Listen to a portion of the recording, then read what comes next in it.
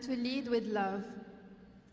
And what better way to open this sacred space than with kirtan, a divine sound that connects us to what matters most, to the heart, to the breath, to each other. Let's travel now spiritually to the sacred land of Punjab, the land of 5 rivers. These luminous souls traveled all the way from Fresno, California, to share the gift of Tanti Saj with us, spreading the vibration of oneness through every note, opening a doorway into humility, kindness, and love. So let's come as one, feel the quiet within, open to the love that surrounds us, and let the music lead the way.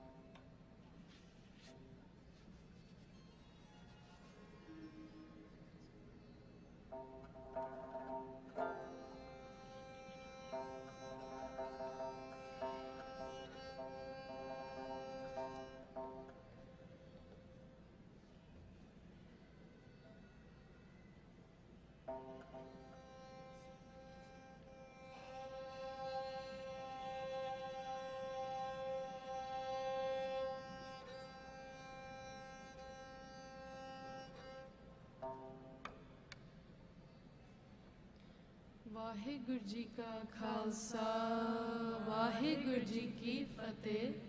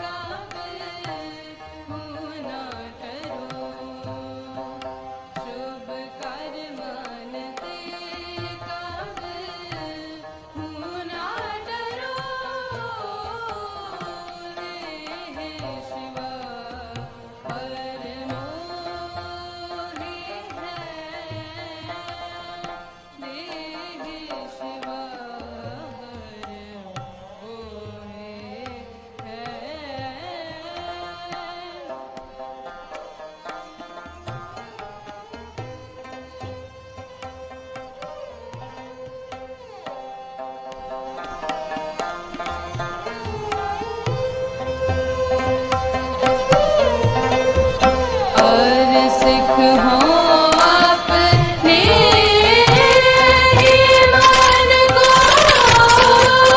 और सिख हो अपने ईमान को, अरे सिख हो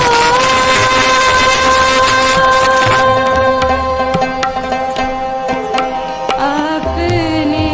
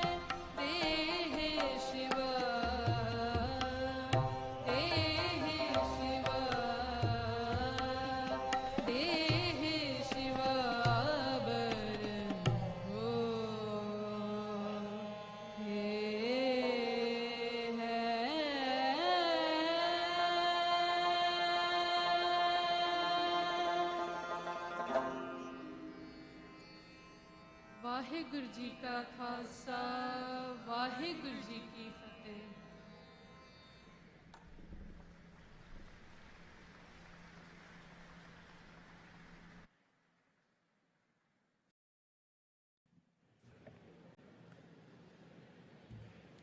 During this wonderful day, we will hear a lot of words of wisdom, of humility, kindness, and love. Let us keep our hearts open for all the other ways we can share together these virtues of humanity. Music, silence. In a few moments, we will hear Mr. Ross Siemens, Mayor of Abbotsford. He will address you also words of humility, kindness, and love for this third conference here in Surrey, Vancouver, Canada. The first conference took place and was launched, actually. It was launched from Amritsar in India, mid-November last year, and we had a conference in Bulampuri, Punjab, India. And then we were a few months back in Italy, Parma, for the second conference.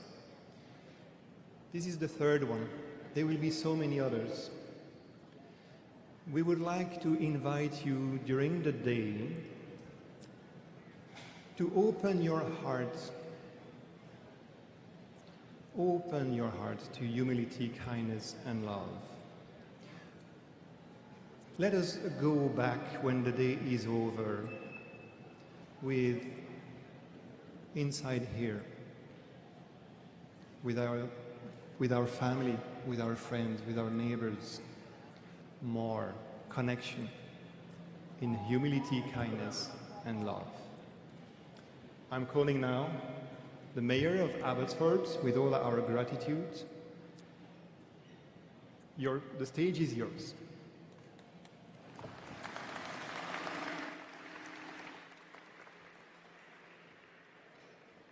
Thank you so much. Good morning, everyone. On behalf of the City of Abbotsford and Abbotsford City Council, it is an honor to welcome you to our community for the third International Wave of Humility, Kindness, and Love Conference. Thank you all for joining us today. We are honored to host this meaningful and inspiring event. Abbotsford is one of the most diverse cities in all of Canada, and as a City Council, we embrace our diversity as one of our community's greatest strengths. It is a belief that I know we all share with all of you. With so much division in our world, it is inspiring to see such a diverse group of people come together in one place in a celebration of peace, understanding, and shared values. Like those in our audience, the speakers who are here today represent a variety of our world's religions. And although they are all distinct and different from one another, they all believe in the importance of humility, kindness, and love. Thank you to all the speakers for participating and in sharing your perspectives with us. And thank you very much for the Gobind Marj Charitable Trust Society for organizing these events and for bringing the wave of humility, kindness, and love to Abbotsford. Interfaith conferences like this play an important role in breaking down the barriers that divide us. By giving us a place to learn from other faiths and other cultures, these events promote cross-cultural dialogue and understanding and move us to build closer ties with one another. This is a significantly important movement, and I wish you continued success. I know that today's speakers will leave everyone feeling engaged and inspired to live those values of humility, kindness, and love.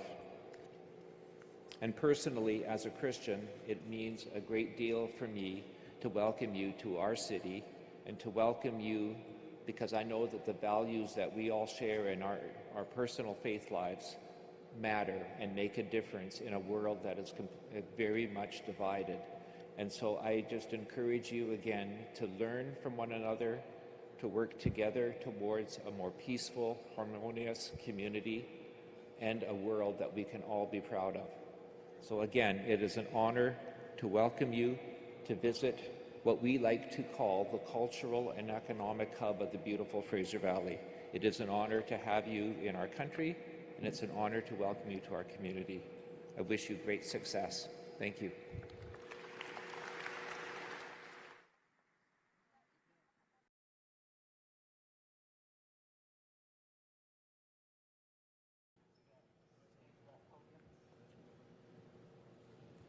Thank you so much for such a warm welcome.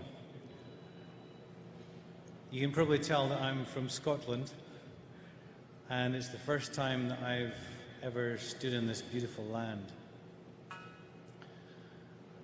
And it's a really great honor to stand here and to be able to introduce the next music that is going to be shared here. Something that I think we all understand is that something so small, something invisible, brought us all together. It's known as COVID, and every single person on earth was affected by it. We were invited to go into our homes and stay there. And so through technology, this amazing technology, for the people who are online, we were able to stay in contact. But listening to people from all over the earth, something began to grow, to blossom. We understood that nature was extremely important for us. We began to learn that we're a part of nature rather than apart from nature. Indeed, that when we were apart from nature, when we weren't allowed to walk in the grass, put our feet on the beaches, or to be able to walk mountains and sit by rivers and streams, by lakes, something inside us died. And so I'm very lucky to have an opportunity to stand with you today and honor the people who have been on this land for a very long time. They're going to bless us with the songs that they've been carrying for millennia. Their relationship, their ancient relationship with nature, is beyond what most of us in the 21st century understand. And it's this wisdom of the First Nation people. Perhaps it's time for us to begin to listen with our hearts, so that we can remember the humility when we look out across the vista, the beauty of nature, how small we are. No doubt wherever you are in the world, if you have the opportunity of standing under the stars, you can see how small we are. We are tiny. And yet, it's sometimes in these tiny acts of kindness that we realize the vastness of the heart that lives in everyone that we meet.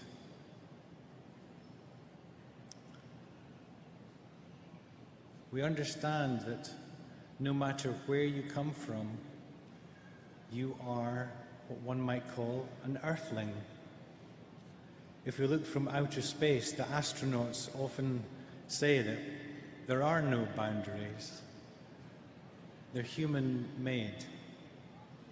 And yet, the human kindness that is in everyone's heart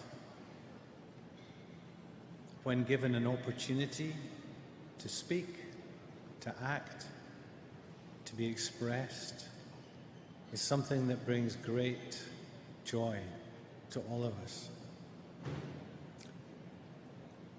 It's our honor to welcome Chief Phil Lane Jr., grandfather, and Curtis Talon Ahenku. Thank you for blessing us with your presence. We've lit the sacred fire in recognition of oneness, of the light, of beauty, beauty before us, beauty behind us, beauty above us, beauty below us, beauty all around, and beauty within.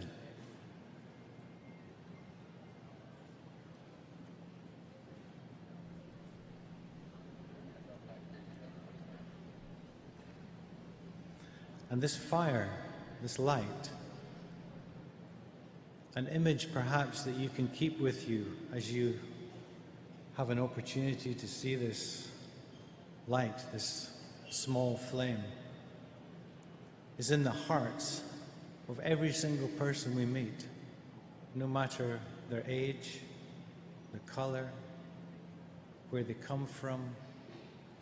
It's the same flame. It's the spirit of humankind, human kindness. So please, can you offer a warm welcome if you raise your hands, and we welcome the Echo Mountain Singers to offer traditional ceremony songs, and Chief Phil Lane Jr. to offer prayers. Thank you so much.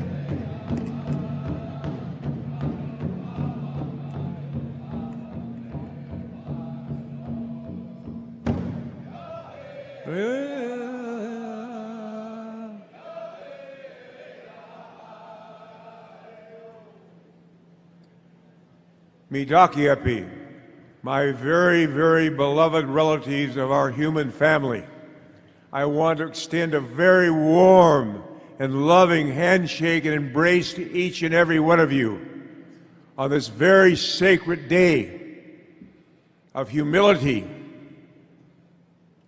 of kindness and love. Otun Kashla Wakantaka, Creator of the universe, most beloved one, all-powerful one, most kind one, most compassionate one, ever-forgiving one, we call upon your holy power to inspire us, to uplift us, to unite us on this sacred day. We give thanksgiving to all those beloved relatives who have passed on that sacred journey before us and all who are following us. And we give thanksgiving for all the sacred teachers who have come to uplift humanity with love and kindness and compassion. We especially remember this 10 sacred gurus who came to uplift our Sikh relatives. They have given us such a beautiful way of understanding. We give thanksgiving, and to all spiritual traditions upon this Mother Earth, for they come from the same sacred source. Otukashla Wakantaka, Creator of the universe, most beloved one, all-powerful one, we call upon all the tribes and nations of the East, from where comes the red sunrise, to come together in unity and harmony, and love and compassion and humility. For we are one human family. We are all indigenous to this Mother Earth. May we awaken to that understanding and end war forever. In Kashla Wakantaka, we call upon all the tribes and nations of the South, from where comes new life, to give us a new life, a new heart, a new mind, so we might be able to understand that the hurt of one is a hurt of all, and the healing, the upliftment, a healing upliftment of one is the healing upliftment of all. In Kashla Wakantaka, Creator, may we remember today that every 7 seconds, Creator, a child upon this Mother Earth, a member of our human family, is dying for no water, because of hunger, because of a disease that could easily be cured. Let's awaken, please, Creator, our human family, our human heart, so there's no more disparities of wealth and poverty, so every human child has clean water to drink. Every human being has access to education, to a place to live, without starvation, as we see in the world today. In Kashla Wakantaka, we call upon all the tribes and nations of the West, from where comes thunder, lightning, and rain. We call upon those spiritual powers of thunder, lightning, and rain to awaken our hearts and minds to your holy reality. As we look in the pureness of our souls, let us understand that each of us is a sovereignty, ancient, imperishable, and everlasting. Each and every one of us is this sacred being that you've taught us through your sacred messengers who have come to every people upon this Mother Earth.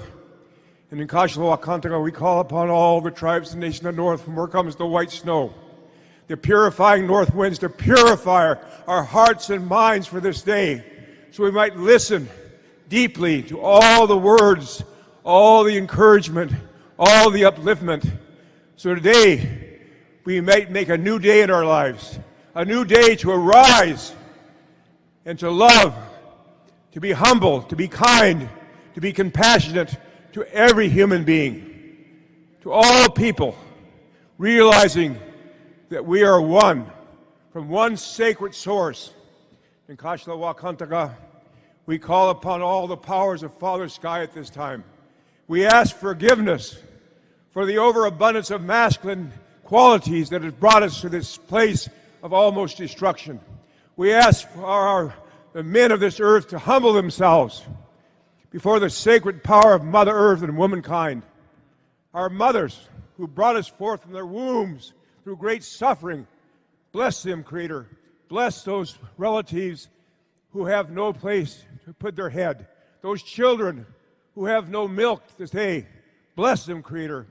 Also, Creator of all good things, we humble ourselves before all the creatures of Mother Earth, especially all our animal relatives.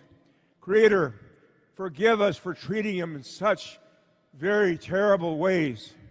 May we teach our children kindness to animals, kindness to every human being, so we might truly understand, again, we are one human family. We are all indigenous people of this Mother Earth. And in Kashalwakantaga, I want to especially give thanksgiving to all those who organized this wonderful event. This beautiful place that's here, that we all gather here. And to Kashalwakantaga, I share this prayer for the unity of our human family. O my God, unite the hearts of thy servants and reveal unto them thy great purpose. May they follow thy commandments and abide in thy law. Help them, O God, in their endeavor and grant them strength to serve thee. O God, lead them not to themselves, but guide their steps by the light of knowledge and cheer their hearts by thy love. Verily, thou art their helper and their Lord. O God, refresh and gladden our spirits. Purify our hearts. Illumine our powers. We lay all our affairs in your hands. You are our guide and our refuge. We will no longer be sorrowful and grieved. We will be happy and joyful beings. O Creator, we will no longer be full of anxiety, nor let trouble harass us. We will not dwell on the unpleasant things of life. O Creator, you are more friend to us than we are to ourselves. We dedicate ourselves to thee, O most beloved one, O most sacred one. Aid me, O my Lord, to surrender myself wholly thy will, and to arise and serve thee. For I cherish this earthly life for no other purpose than to encompass the tabernacle of thy revelation, the seat of thy glory. Howlimi chante washte alo shunk manohe meodo chinupasaba meodo. Howlimi chante washte. My name is a leader of warriors who takes the enemy's best horses. My name is a sacred black pipe born of thunder, lightning, and rain, and I stand fully responsible before the Creator for all my words and my actions, and I wish us a wonderful day. Aho! Aho! Ho!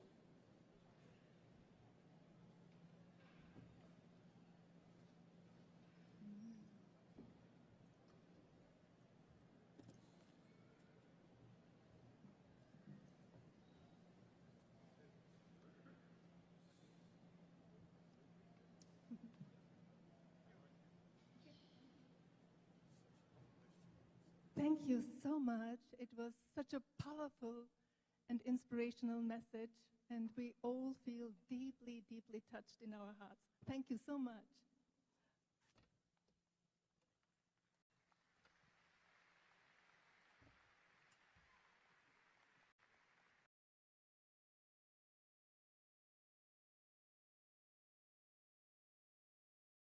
It is so inspiring to see you all and to feel this beautiful and uplifting energy. Thank you so much for being here in person. And thank you also to all the ones that are watching online. We feel your presence and energy as well. Thank you so much for being here. And now, I'm so excited. We have so many wonderful speakers today to inspire you and give you more and more inspiration. And now is the time to warmly ask all our dear speakers to come to the stage one by one. Please come to the stage.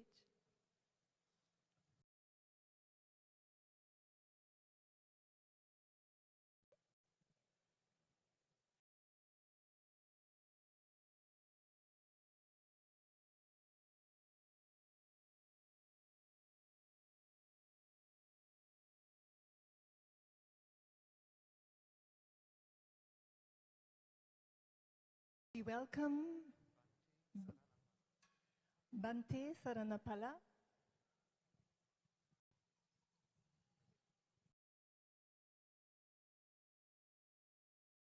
warm welcome to Reverend Kathy Merchant,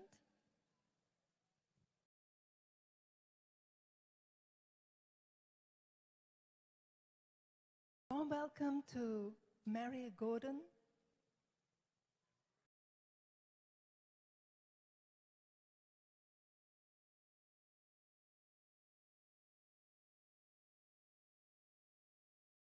warm welcome to Elder Travis Wolsey,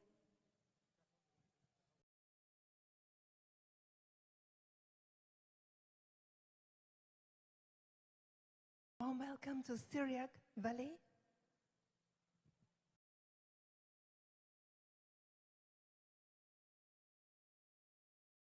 welcome Sam Dama,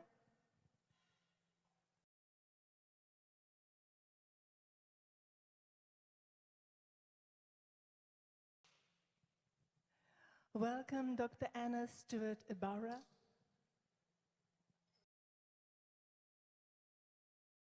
welcome Abdul Qayyum Mufti,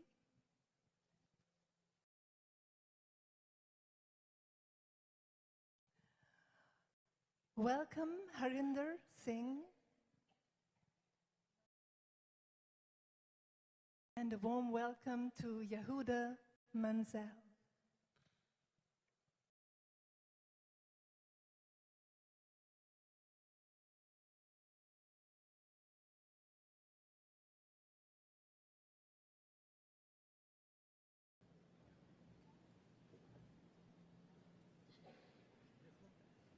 And of course, warm welcome to Chief Phil Lane Jr.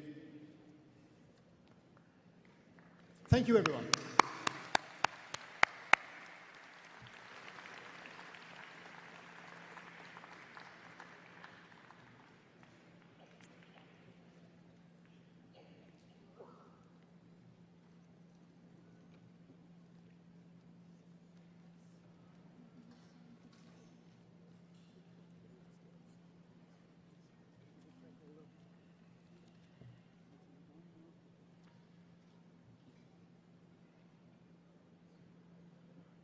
We just want to make sure that everyone is comfortable.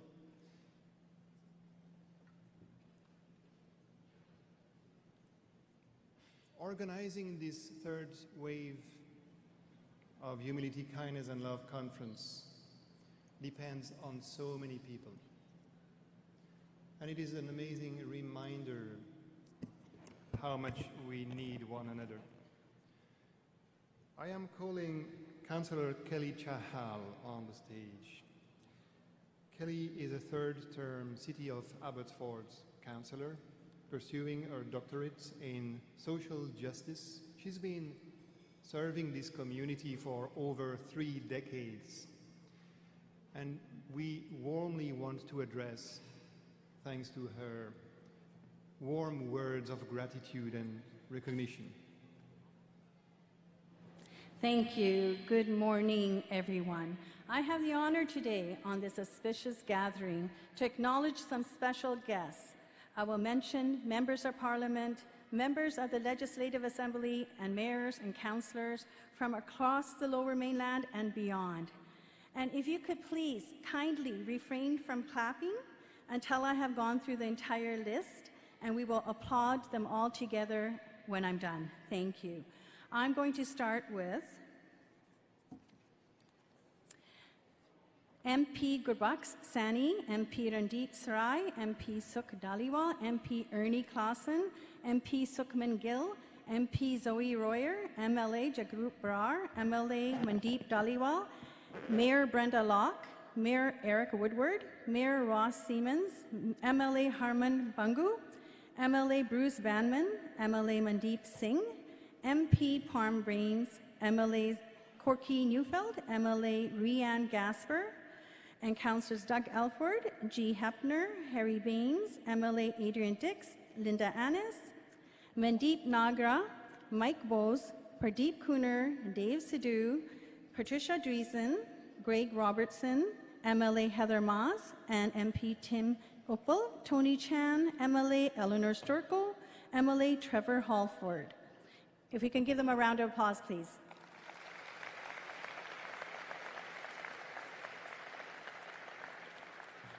And now I also have the honor to acknowledge a large list of special guests from across Canada, from across North America and beyond, who are from faith-based organizations and are members of the community. So once again, if we can all just refrain until I'm finished the list, and we'll give them a hand of acknowledgement. I will start with Elder Danielle Bill and wife Claudia Bill, Alain Lavallee, Elder Kendra Crowell, Elder Laura Fortin, Actor Ray G. Thunderchild, Reverend Arthur Turnbull, Reverend Alan Wilding, Reverend Benjamin Tekawoa and his wife Claire, Susie Virk, Dr. Susan Bright, Susmitra Mishra, Nusin Bahadur, Danelia Souza de Oliveira, Christine Ashton, Mark Ashton, Richard Bullock, Ashfaq Ahmed Mangat, Umar Chaudhry, Dolores Dully, Nabi Adarkhani, Nabit Fani, Taban Behin, Jean-Kil Halgit, Shoren Rasak, Reverend Bob Bailey, Pandit Chaman Lal Sharmaji, Master Guan Cheng, Pandit Dave Sharmaji, Sister Anju and Claudia, Sangpo and his Master Monk, Tim Monk, Kambala Goda, Sirinwasta Thera Monk Ven, Vijay Jan, Ramesh Bakshi, President, Aziz Rai Khan, Asad Gondal, Saif Panu, Abdul Rauf, Reverend Khatib Bisboy, Edward Wong, Sarbjit Baines, Sherry Marcel, Dr. Parvane Farangapur, Rizwan Pirzada, Tanvir Mirza, Fahim Channa, Francis Arana and Iona Arana, Lama Geshi, Lobzang Simolalan, Rakesh Panj and other respected members, Rani Dhaliwal and Baldev Dhaliwal, Parminder Gill and Paul Gill. And lastly, I have a couple more, CJ Sidhu, Mahmoud Arshad, Calgary, Jill McKnight, Yaqub Shah, and Ibrahim Ghafoor. So a round of applause for all of them, please.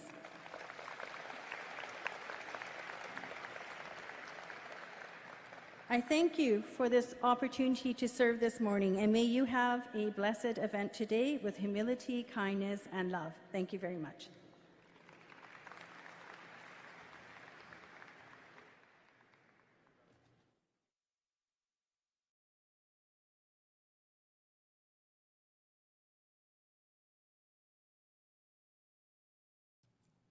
Thank you again. Thank you, thank you, thank you. Gratitude is such a beautiful quality of our souls, isn't it? Here is something for all the ones of you who would like to follow this conference in a Punjabi language. You just go to the website www.hkl.org, and then you can follow everything that is spoken in English also in Punjabi. You're welcome to do that. Yes. Wow. I'm overwhelmed to see you all here, all our beautiful speakers, and it is a great joy to have you all with us. And our first speaker today is Elder Travis Wolsey. It is a huge joy and privilege for us to have him with us today. He is a regional leader for the Church of Jesus Christ of the Latter-day Saints. And he is offering leadership, spiritual guidance, and humanitarian service across Canada. I feel he has so many more merits and qualities to share with us, and we warmly welcome you to please come to the podium for your talk from the heart, and we all will be very receptive in our hearts to receive the wisdom, the light, and anything that you are going to share with us. Warmly welcome to Elder Travis Wolsey.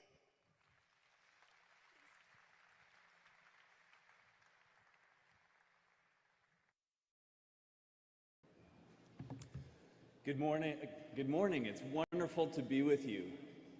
I am so grateful for the wonderful opportunity to speak with you. I give thanks to Babaji and the HKL organizing committee for putting this on. I recognize also the volunteers, literally the hundreds of volunteers that have made this happen. I give them thanks and recognize them. My name is Elder Travis Wolsey, and as introduced, I am in Area 70 for the Church of Jesus Christ of Latter-day Saints. In the Church of Jesus Christ, it's organized and led by a prophet for a worldwide organization. There are 12 apostles, and they can't get to everywhere in the world, so they call on the 70, and I am luckily one of those 70 and get to be here in Canada to help people live the gospel of Jesus Christ, care for those in need, invite all to share the gospel, and unite families for eternity. A few weeks ago, I was invited to speak at this conference. It was very humbling, and to share with you maybe one or two ideas that I do to promote humility, kindness, and love in my life.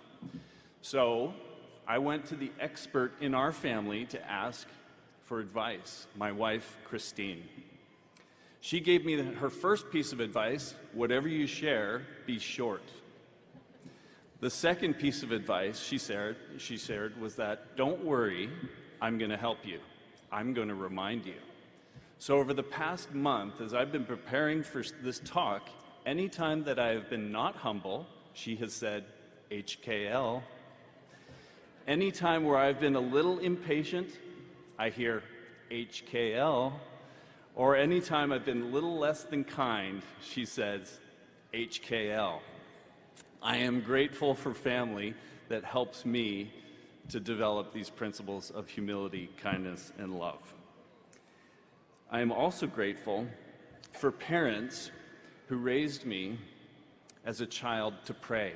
As I walked in here today, I saw there's lots of young people, and they're awesome. But as a child, I learned to pray, and I'm so grateful for my parents teaching me that. I can't even remember the first time I prayed. Can you? Prayer has always been a part of my life. I think as soon as we recognize that we are children of God, it becomes instinctual and natural for us to want to pray to God, regardless of our faith, regardless of our religion, and regardless of our experience. Even a child can pray. Prayer, for me, is also a virtuous cycle. It requires one to be humble, to acknowledge that there is a greater being, an all-powerful being, even an eternal Father in heaven.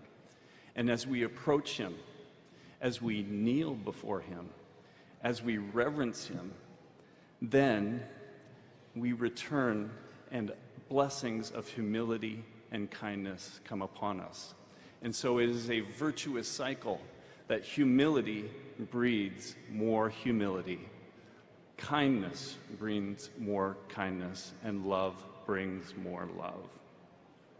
I recently came across a verse in Holy Scripture, and it said this: "Humble yourselves before the Lord and call on his holy name, and watch and pray continually, that you may not be tempted above that which you can bear, and thus be led by the Holy Spirit, becoming humble, meek, submissive, patient, full of love, and all long-suffering, having the love of God always in your hearts."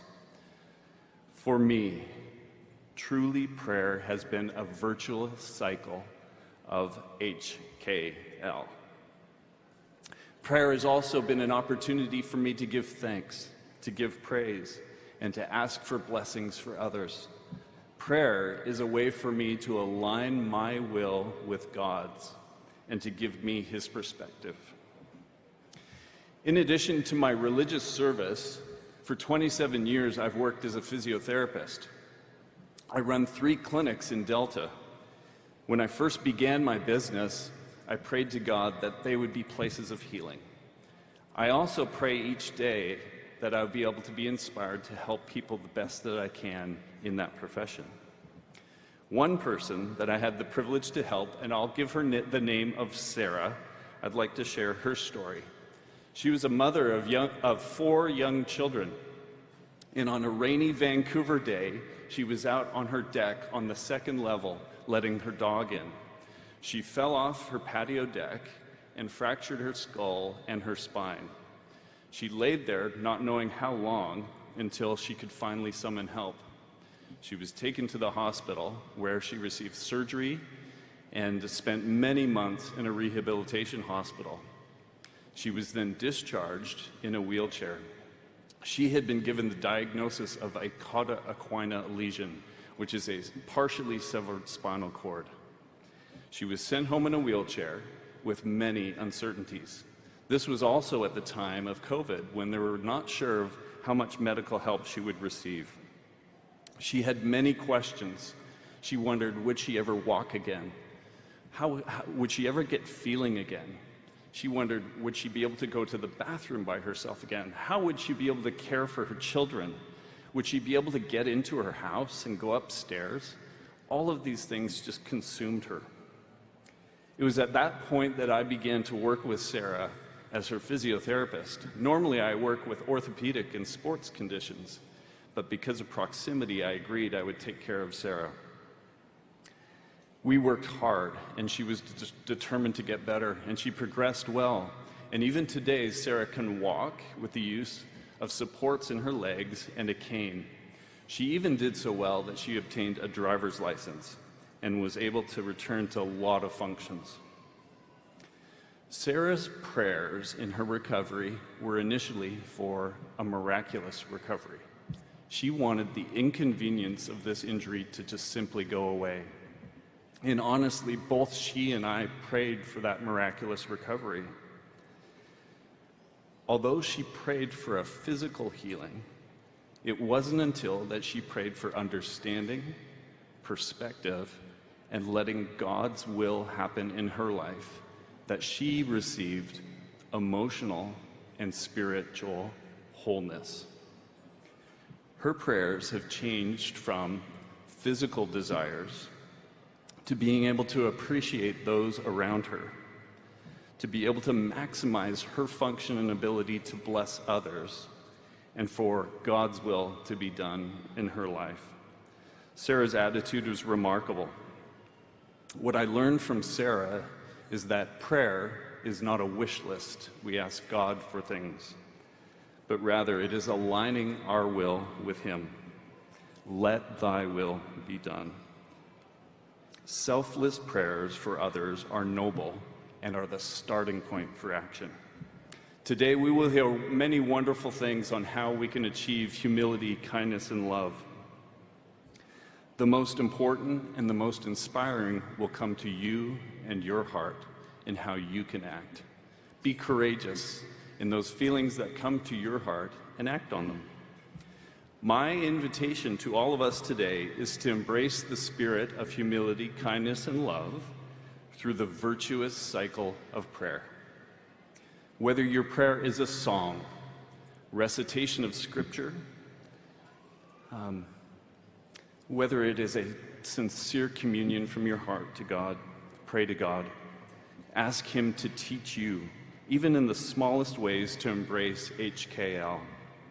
As fellow citizens, we are invited to change the world for the better, one heart, one person, one home, one neighborhood at a time.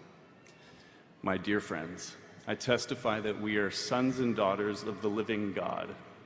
He and His power are real. We can confidently come unto Him through prayer.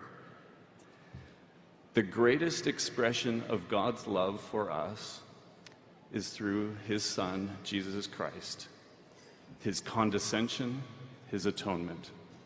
His life, ministry, mission, sacrifice, and strengthening power are my model of humility, kindness, and love. I bear witness of His divinity, and I leave this with love and thanks in the name of Jesus Christ. Amen.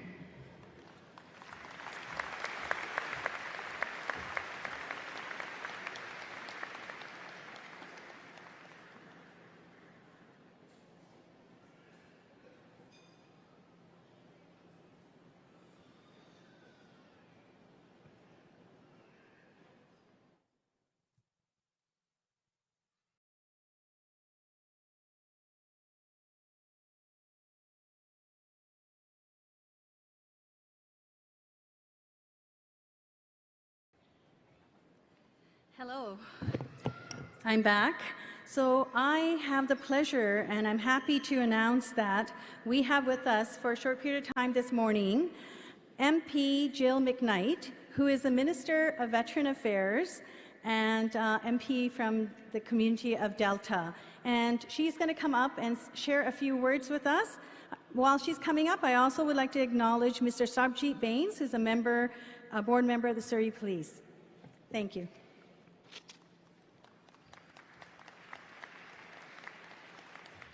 ਸਤਿ ਸ਼੍ਰੀ ਅਕਾਲ ਜੀ ਜਿਹੜੇ ਸੱਜਣ ਪੰਜਾਬੀ ਦੇ ਵਿੱਚ ਸੁਣਨਾ ਚਾਹੁੰਦੇ ਨੇ ਉਹ ਸਾਡੀ ਵੈਬਸਾਈਟ hkl.org ਤੇ ਜਾ ਕੇ ਉੱਥੇ ਲਿੰਕ ਹੋਣਾ ਲਿੰਕ ਦੇ ਉੱਤੇ ਕਲਿੱਕ ਕਰਕੇ ਆਪਣੇ ਹੈਡਸੈਟਸ ਯੂਜ਼ ਕਰ ਸਕਦੇ ਹੋ ਜੇ ਤੁਹਾਨੂੰ ਹੈਡਸੈਟਸ ਤੁਹਾਡੇ ਕੋਲ ਨਹੀਂ ਹੈ ਤੁਸੀਂ ਰਜਿਸਟ੍ਰੇਸ਼ਨ ਡੈਸਕ ਤੇ ਜਾ ਕੇ ਉੱਥੋਂ ਪ੍ਰਾਪਤ ਕਰ ਸਕਦੇ ਹੋ ਜੀ ਆਇਆਂ ਨੂੰ ਜੀ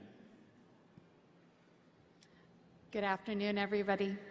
My name is Jill McKnight, and I'm the MP for Delta and the Minister of Veteran Affairs and Associate Minister of Defence for Canada. Today, I'm very blessed to be joined by a few of my colleagues from Ottawa, MP Gurbakh Sani, MP Sukh Dhaliwal, and MP Randeep Sarai. It's a pleasure to join you here in Abbotsford for the 3rd International HKL Conference, a space devoted to the universal and timeless values of humility, kindness, and love. These values are simple and they are incredibly powerful. They guide us on how to treat one another and how to lead. They have the potential to transform not only individuals, but entire communities. And today is an opportunity to build a more compassionate and connected community, one rooted in understanding and shared humanity. This conference is part of a volunteer-led movement, built on the belief that these values are not abstract ideals, they are everyday choices. And when we choose to live by them, we create a positive ripple effect that extends far beyond this room. Events like this remind us that connection matters, that in challenging times, there is always space for listening, for understanding, and for a gracious spirit. The hope for today is that it sparks meaningful conversations. It invites new perspectives and offers each of us a renewed sense of purpose to go forward and inspire others simply by the way we live. To the organizers, the speakers, and the volunteers, thank you. Thank you for bringing this group of wonderful people together. Thank you for your hard work and for your belief that in what this gathering can mean. Thank you for bringing your message to our area.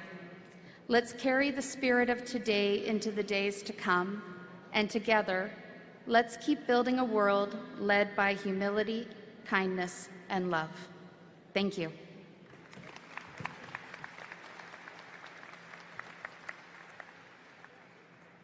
Thank you for that.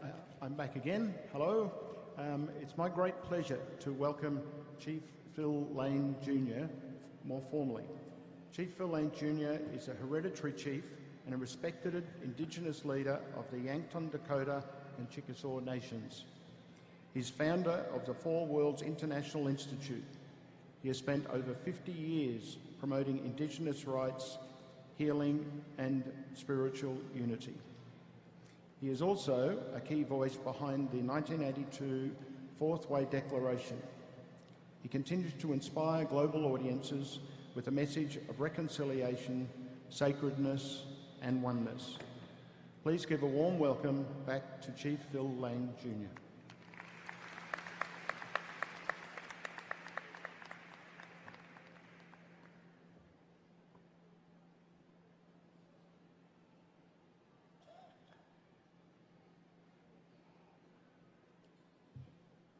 Idakiepi, my very, very beloved members of our human family, I'd like to extend again a warm embrace and handshake to each and every one of you. And I want to extend to a very, very, very special person here, my beloved wife, Sutita, where she might be, sitting here.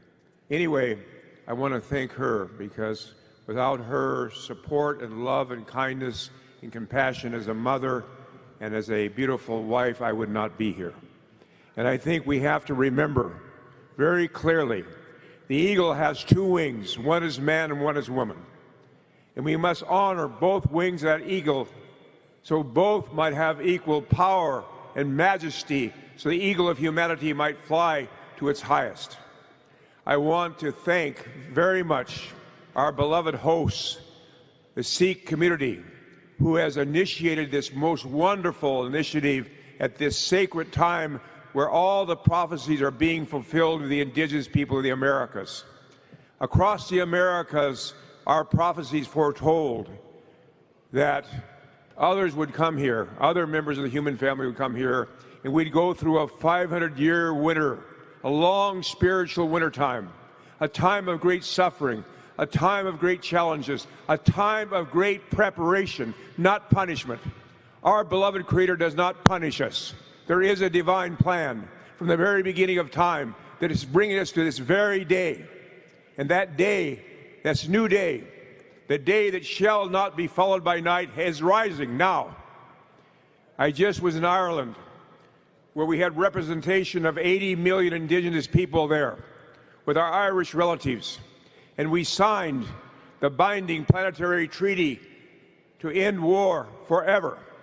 And that process is underway. I also shared in the song that was sung by our beautiful singers. The song said, Wayankie Chanupa Kile Wakanyalo Wayankie. Wayankie means calls upon our Creator to behold each and every one of us here in our souls. Then it says our sacred pipe is holy. But what is it saying? It's saying the bowl, the mineral people, the earth we stand on, it's sacred and should be treated that way. The stem says that all the plant relatives who have the power of cohesion like the mineral people, but also have the power of growth, they're sacred. And we begin to see our relationship, for they breathe in carbon dioxide and breathe out oxygen. You'll see, just like the swan fan of my white swan people, We always honor our animal relatives with the power of the senses, for we have that power too. That's why we always watch every animal so closely, because we even could tell a small animal before a storm comes, in the tympani of their ear, they'll move a certain way. So we knew a storm was coming even though the day was very clear. But then when we take that pipe and put it together, the stone, the earth, representing womankind, and the stem, we put those together and fuse them together, we create life. Every human being is sacred, is what our sacred teachings teach us. And if we look in with purity in the essence of our hearts, we'll find that each and every one of us is a sovereignty, ancient, imperishable, and everlasting. That's why we have to move from pyramids to a circle, where every human being is treated with honor and respect and love and compassion. There's not one human being on the face of this earth that does not deserve to be respected because they're created by the same Creator. We know that each and every one of us, we have our faults. But if we look to our divine Master, our divine Creator of all good things, then we can see that each and every one who we see has been created by this holy power, and give thanksgiving. Yes, we have our faults, but we must look to the good. If a person has 10 bad qualities and one good, look at the good. If a person has 10 good qualities and one bad quality, or one that needs to be done, look to the good. We move forward by moving towards the positive alternative we wish to create without giving away our energy fighting the negative. As well, as my father always used to tell me, he said, son, if you can't be happy today, what day are you waiting for? What day are we waiting for? This is a day to be happy and joyful and thankful for all the Creator's given us. To think, to be in this beautiful auditorium. And again, I want to mention, to think about this in the depths of our being, that right now as we sit here so beautifully being treated with food to eat, every 7 seconds a little child held in the arms of their mother possibly is dying from hunger, is dying from no water, is dying from diseases that are completely preventable, are dying because they have no decent home to live in. That, my relatives, I know we're all here to change. And so I invite you, all of you in this great movement that's been initiated, this third gathering, to join us in signing the binding planetary treaty to end war forever. We cannot continue this foolishness of killing one another. If we continue the spending on war from 2025 to 2050, it'll be another $60 trillion. Can you believe that? $60 trillion. Instead, we need to put those resources into our health systems, ensuring that mothers and families have the support they need. No consumption, no cartels. We need to take the resources we have and invest those in children, in families, in mothers. Also, Medakiapi, we can see all this development going on, that we've lost the purpose of life. We know in the mother's womb our purpose to grow our arms and legs and eyes and ears to prepare our earth suits to come to this world. We go through all kinds of shapes and forms inside our mother's womb. So what's our purpose here? Our purpose here is to grow our spiritual arms and legs and eyes and ears, become more kind, more compassionate, more loving, more truthful, more humble. And they say the foundation of all virtues is truthfulness. Without truthfulness, we cannot develop any other quality. At the same time, I think I look out here and see many different elders, some older than myself. And for myself, I look in the mirror and I say to myself, how did I get here? Life is only here for a brief time. Crowfoot said it this way, he said, life's like the breath of a buffalo on a cold day, or a firefly on a warm summer night, or the shadows vanishing before the setting sun. That's life. So we want to take advantage of every moment we have in this life, every moment, to be able to become closer to our beloved Creator of all good things. Whatever name, there is no wrong way to pray if we pray with love in our hearts. instead of judging one another when we know that 99.9% of our genetics is exactly the same. These secondary things is how our skin color is, what color my eyes are. We are one human family. And as my father said, he said, son, you must not rest until you make everybody know you know, everyone, a brother, sister, mother, father, aunt, uncle, niece, nephew, grandfather, grandmother, grandfather, grandson, granddaughter. Then you'll know exactly how to treat them, exactly how to treat them. So I thank you again for this wonderful time to be here with all the wonderful relatives. I wish I could personally shake hands with each and every one of you. One thing I do ask, we could break for lunch, that everybody will at least meet 7 people you don't know. If we're going to put this into action, it means we should do it now. So please, when we come to lunchtime, even though we'll be very hungry, it didn't cost anything to get out. I mean, come in, but we'll charge a lot if you don't shake hands with at least, or however you greet, a swati, a handshake, but greet 7 people here in this hall you've never met before, because they're a sacred human being just like we are. Final thing I want to say is this: if there's anything I say that you like, it's because you already knew it. If there's any spiritual quality you say, he has these beautiful spirits, it's because you already have them or you couldn't see them in me. We're mirrors to each other. And the best way to walk forward and show this to our children is we walk it and make the example and walk the path by making it visible. So with Midakyapi, I'm going to sing one last brief song that Guruji asked me to sing. This song is in both languages from India and our song. I'll just sing one verse of all. It means that all is sacred, middle, plant, animal, human. Wayankiye, wayankiye, wayankiye, wayankiye, chanupakile, wakayelo, wayankiye. And the second song means the same thing. Om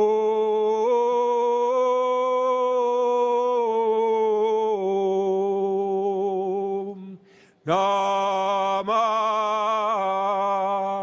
Shivaya.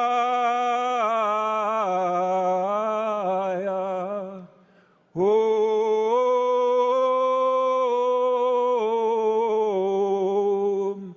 Namah Shivaya. Halmi chante washtelo Shunkmano Hemeado Chinupasapa Mehemedo Halmi chante washte. My names are Shunkmano and Chinupasapa, and I stand fully responsible before the Creator for all my words and my actions. Halmi chante. Oh.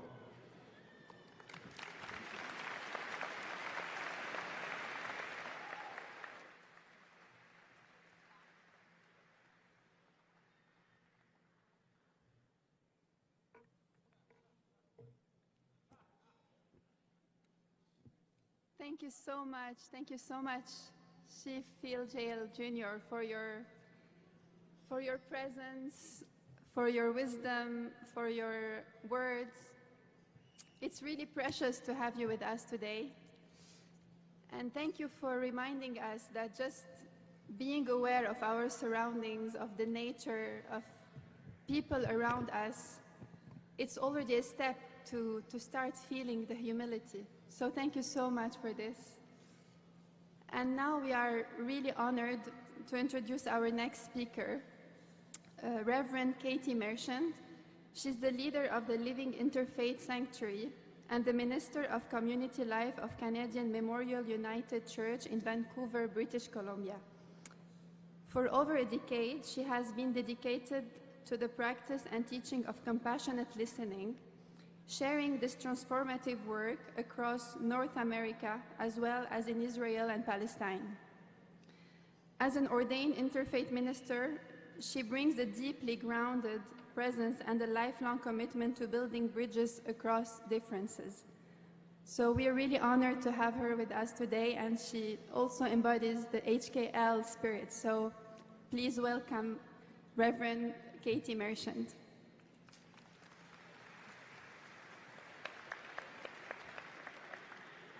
Thank you so much for inviting me to speak here today. This is such an honor, and it's just so inspiring to see how many folks have come together today. All the speakers and the organizers, I understand, from more than 25 countries, for all of us to come together at this time, knowing that we need to promote HKL, humility, kindness, and love, that this is what we need more of in the world. And so I'm just so happy to be here and so honored to be invited. And a big thanks to my husband, Samir, for all his support in this. He's watching me from somewhere, I think, high up right now. So last night when we were gathering together with the speakers and organizers, they asked that we especially speak about humility because they say that's the first step in this process, and also the one that is sometimes the hardest to kind of live into. And so as a faith leader, I must confess that I'm often afraid to speak about pride or humility in that kind of setting, because in any crowd, people come with a diverse array of experiences and backgrounds. And one of my fears is that if I'm speaking against pride in a big group, sure, there will be some folks there that already are so full of pride and maybe think they're the smartest person in the room or the best one there. But there'll also be folks in any given setting who don't feel worthy, who don't love themselves, who don't feel a sense of belonging. I often say in any given setting, you know that there are some people who are abusers who will have too much pride. But also, what about folks in abusive relationships who are just trying to gather enough self-respect and kind of strength to leave, and then to tell them not to be proud? I don't want that to be used for harm. So how do you speak about humility in a big setting? But then I was thinking more about this, and I think that when we are full of pride, it's actually often because we have some kind of insecurity. We feel separate from other people. We feel like we don't belong, and that makes us want to prove ourselves. And I know there have been times in my own life when I've done this, when I've been in a setting where I feel like, oh, the other people here are so smart or so educated or so athletic, and I don't know if I belong here, so I have to kind of lean into my accomplishments. So maybe I feel the need to brag or to kind of show for some reason to get people to believe that I belong there. But really it's about belonging. When we have that, why do we lack belonging? And so I think if we have real belonging, if we allow ourselves to live into our connection with other people, then we'll naturally be humble. We'll naturally be open to hearing and learning from other people, and we won't be so full of pride that actually pride comes from separation. So the more we can gather together with others, then naturally we'll let go of some of that pride. And so my biggest message to you today is I think the way we cultivate belonging is through listening. We have to learn how to listen to one another. I myself have made a whole career out of listening, which is funny because now I get invited to speak a lot, which is quite ironic given that my whole thing is about listening. But it started ages ago. I joined something called the Compassionate Listening Project. And the catchphrase for the Compassionate Listening Project is an enemy is one whose story you have not yet heard. Because if we really hear each other, if we really sit down and get to know each other, we can't hate them. Hate can only happen at a distance. You have to feel separate from others. Again, there's that word separation. But if we really sit and listen to other people and just be fully open to them, we can't hate them. And so in compassionate listening, we teach in various places, and we teach this thing called the heart model, which I think is so beautiful and which fits so well with HKL. So the heart model says, how did we all start as children? Children aren't born hating each other and noticing our religious differences and class differences and racial differences. But instead, what are the qualities that children have? Well, they're open and they're curious and they're joyful And they have lots of love of themselves and also lots of love to share with others. And it's like we all start out in that heart space. And when we draw this, we draw a big heart and you write all the qualities that children have when they're open like that. But what changes? Why don't we stay like that? What changes as we grow up? Well, what happens is we get hurt. And each time we get hurt, so someone shuns us or shames us or judges us or does something hateful to us or abuses us in some way, and each time that happens, we close down that heart space. We come to learn that it's not safe to be open and welcoming of all, that that's not a safe way to be in the world. So we shrink that heart space more and more, and we build a wall around ourselves to try to protect ourselves. And we call this building the castle. So then what do I do to protect myself so I won't get hurt? Well, I start to judge other people before they can judge me. And I shut down and I start to discriminate against them. And I become more prejudiced and I become more proud myself and less humble and less kind and more sarcastic. And I do that more and more to protect myself because it was too scary to stay open-hearted in the world. But then the saddest part is then the castle version of me is interacting in the world with the castle version of other people. And I think that's how they are. So that defended, guarded, fierce, kind of scary version of the person, that's the version I meet, and I think that's them. But none of us started out like that. None of us started out with being proud and full of hate and discrimination. We all started out open. So in compassionate listening, the idea is we come back to listening. And the longer you listen to other people, the more you drop your castle walls. And as you drop those, you start to realize, you know what? You and I aren't that dissimilar. You know what? Any of you could be up here just as easily as I can be. We actually have so much in common. As an interfaith minister, I love having this conversation with people about what does it mean to belong to a religion. I kind of have this complicated thing where I identify as Buddhist because I have a Buddhist meditation practice, but my husband is a Smiley Muslim, and I work at a Christian church, and I come to interfaith events like this. But when we sit down and when you listen to us, are we really different? Are we really saying different things? We're not, because really we all have that heart-centered part of us. We have that part of us where how we all started out, that is open and loving and humble and kind. We can get back to that. We do that through listening. So in compassionate listening, we offer these teachings in various ways. We have lots of folks who teach in Israel, Palestine, even today, bringing Israelis and Palestinians together. I used to help lead trips there and really just trying to gather people together. We used to say it was like a peace pyramid scheme, because if I could bring some of my friends to meet people on the other side to meet their friends, we'd realize we're not really so dissimilar, that we can come together. The violence we have now does not have to be true. It could stop today. We can end all of this today. And so now I try to do the same message through interfaith work here. I'm part of an interfaith community. We take turns listening to people from all faith traditions just like this and realizing how much we have in common with each other.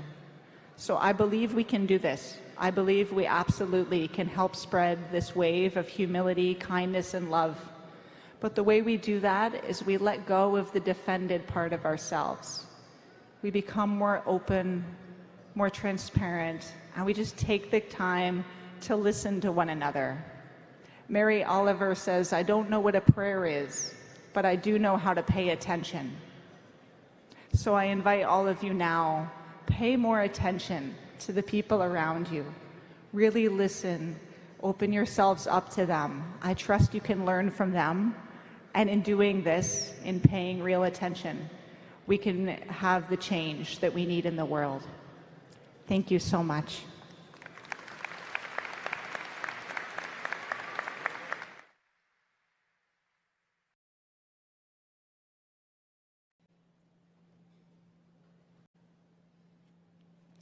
Thank you so much to our Reverend Katie Merchant for sharing with us your life journey, your heart. And we would like to invite Sister Claudia on the stage, please.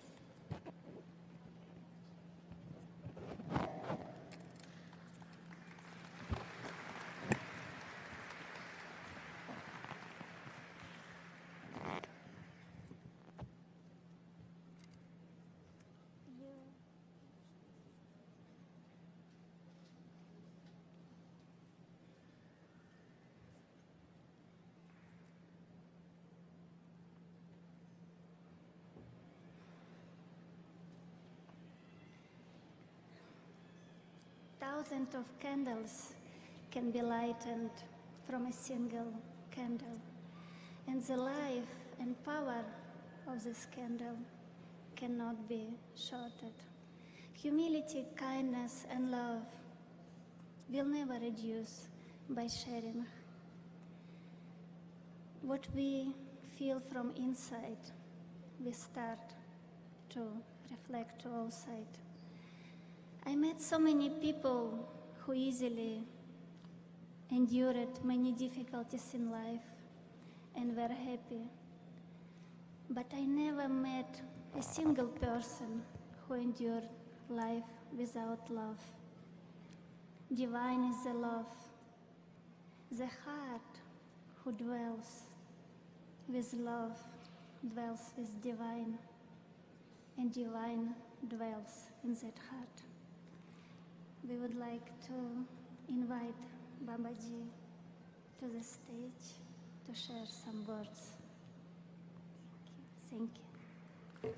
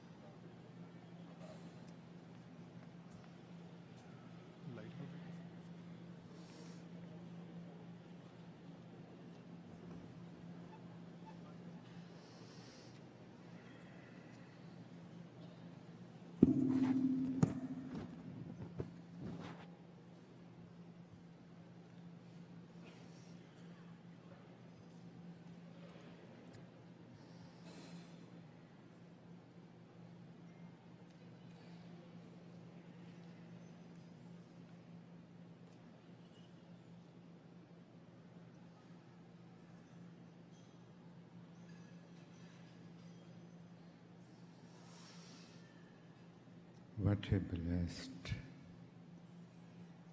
moment. What a blessed hour. What a blessed day. Can we close our eyes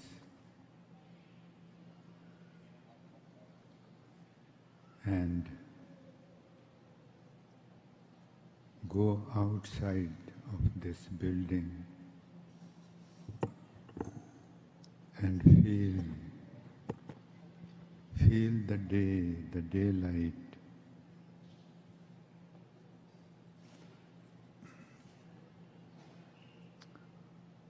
The trees, the animals,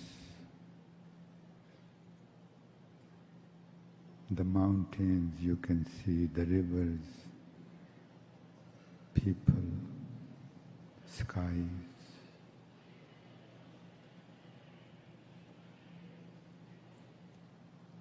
and our placement in that. I want to talk about two things which my beloved Chief Phil Lane. I sat with all the speakers last night and I asked them, how can we make this message, HKL, reach every heart? And Chief Phil Lane is such a beautiful soul. He uttered the same words there and twice today during his first address and now too.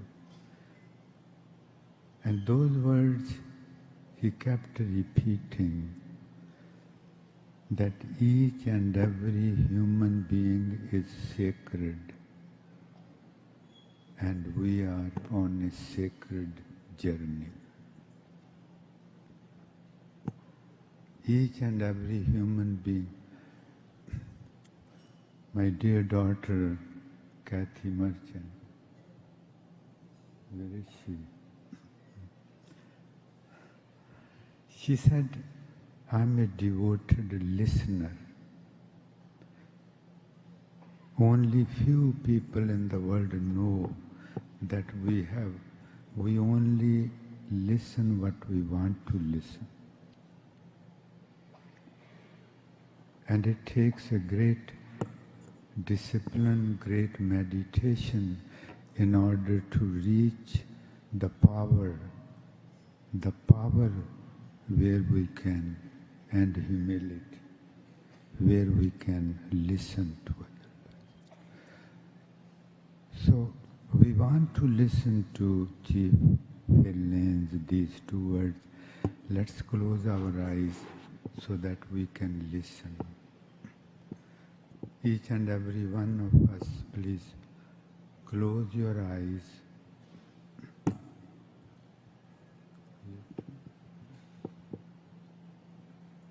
Close your eyes and let us feel the beating heart.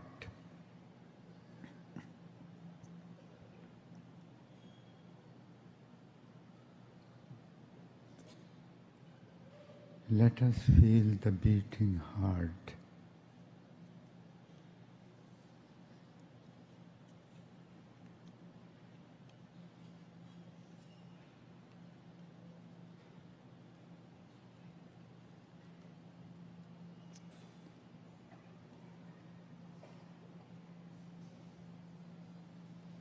More intensely, more intimately, by becoming more silent.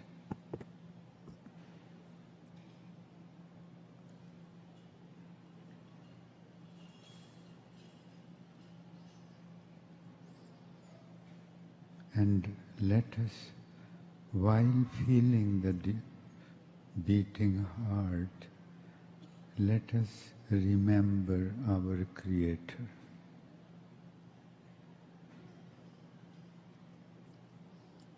That immediately empowers us. His remembrance immediately empowers us with higher consciousness.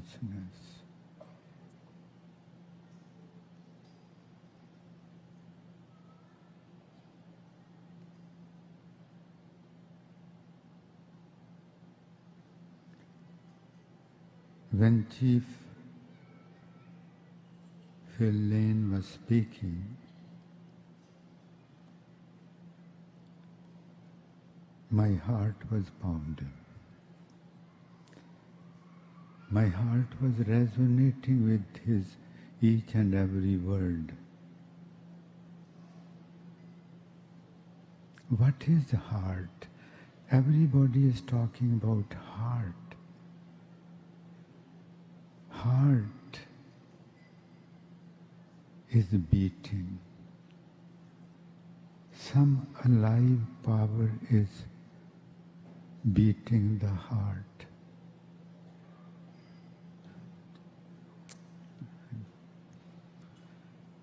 Some alive power is beating every heart.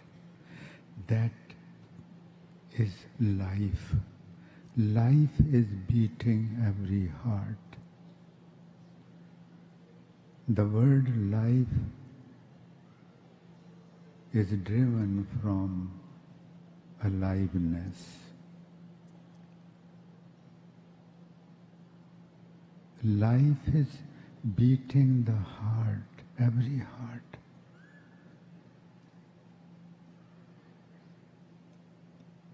That very life is we all see, listen, smell, talk, feel because of this life in us.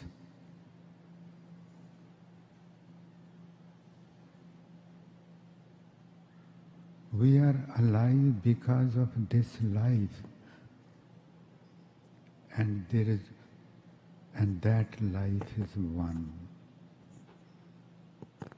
It's the same life which is beating every heart. It's same life which is looking. It is same life which listens. It is same life which speaks.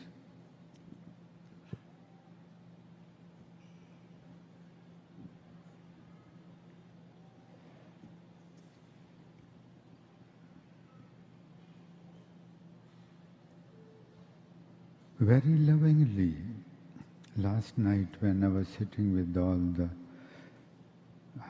beautiful, so blessed souls who were sitting on the stage, they were hugging each other and calling brothers.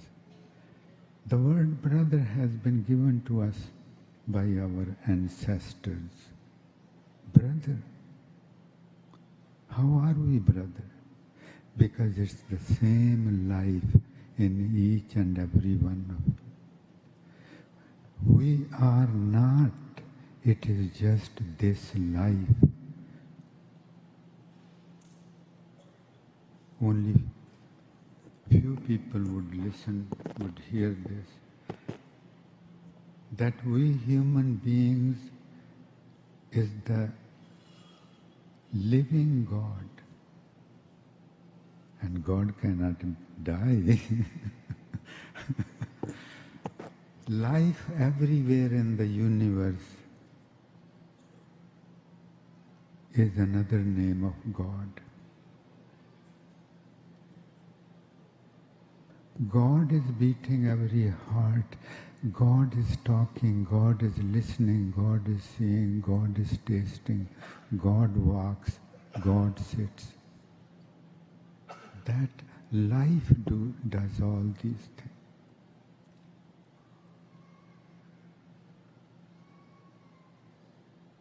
Not only that we are children of the same God, it is the same God who is manifest, who has assumed different forms and bodies. One power. It is just Him. There is absolutely nothing in the whole universe except life, and life is God. Heart beats. God is beating it. And when we say, He touched my heart, or they touched my heart, what does this mean? That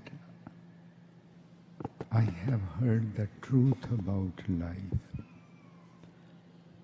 I have heard the truth about life, that it is just, you can call it Creator, Allah, Divine, Vaheguru, Ram, any name, but it's that life.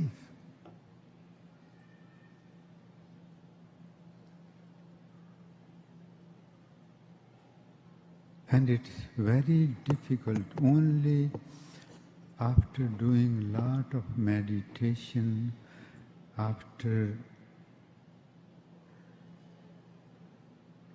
becoming totally silent, peaceful within, through meditation, we can hear these things and we can feel that this is the truth. All this is just God.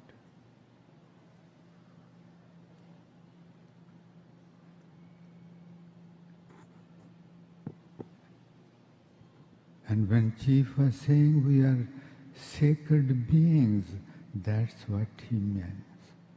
That it is just sacred. Each and every one of us, it's just him.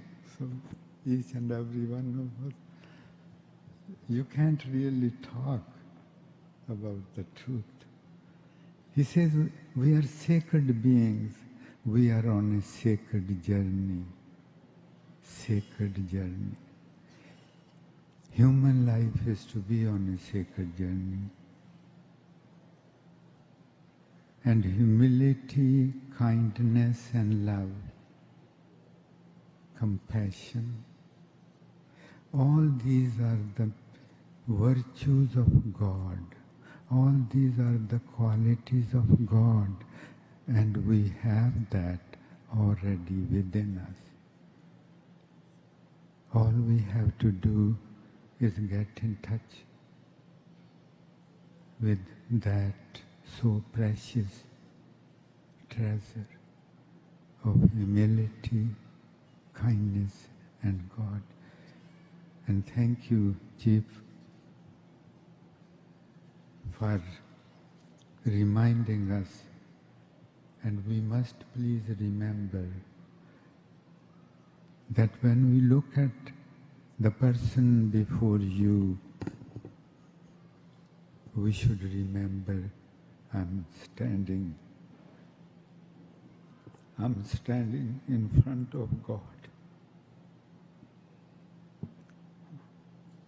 I'm standing in front of God. Then there is no need to remember that I have to be humble and kind and living. That instantly will make us in touch with our real self. I so humbly and so respectfully I feel grateful to all of you who have come to grace this event. We have beautiful events to come, and great day. Tanishi Shalom, Sat Sri Akal, Namaskar, Assalamu Alaikum. Om Shanti, peace be with you. Yali Madit, Allahu Abba, and to everybody, thank you, thank you. I'll be talking to you again for a few minutes before this event is over. Please pay attention to what these beautiful speakers have to say.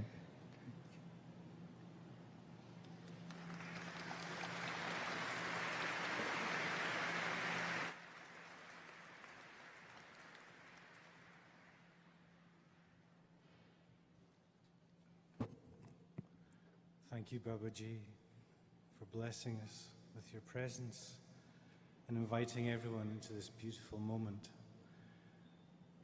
You reminded us that we're all brothers and sisters, and I'd like to introduce two brothers from Europe, Ramakrishna and Ulrich. Thank you.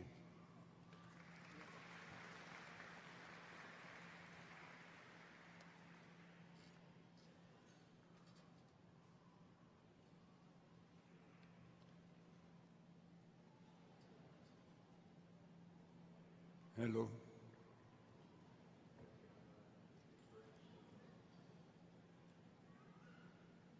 Can you?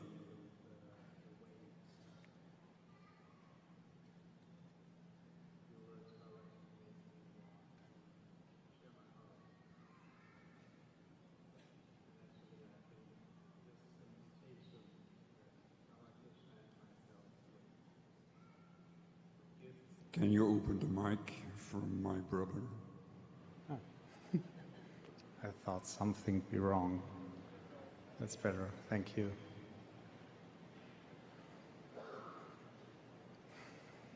It makes me want to share my heart, being a guest here amongst you and meeting so many, many beautiful souls that deeply touch me within our meetings and interactions.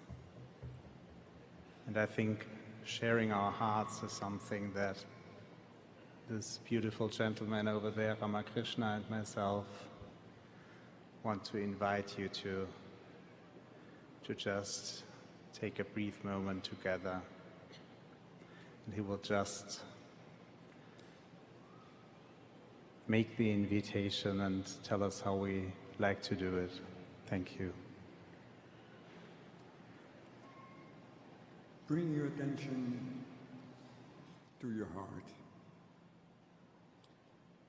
and place your right hand on your heart. Close your eyes.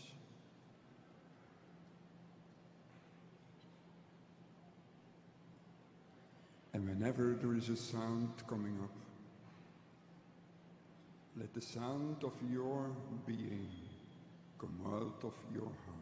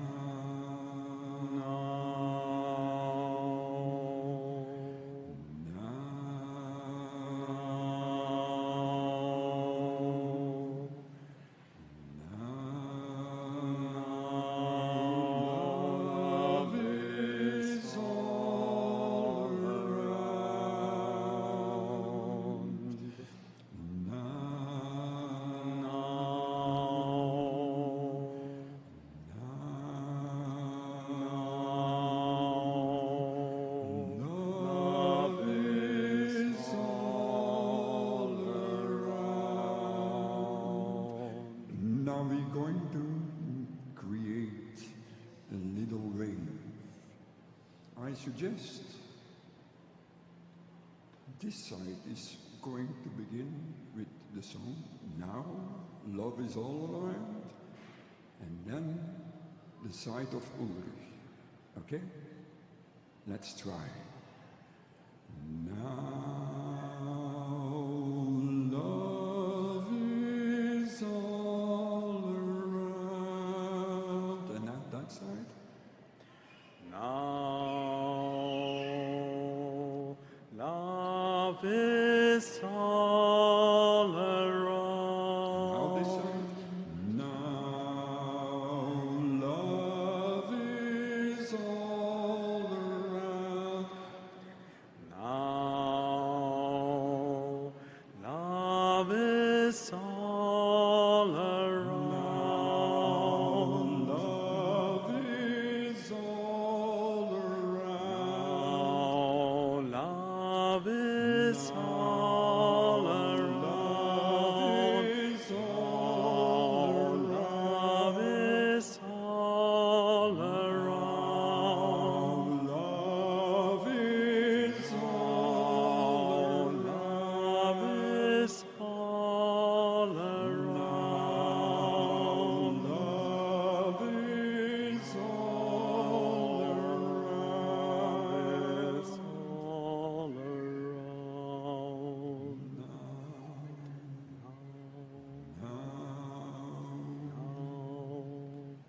Just now.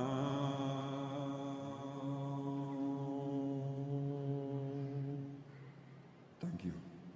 Thank you.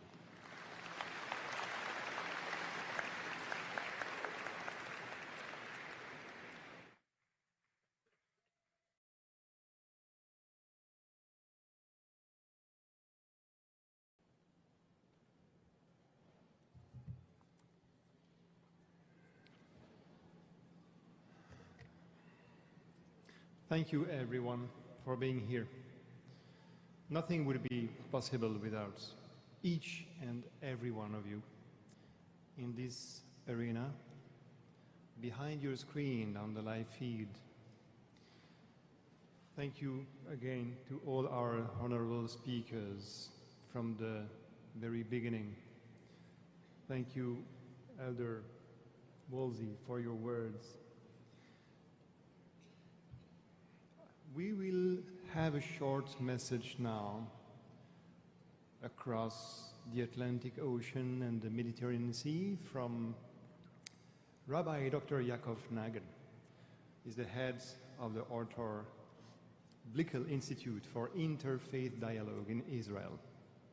So I invite you to watch the screen for 1 minute, and remember, please, focus on what is going on inside. Between all the words, it's like in poetry, the words matter so much. Like with music, the notes matter so much, but the silence between the words, between the notes, makes it all. Please welcome on the screen Rabbi Dr. Yaakov Nagel, who could not be with us, but who supported the wave since the very beginning. He was there in India last year, November. He was again supporting us in Parma. Dr. Rabbi Nagel. Sat Sri Akal. Shalom, my brothers, my sisters. Today's wave of humility, kindness, and love is especially meaningful and healing for me. The temple was meant to be a sacred center, connecting heaven and earth, a house of prayer for all people. In this light, today's wave of humility, kindness, and love is not only uplifting, it calls upon all of us to purify our hearts, transforming them into sacred temples, spaces of connection to one another and to the one, our Creator. Bless all of you. Sat Sri Akal. Thank you very much.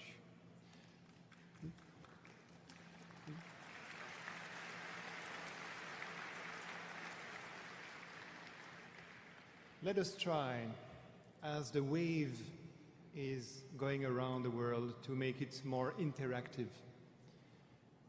You, beautiful people, here in the arena or behind your screen, you are listening with your love, humility and kindness to our speakers.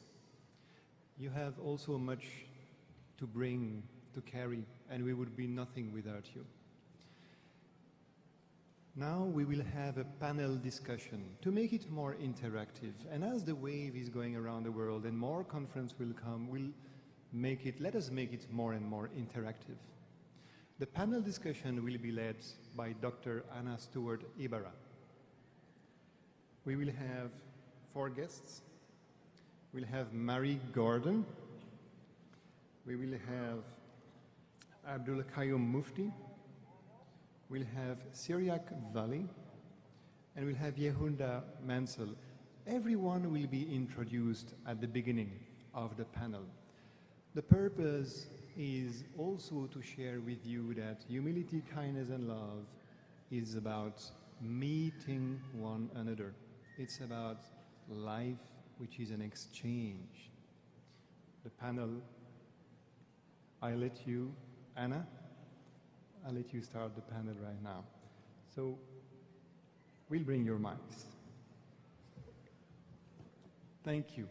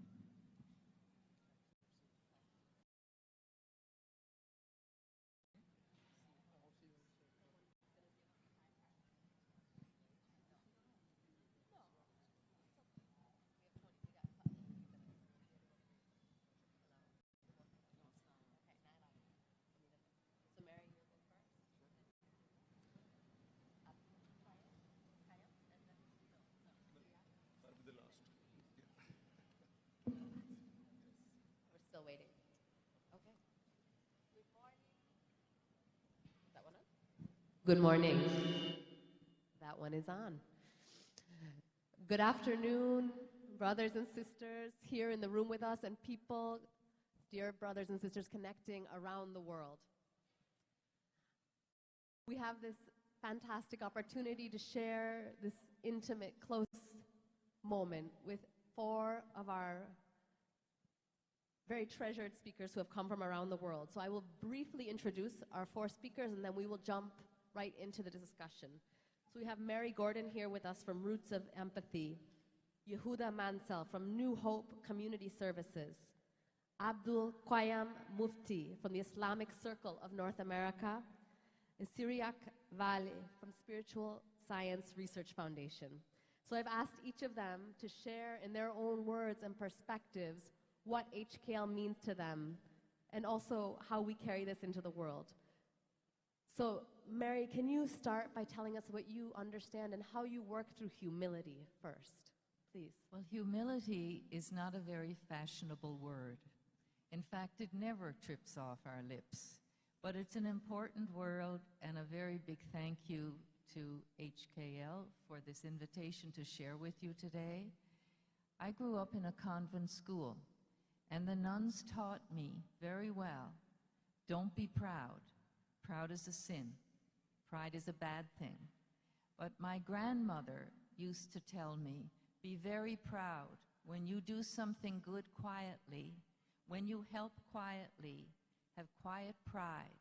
So how did I take that into the world? Because I think the opposite of humility is pride, the pride that I was told was a bad thing.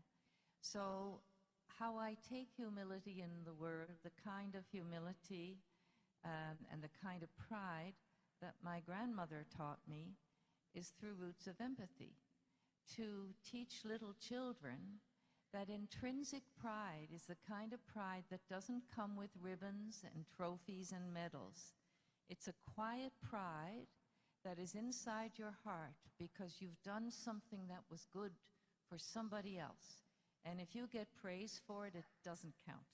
It's a very private thing, but nobody will ever take your medal or your trophy away from you because it becomes part of you.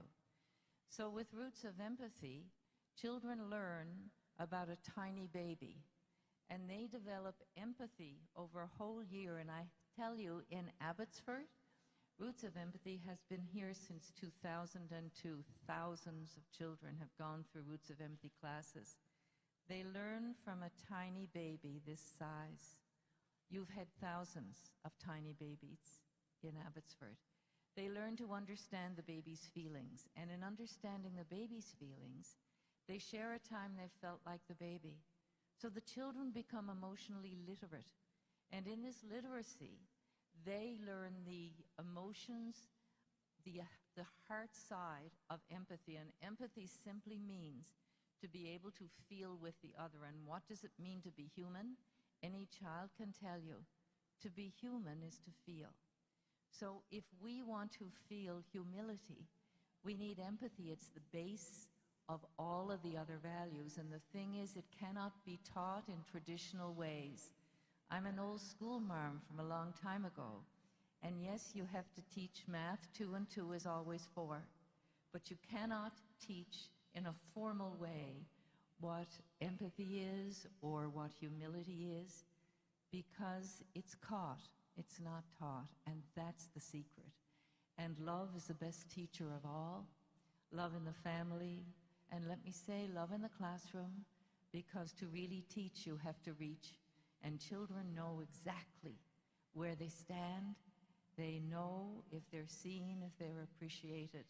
And the children are just 100% of the future. And if we want to see humility in the world, we have to wear it, we have to own it, we have to be it. And that we can do. And the children will pick it up. Thank you, Mary, for those beautiful words.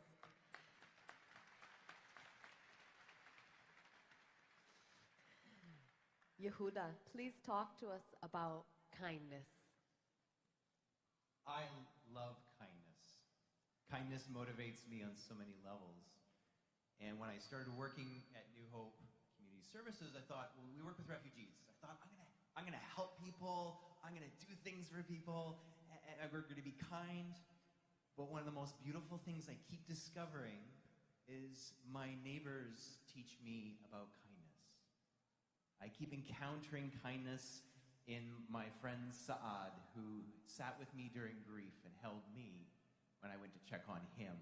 Or my friend Hemen, who just serves in the community in such beautiful ways and models what true kindness looks like. Or my friend Ahmed, who, when I lost 7 friends on October 7th, he was the one who came to check on me to see if I was okay. So kindness, for me, is like running. Anybody run? Anybody like to exercise?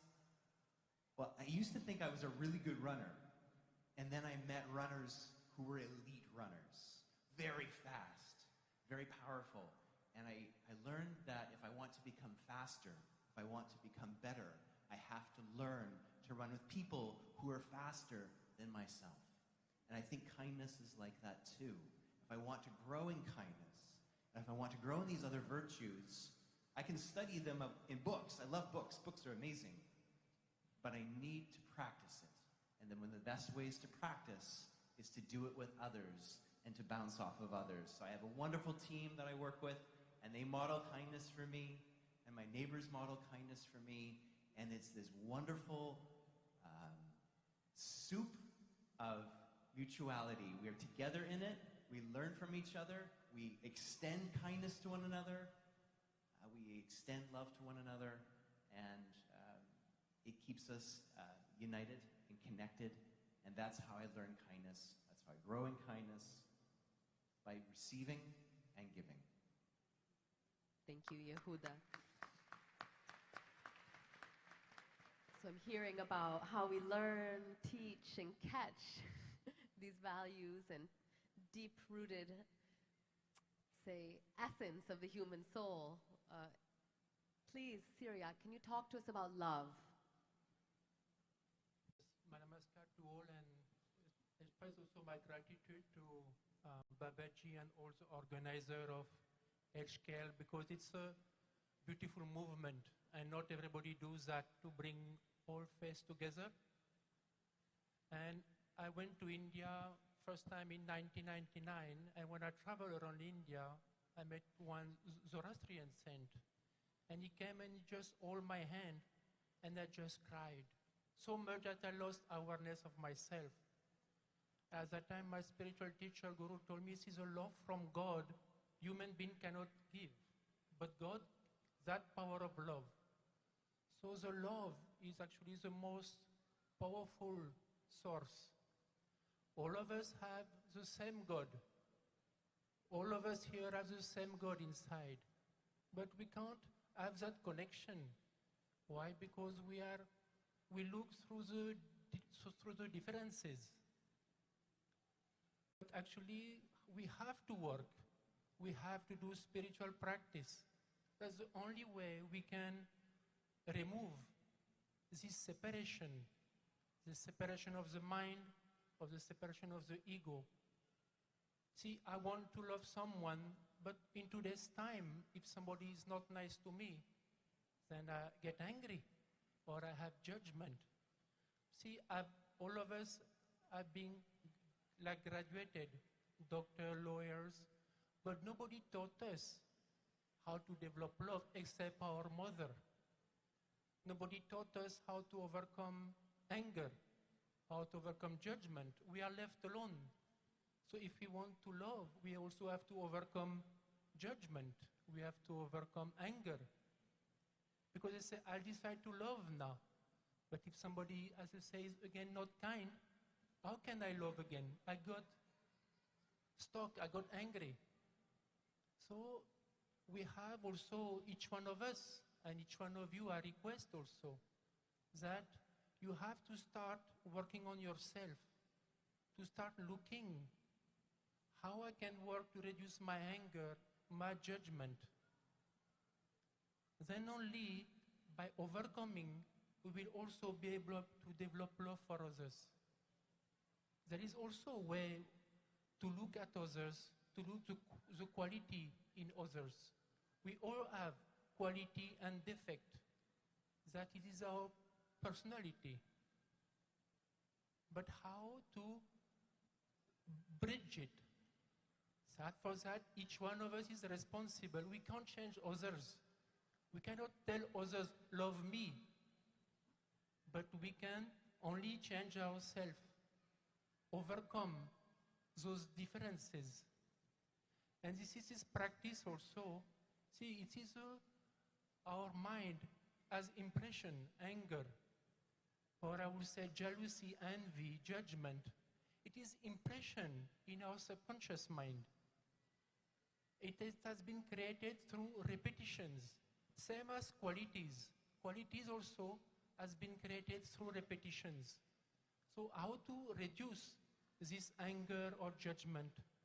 So it needs introspection, reflection, accepting I have anger. And then only we are able to change with perspective, with autosuggestions. Then when our anger, judgment become less, then it is easy to open. It is easy to receive love, and it is easier to give love. And that practice we have to do. And if you want this movement of humility, kindness, and love to grow, you have to also to work on yourself. That's the only way.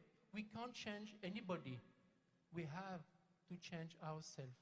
Then only we will feel unity, love, and kindness. Thank you, Syria. Beautiful. Thank you for the reminder that this is a job of diligence for each of us, a responsibility every day. And discipline. And discipline, yes. Abdul Qayyum, please talk to us about now how you in your life, you walk in the world in HKL in humility, kindness, and love. And I see this requires fearlessness. Can you talk to us about how we overcome the fear and work in courage in the world to bring to fruit? Thank you. And first of all, Mohtaram Baba Baldev ji sahab, mere buzurgo, meri maon, meri pehno, te mere gabru viro. Assalamu alaikum. First of all, I just want to address my own brothers and sisters here in their own language. Fear divides humanity. And love and affection and kindness unites the humanity. That's how I take it. Even all the prophets, if you see from all the history of the prophets, the religions, when they came in this world, they were tested with trials and tribulations. If they were not fearless to face the opposition, they would not have conveyed their message. Baba Guru Nanak Ji, when he conveyed his message, he went door to door, and with his Bhai Mardana Ji, he accompanied him. So they both went together, fearless, to extend the message of love and affection. So if we fear, for example, if I were not in this arena today, if I were outside, I were thinking that, oh my goodness, what are these people are gathering for? All these people are flocking, 6,000, 7,000 people are coming into this way, and it's a long weekend. Go and enjoy yourself. Why are you coming here? So fear. So when I come inside, oh my goodness, the beautiful people talking about peace and harmony and love and affection. So that's the fear, unless until you see, experience yourself. You know, I always fear that what is behind this wall? And you open the curtain and you see that, oh, it's a beautiful garden out there. But before lifting that curtain, before being fearless, your mind will go always negative, or there is something bad is happening outside there. So we got to be very open and address and convey the message of love and affection without being fearful of anything. So I will just share with my own experience. We were talking about fearfulness. And if I may ask the operators to put on my video, which I just, the Muslim community in Mississauga has pledged $5 million for the local hospital. When this will be built, it will be the largest hospital in Canada. So I was in the board of directors for 12 years in those hospitals, 3 hospitals. So when we made the pledge for $5 million, nobody heard of this before, $5 million. And I got the calls. How come we can make this pledge such a big pledge, and how we are going to make that? I said, I don't have to think about it, because if it is for me only, I would have never even said that. It's because of him to serve the humanity, because the hospitals are meant not for Muslims, not for Jews or Christians or Hindus. It's for everybody who uses this facility. So that's how we pledged it, and we pledged it for 10 years. Within 4 years, we are already at $4 million. So that is, if I were fearful, I would have never made that pledge. And it's not me, by the way, it's the community, by the way. So if I could ask the operators if they can run that video, if the short clip, if you have. So again, talking about fearfulness, to raise the funds, also we made a new pledge. We said we do something extraordinary. So this is me jumping from the plane to raise the funds for the hospital.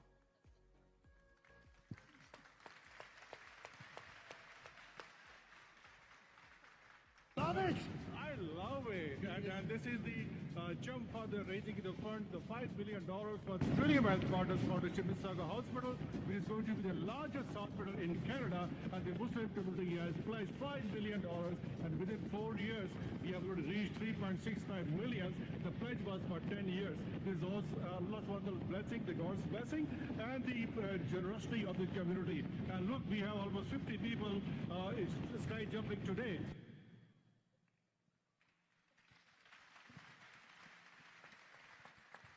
So we were talking about fear. So before we made this pledge and raised the funds by skydiving, there was a lot of fear. People told me, how come you're going to jump? You know, I said, no, we will do it. So not only me, my 2 sons also jumped with me also. So that's how I say that, you know, hold the bull by the horn. So don't stay back. Thank you. Thank you for that message about fearlessness. So with our last few minutes, I'm going to invite our panelists, they don't know this is coming, to close their eyes just for one moment and see in front of you your 20-year-old self. See in front of you, each of you, your 20-year-old self. And remember that the HKL movement has been largely fueled by youth and youth leadership around the world. And if you were to say in one short message to your 20-year-old self in front of you, what would you say in terms of a concrete action that you and anyone who's listening here can take today? Have courage, go to the light, and hold hands.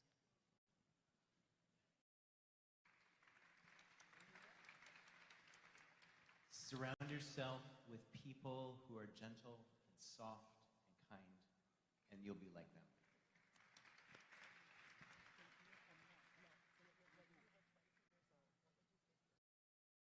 About 20 years ago, I would have said I made a mistake. I didn't start earlier. That I would have started to change myself. I would have not made so many mistakes. And the world will, everyone will be better. I will be able to help others.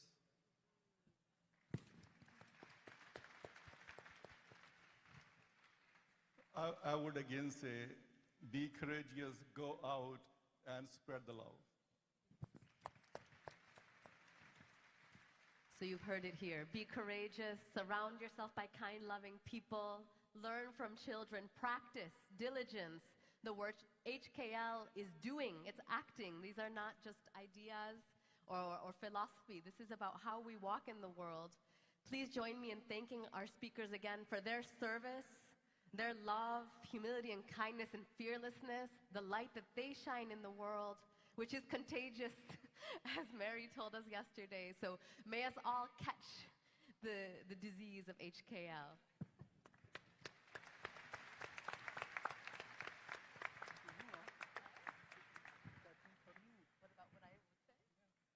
Saying, what would I say? I would say be kind to yourself. Be kind to yourself. Yes. Be kind to myself. As a 20-year-old walking in the world, there are many challenges, but you can do it. You are me. I am guided. I have everything I need, even though I don't know it, or everything that I need will come in time. So do not be afraid to walk, even though it seems dark and scary, and know that I am not alone. You are not alone. We are here together, and we can do it together.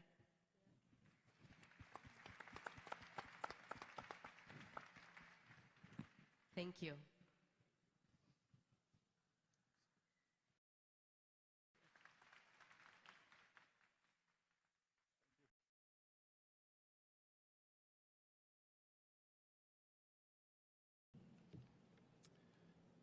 Big thank you to Dr. Anna Ibarra for hosting that session. And at the same time, please hold the applause to Mary Gordon, our skydiving Abdul Qayyum Mufti, Syriac Vali, and Yehuda Mansell. Thank you very much.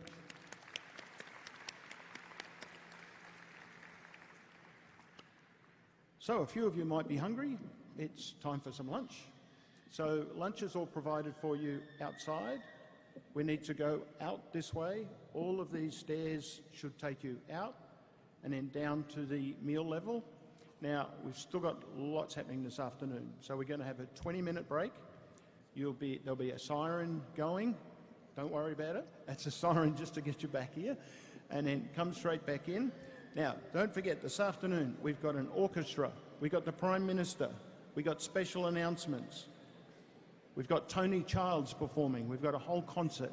So please, come back in time, quick as you can, and then we can get going. Thank you.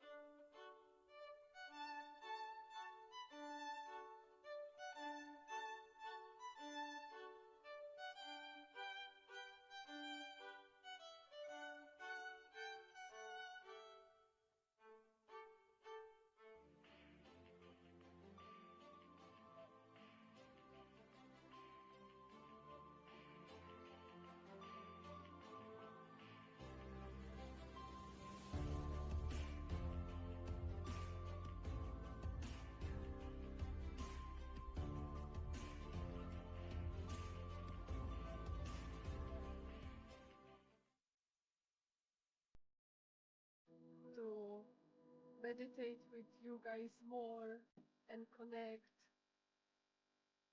and to get my spirit up and be with such a good people and invite even more people around the world on those days. We all brothers and sisters, even from different mothers. But we all brothers and sisters, and we should love each other.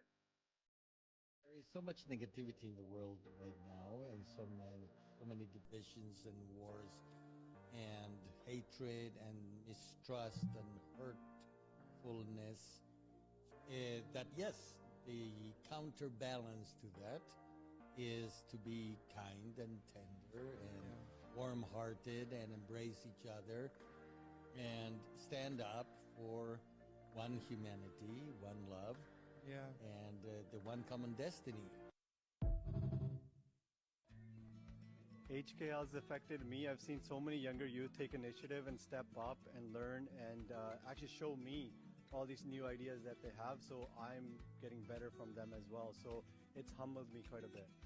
HKL has allowed me to meet new people and broaden my perspective and understanding about different religions, people, and also cultures. The more we preach something, the more we become it. So I've learned that HKL isn't only about outwardly acts of kindness. You have to deal with the conflicts within to help with the conflicts without. HKL helped me connect with other people and expand my circle. HKL has taught me that sometimes you're not always right. You have to bow your head and listen to the person in front of you. HKL is a lifestyle.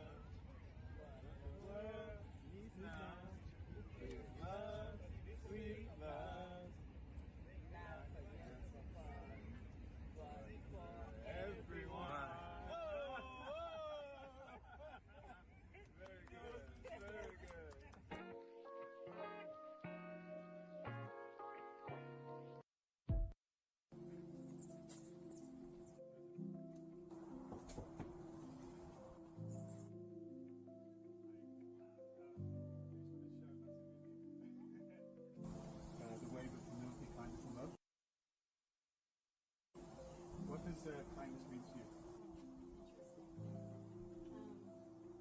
You know, there's a gentleness to humanity that lives deep within all of us. And recognizing that we are all one is really at the root of that.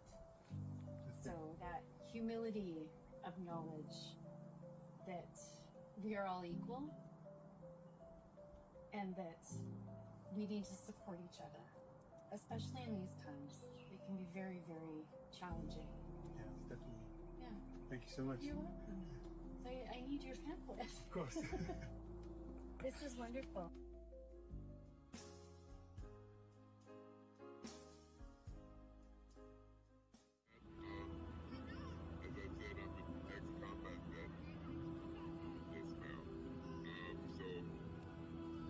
Business wasn't humility and kindness.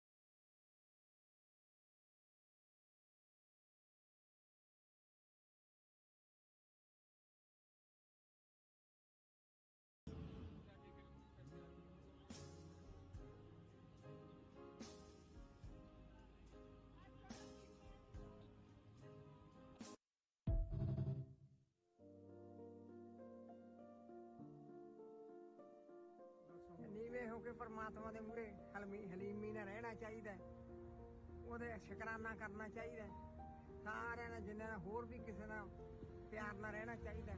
ਜੇ ਕੋਈ ਕੁਝ ਬੋਲੇ ਵੀ ਤਾਂ ਵੀ ਆਖ ਦੇਣਾ ਧੰਨਵਾਦ, thank you.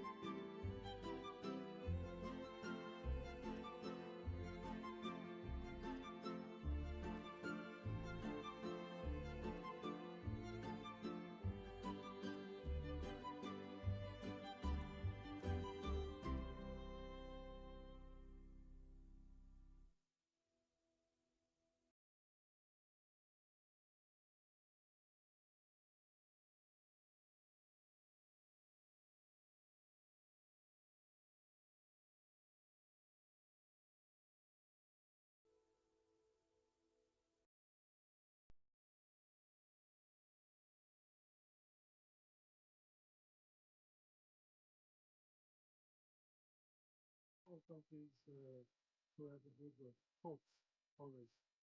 Yeah? Cup of tea and some things that happens if it's not vegan, right? So if you want to share something, you'll actually your cup first. When I was in Patagonia,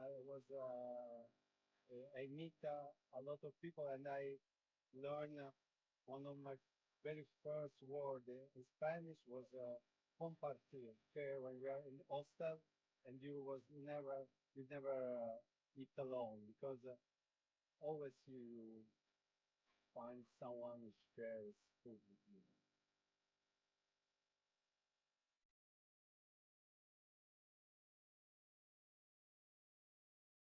A single act of kindness throws out roots in all directions, and the roots spring up and make new trees. True kindness and humility arise when we see every person as a reflection of ourselves. In a world where you can be anything, be kind. Everybody come out, let's do something good together.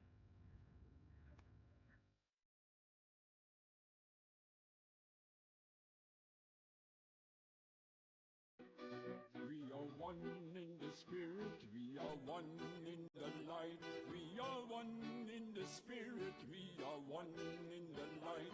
We will walk with each other, we will walk hand in hand. We will walk with each other, we will walk hand in hand. We are one in the spirit, we are one in the light. We are one in the spirit, we are one in the light. We will walk with each other, we will walk hand in hand. We will walk with each other, we will walk hand in hand. We are one in the spirit, we are one in the light. We are one in the spirit, we are one in the light. We will walk with each other, we will walk hand in hand. We will walk with each other, we will walk hand in hand. We are one in the spirit, we are one in the light. We are one in the spirit, we are one in the light. We will walk with each other, we will walk hand in hand. We will walk with each other, we will walk hand in hand.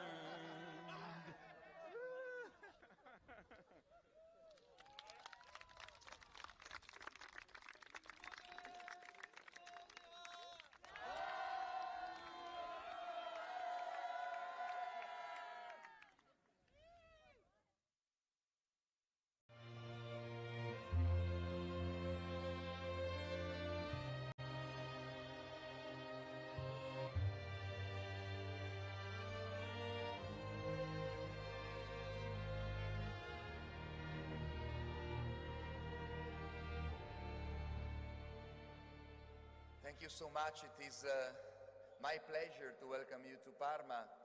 Our city is so honored to host this day and to host this wave of humility, kindness and love in this day here at the Fiere di Parma. You know, Parma has a long history. This town was founded more than 2,000 years ago, and many people, many population during history came in this city bringing their cultures, their beliefs, their religions, and the dialogue, the confrontation was the key during the centuries to develop this town, its culture, its ideas of peace and cohabitation. And we need to get back to the very humanistic value of our life, in the relationship between this human value and the transcendence.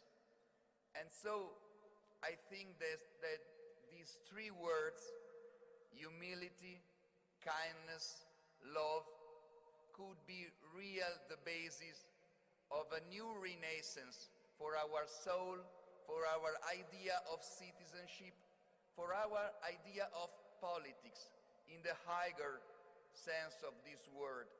The wave of love, gratitude, joy, humility, peace Such beautiful words. But this is not just a metaphor. This wave is about action, real action, commitment, and service. The wave is here moving through us. Each and every one of us is here for a reason, for a purpose. You, me, we were chosen. We were blessed to be here today at this very moment. But with that comes tremendous responsibility to carry this wave to every corner of the planet. There's no time to lose. As we've heard from all of the speakers today, we are at a critical moment in humanity. We are facing a triple planetary crisis with accelerations in climate change, the loss of life-sustaining biodiversity around the planet, increasing contamination of our air, water, and soils. Many of the life systems that we depend on are on the verge of collapse, driven by greed, the search for power, and ego. We have forgotten our sacred Mother Earth, Father Sky, our brothers and sisters, the birds, the plants, the insects, all of the infinite life beings that share this planet with us. And when we speak of oneness, we must remember that we are one with all life beings, with the water and the air, the mountains, our forests and oceans and deserts. There is one planetary heartbeat that we are a part of. At the beginning, I was told to do the shape as like heart, right? Love. Did you do that? Okay, so I like to take a picture of everyone's heart, okay? Okay, so make heart. Love. Okay, so I will share with everyone. I think how we can share the love is not something you can override someone. Instead, you can share how you act. That's important. So sometimes people ask me, "Oh, Reverend Kass, are you tired to helping people?" Then I said, "No, I really enjoy it." That's like how you are enjoying serving like a food at the temple 24 hours, which is amazing. That is just one first step to sharing the love, not overriding love with someone else. And as the great poet, Italian poet Dante Alighieri he wrote, "The love that moves the sun and the other stars." This love, this divine connection is our greatest treasures.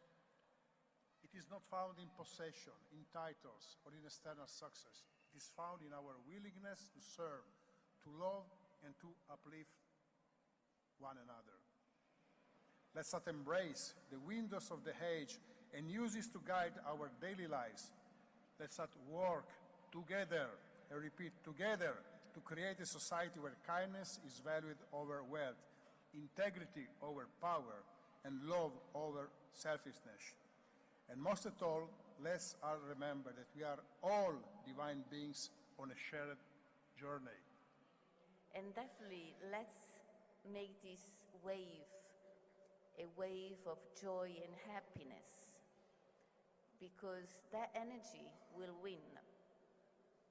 But is underneath, so it's not so visible right now. But I can see that the response of this event is wonderful. And each can be a drop. Each one of us can be a drop of their wave and can definitely make the difference.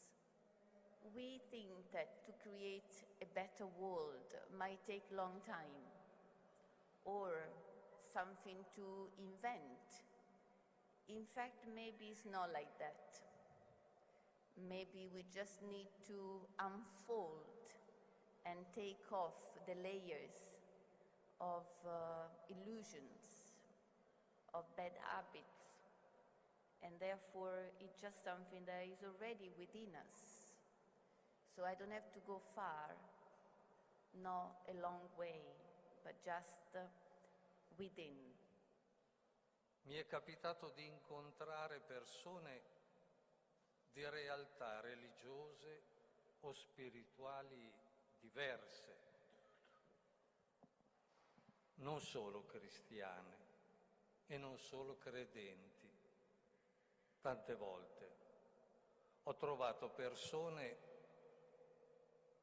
delle quali ho potuto apprezzare le qualità profonde, interiori, e con le quali è stato possibile condividere momenti di riflessione e anche a volte preghiera, pur nel rispetto delle rispettive caratteristiche.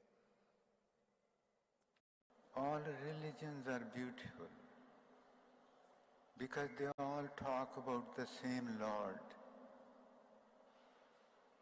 same common Creator, same common Father, and the whole humanity are His children.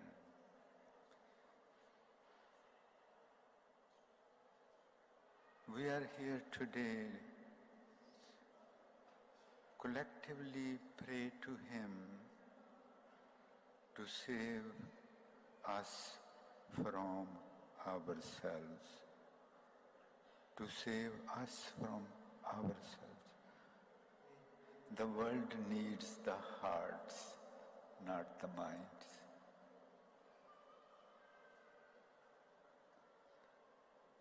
Today the world needs the hearts, not the minds.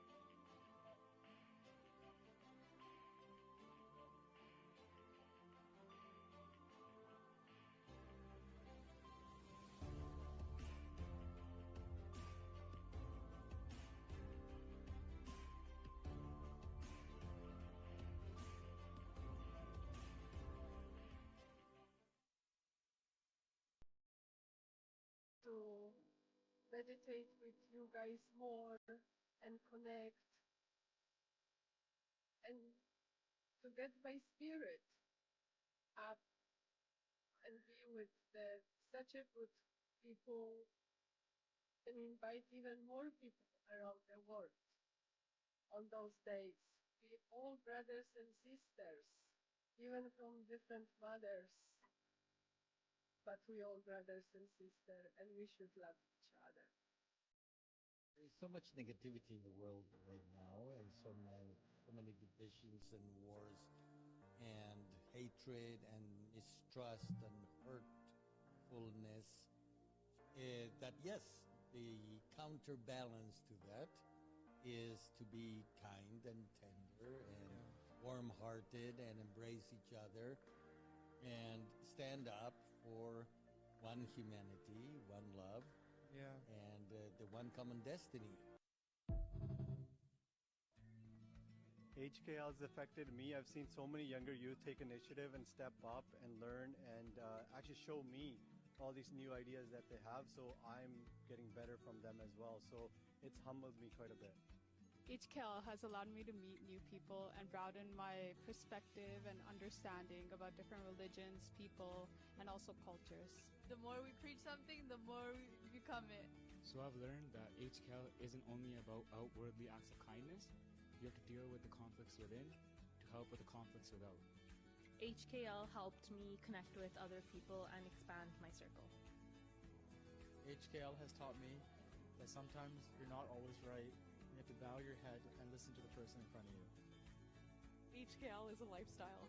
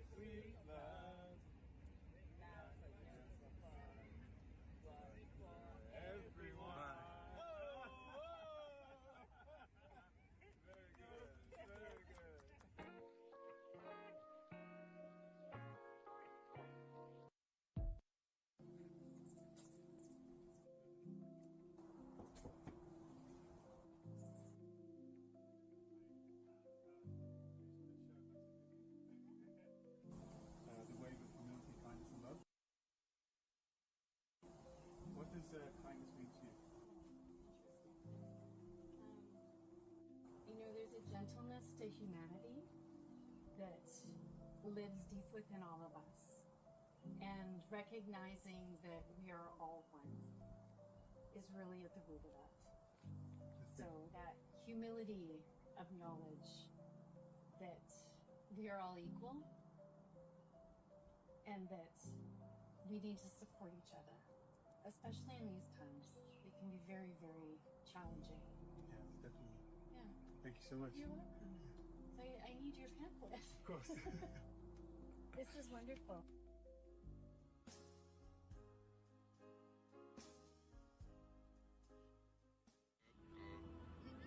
As I said, I'm an ex-combat vet just now. So my business wasn't humility and kindness. My business was deal with an enemy. But I met some very wonderful people who, while I was in their village,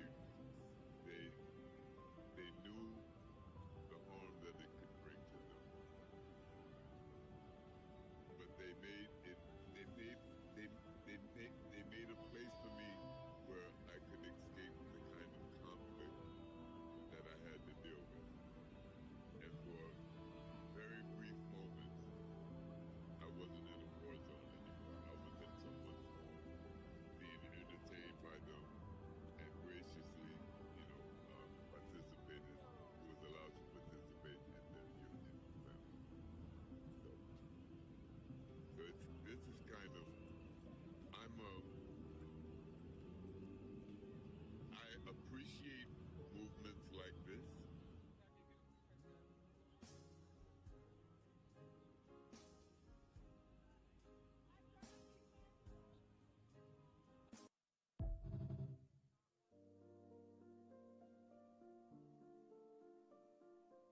ਨੀਵੇਂ ਹੋ ਕੇ ਪਰਮਾਤਮਾ ਦੇ ਮੂਹਰੇ ਹਲੀਮੀ ਨਾਲ ਰਹਿਣਾ ਚਾਹੀਦਾ, ਉਹਦੇ ਸ਼ੁਕਰਾਨਾ ਕਰਨਾ ਚਾਹੀਦਾ, ਸਾਰਿਆਂ ਨਾਲ ਜਿੰਨੇ ਨਾਲ ਹੋਰ ਵੀ ਕਿਸੇ ਨਾਲ ਪਿਆਰ ਨਾਲ ਰਹਿਣਾ ਚਾਹੀਦਾ।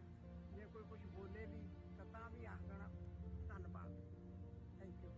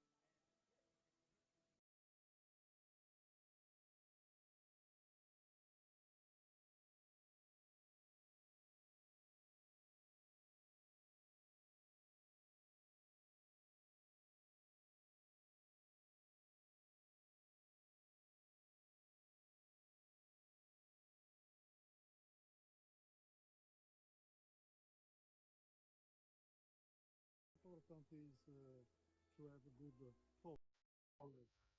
Yeah.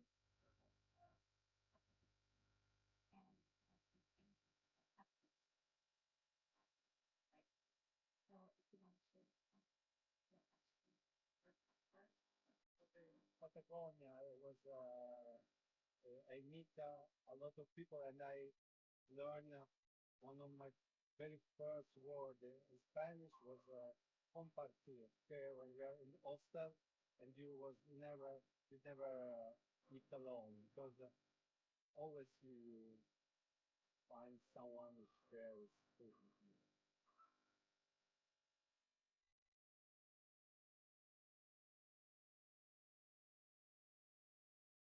Single act of kindness throws our roots in all directions, and the roots spring up and will make tree. True kindness and humility arise when we see every person as a reflection of ourselves.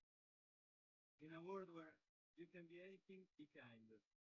Everybody come out, let's do something good together.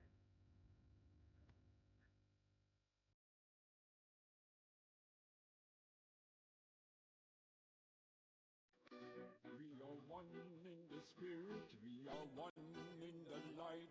We are one in the spirit, we are one in the light. We will walk with each other, we will walk hand in hand. We will walk with each other, we will walk hand in hand. We are one in the spirit, we are one in the light. We are one in the spirit, we are one in the light. We will walk with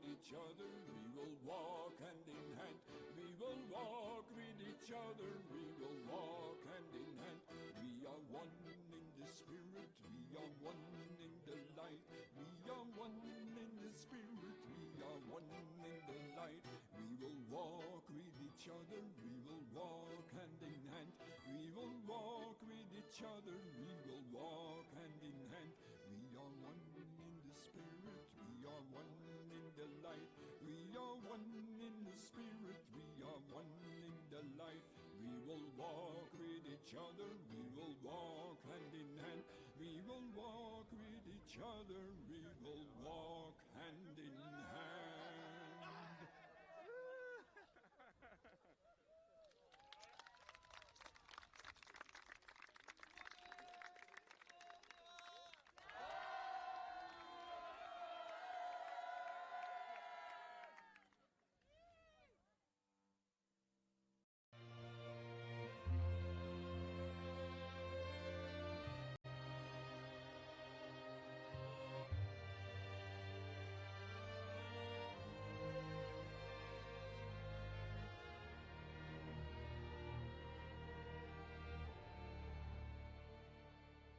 Thank you so much. It is my pleasure to welcome you to Parma. Our city is so honored to host this day and to host this wave of humility, kindness, and love in this day here at the Fiere di Parma. You know, Parma has a long history. This town was founded more than 2,000 years ago, and many people, many population during history came in this city bringing their cultures, their beliefs, their religions.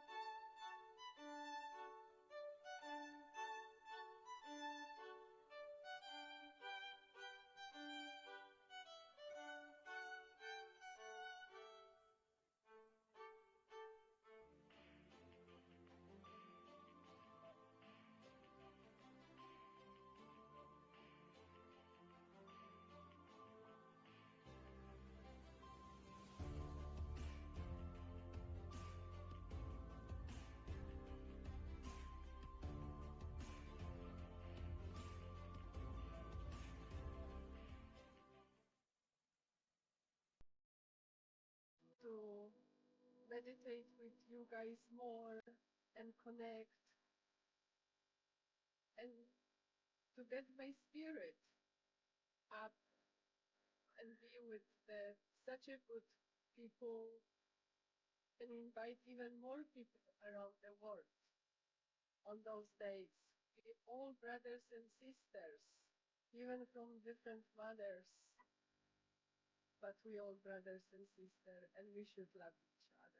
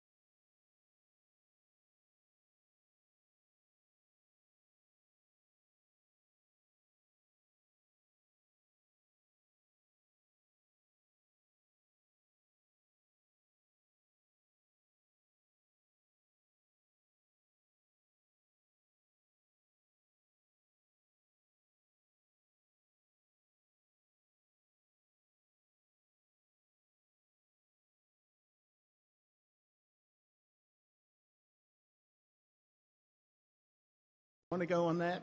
Add your comments, maybe add some questions, add your thoughts, big bunch of love hearts to send that message out to the rest of the world that can't be here. There are many, many tens of thousands of people online who can't experience it live. So let's show a little bit of love to them as well from all of us. So that's hkl.org and follow the social media links. Now, you've got a musical extravaganza this afternoon, and we're starting off with one of Abbotsford's very own musical talents right here. Elizabeth Irving started here when she was 10, and now look how her career has blossomed. She sings the national anthem, for those of you that don't know, at this stadium regularly since then. A great performer. She's brought her orchestra with her. I'll let her explain them in her way, in her terms, and what their speciality is. Please, everybody, welcome Elizabeth Irving, and she will explain her band.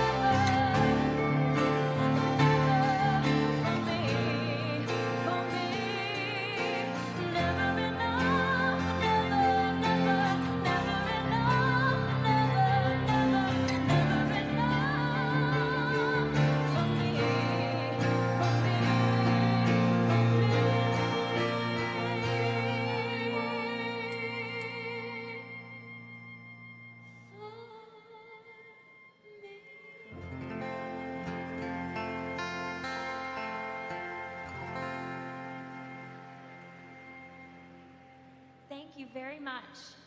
As said, my name is Elizabeth Irving, and I am doing the vocals for this evening, as well as my cellist, Emilio Suarez, and our piano player and musical director, Georgie Mantarola, and our guitarist, Ruben Della, and our violinist, Isaac Z. We're all so incredibly excited to be here, and we really hope that you enjoy our set of music. Thank you.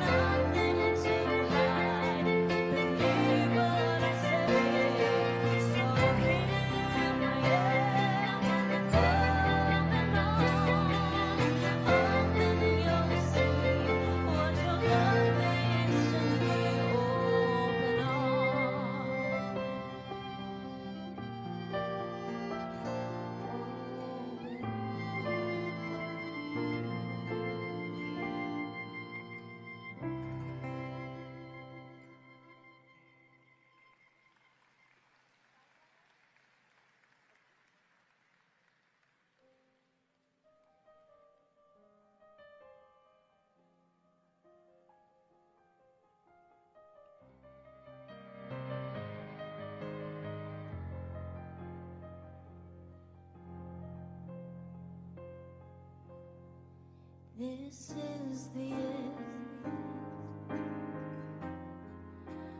Hold my breath and count to 10. Feel the earth move and then hear my heart burst again. For this is the end.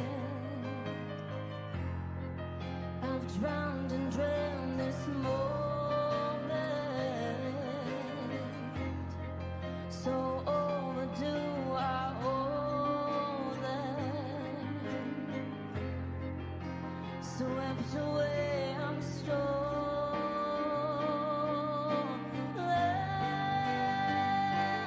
Let the sky fall. When it crumbles, we will stand tall and face it all together. Let the sky fall. When it crumbles, we will stand tall and face it all together at skyfall.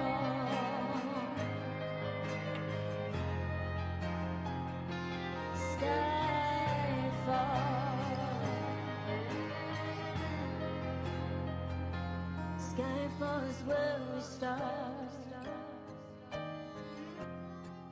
1,000 miles and poles apart,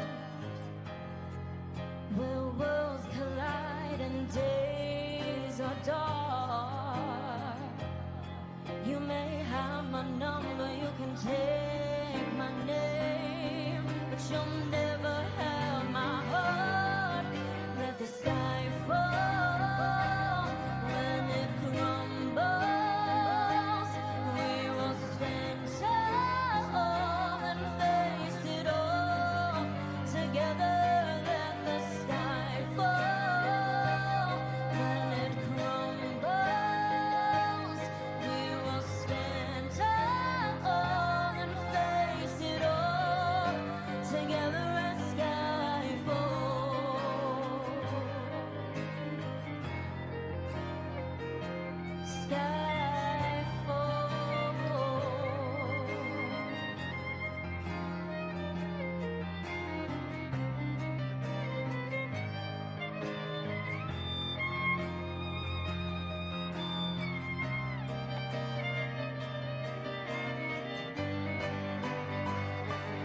Let the sky fall. When it crumbles, we will stand tall and face it all together. Let the sky fall. When it crumbles, we will stand tall and face it all together at skyfall. Together at skyfall.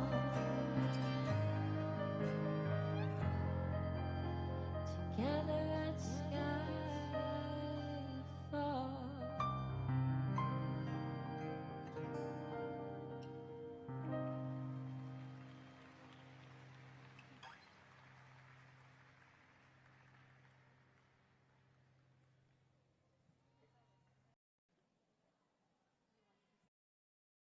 Thank you very much. I think we will be back in a little bit. We hope that you enjoy the rest of this wonderful, wonderful event. Thank you.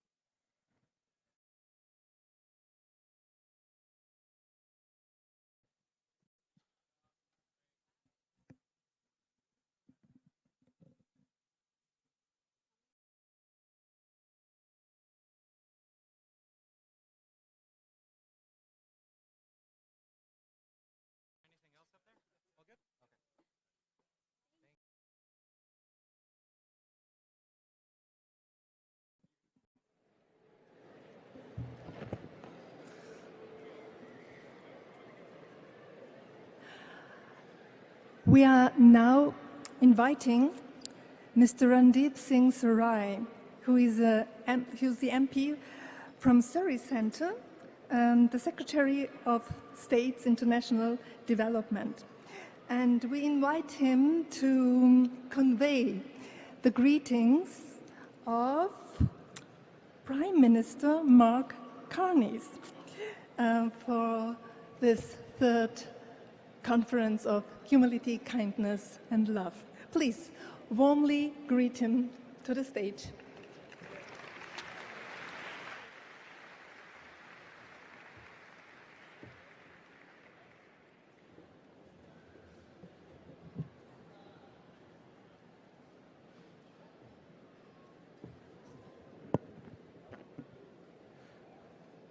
Good afternoon, everyone. Bonjour, namaskar, sat sri akal, assalamu alaikum. Wishing greetings to all these distinguished guests, and most of all, those that have come here to share their humility, their kindness, and their love with everyone else. I was born a human, raised by Sikh parents, chose to be a Khalsa, represent the riding that was the traditional ancestral lands of the Kwantlen, Katzie, and Semiahmoo First Nations. I have a constituency that speaks over 50 different languages, has people from over 100 different countries. I work with the Prime Minister who's Roman Catholic. I have colleagues from every faith around the world. And now I'm the Secretary of State of International Development, or otherwise can be said the Ministry of Humility, Kindness, and Love for Canada, as it is the one that is able to give to those that are most needy, those that are the most vulnerable, and those that need a little extra love. And we do this all in the Canadian way, which is to be very humble and kind and do it with love. And with that, I would like to share the Right Honourable Prime Minister John Carney's message on this great occasion. And he reads, "It is with great pleasure that I send my warmest greetings to everyone at the 3rd International Humility, Kindness, and Love Conference. Humility, kindness, and love are values that we should all aspire to.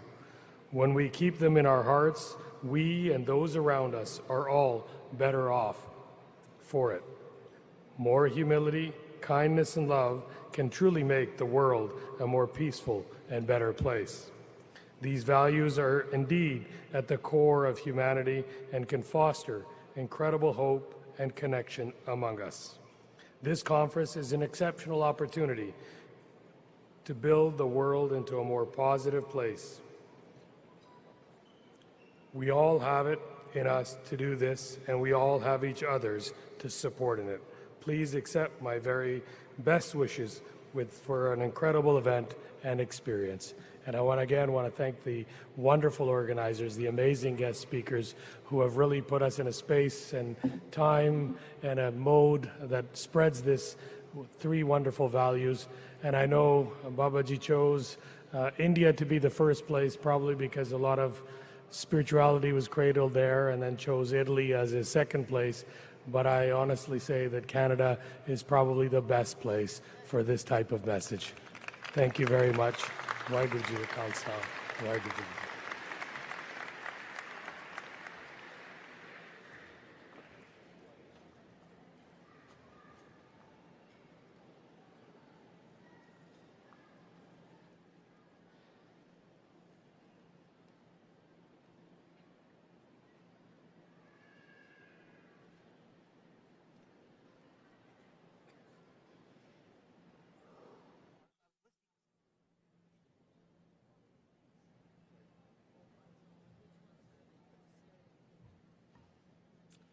Hello, Waheguru, Salam Alaikum.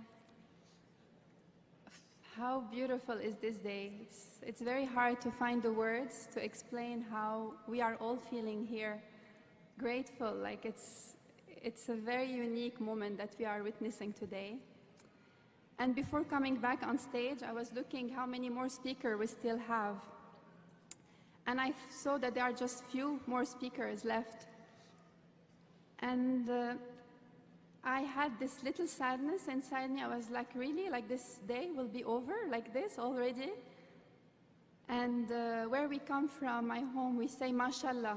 So it's to praise God. Like everything beautiful that is happening is just thanks to the divine. So I wanted to share with you to say mashallah for this beautiful day. And the good news is this day will be over today, but HKL, it's not just an event. It's not just today. HKL, it's a movement, and it's going to reach every corner of the world. I know it sounds like a dream.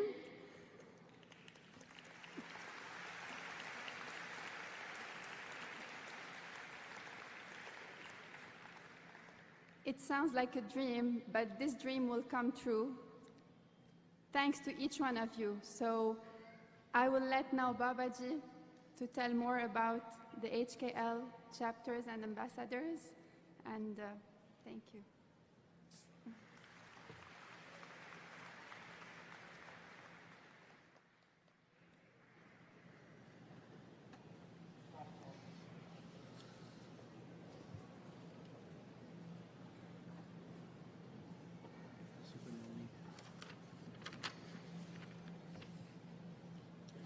पहला है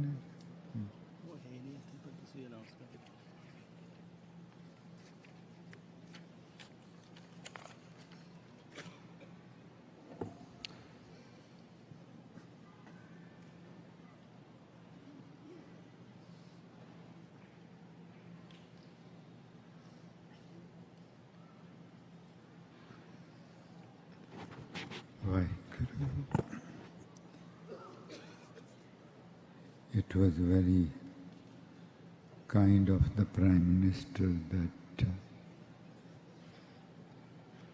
he took the time out of such a busy schedule to send his wishes and blessings. Bete Randeep Singh ji, if you could please convey our whole Sanghat's gratitude to the Prime Minister, and hopefully the next time this wave bounces in Canada, the Prime Minister would be in there. This wave is all about reminding humanity that we are one and only one power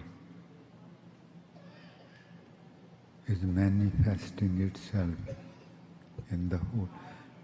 We are not brothers and sisters, we all are one because the same power, same life is in each and every one of us. Same life is in each and every one of us. So it is just Him, just Him. But what a drama he has created, a play, and fooled us so beautifully. With His grace, one day HKL chapter would be there in every city and town of the whole world.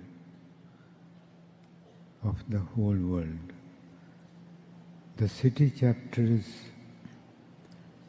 will have liaisons, and each liaison would have their own team to unite the people, to unite the community with HKL. And then that would be called City Chapter Liaison. And in each country, there would be HKL ambassadors.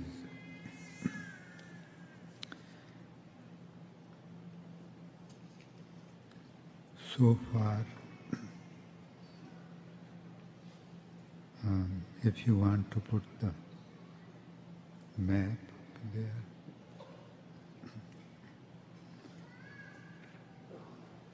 The confirmed city liaisons so far,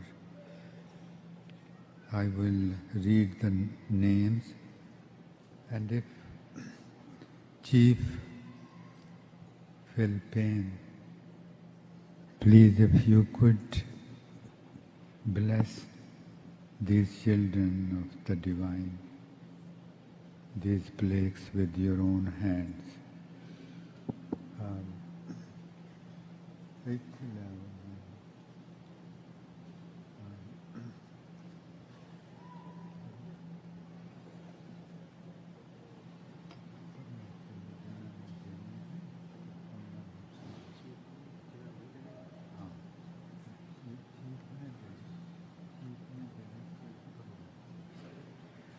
I will read the names, so if you could please go to the stage,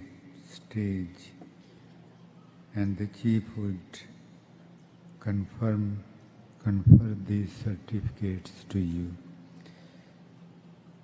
Mr. Richard Good, HKL Liaison for Cornwall, South West England.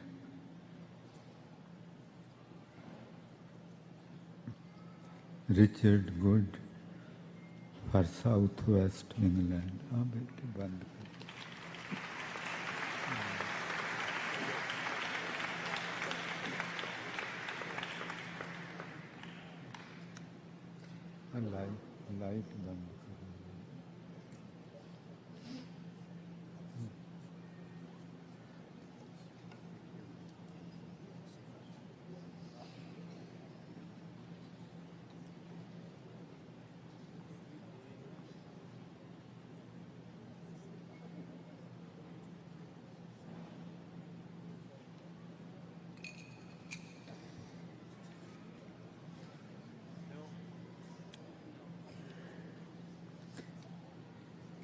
No, Chief has to, Miguel, please, Chief has to confer that.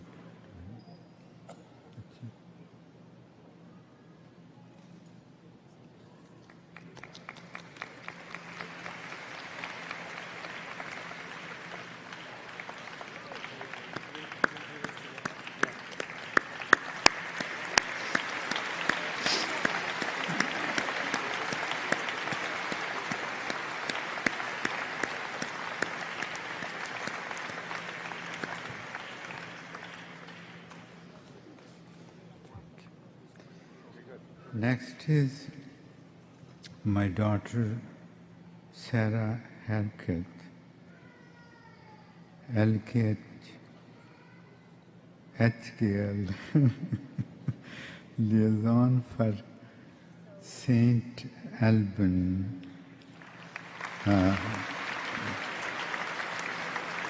Saint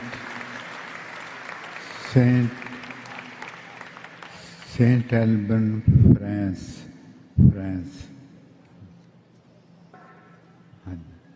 from France. And then my daughter Ashia Kaur, HKL Liaison for Madison, America, Wisconsin, Madison City, Wisconsin.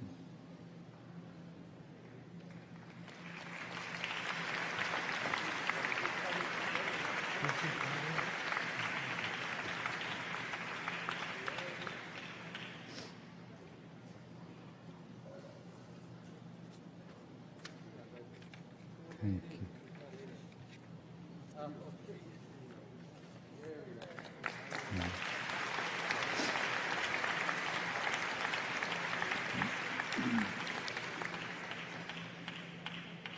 And then my son Harnoor, HKL Liaison for Kingston, Ontario, Canada.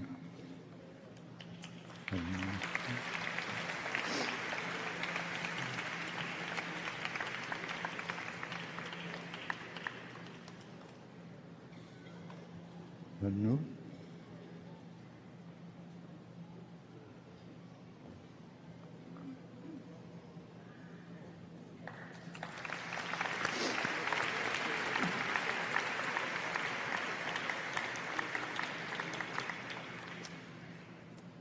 Then Virender Singh, HKL liaison for Madeira, California.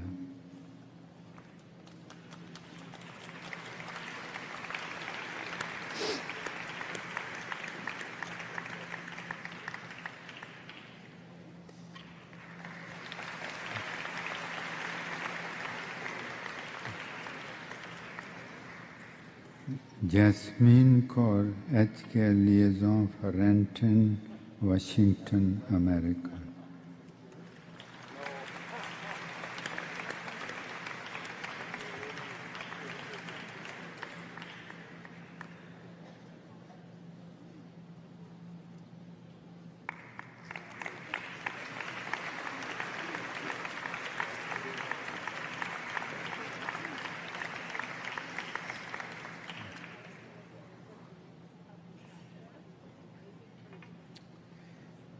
Next is Reverend Kathy Merchant, HKL liaison for Vancouver, BC, Canada.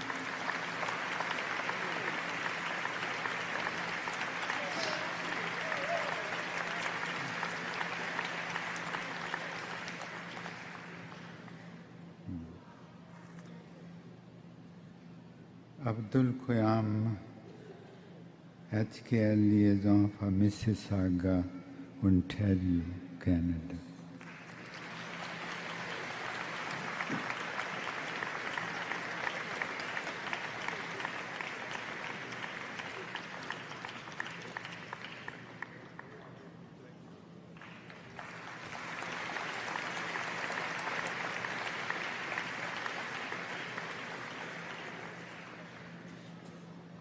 Then Sam Damma, a young man full of so much enthusiasm for this movement. Sam Damma for Pickering, Ontario, Louisiana.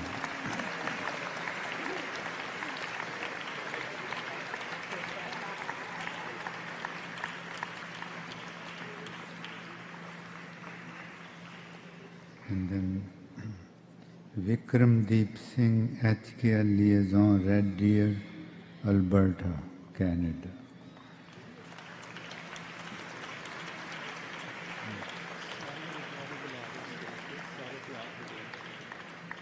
Come on.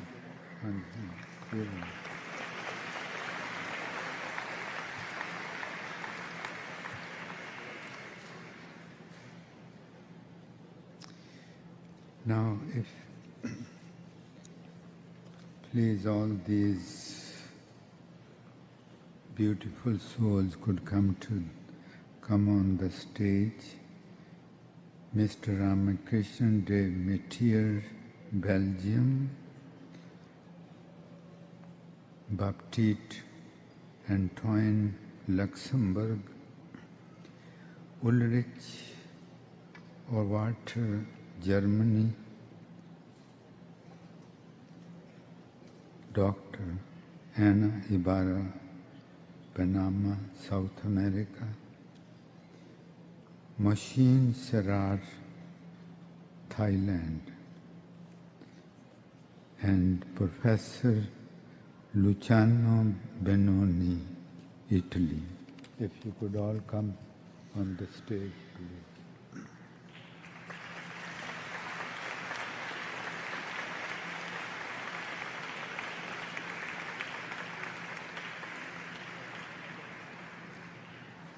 Just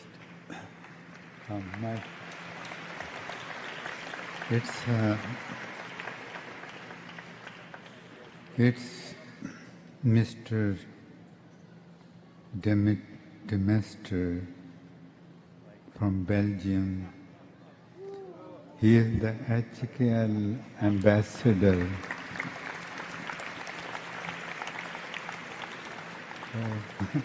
No, please. I was talking about Anna, please. You have to go back.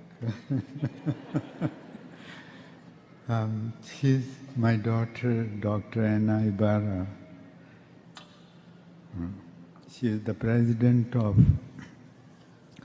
18 South American countries who are this Association of Health and Well-Being and Climate Control and all those. She is the president of that, you know. So my daughter,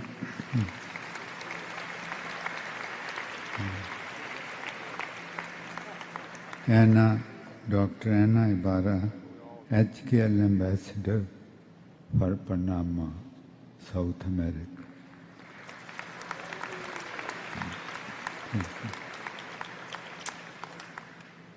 Next is my son, Batit Antoine, HKL ambassador, Luxembourg, Europe.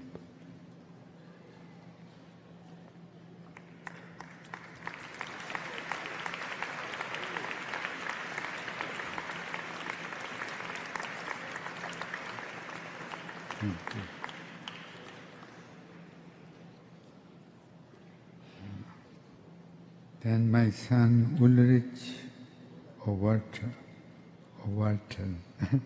HKL ambassador, Germany.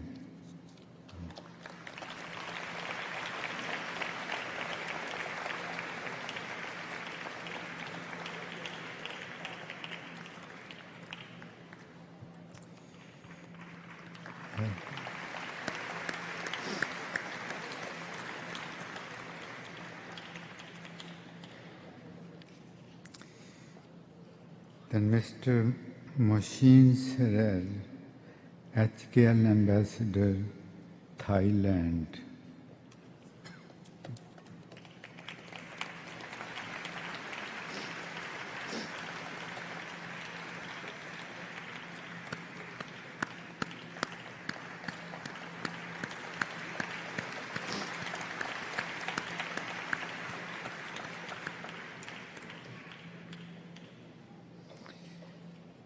A very dear soul. He is so dear that if you, so humble, so loving, that if you meet him, you will start crying. Such a beautiful soul. He graced the event, the last HKL conference in Italy. He is a professor and founder of many movements. He is writing books on HKL.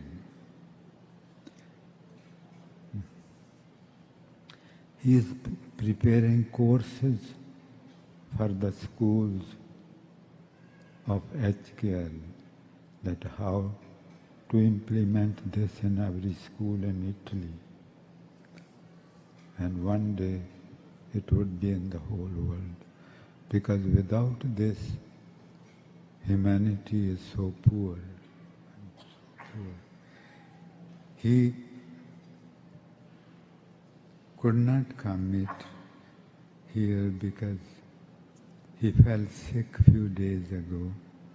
But he has sent us his video, and he has also been appointed as the HKL ambassador, Italy, Professor Luciano Mazzoni Benoni. If somebody could accept that on his behalf.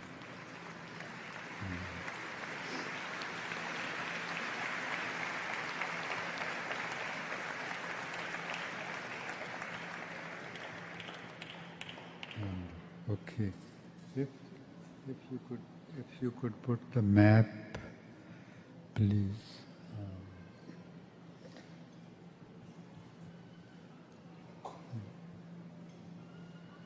जितने वो liaison जिन cities में liaison कुछ map पे ये जो map को video पहले भी दिखाते थे on the comments.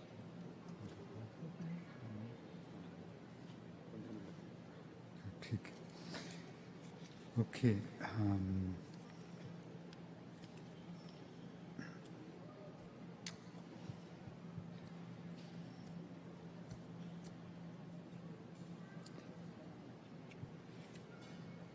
Tomorrow we have beautiful events just settled down.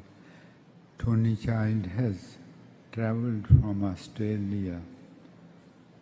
She is an Emmy Award winner. She is amongst us. Please enjoy.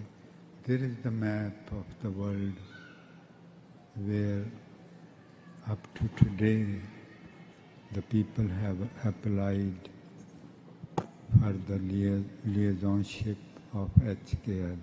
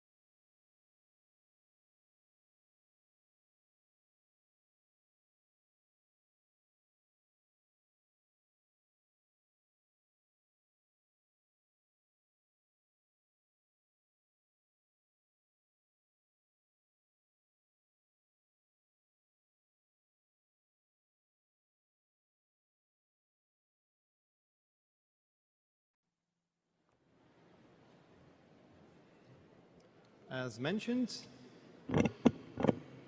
Professor Luciano Mazzoni Benoni could not be here. He's joining us in his heart, and I'm sure he's watching the live stream right now.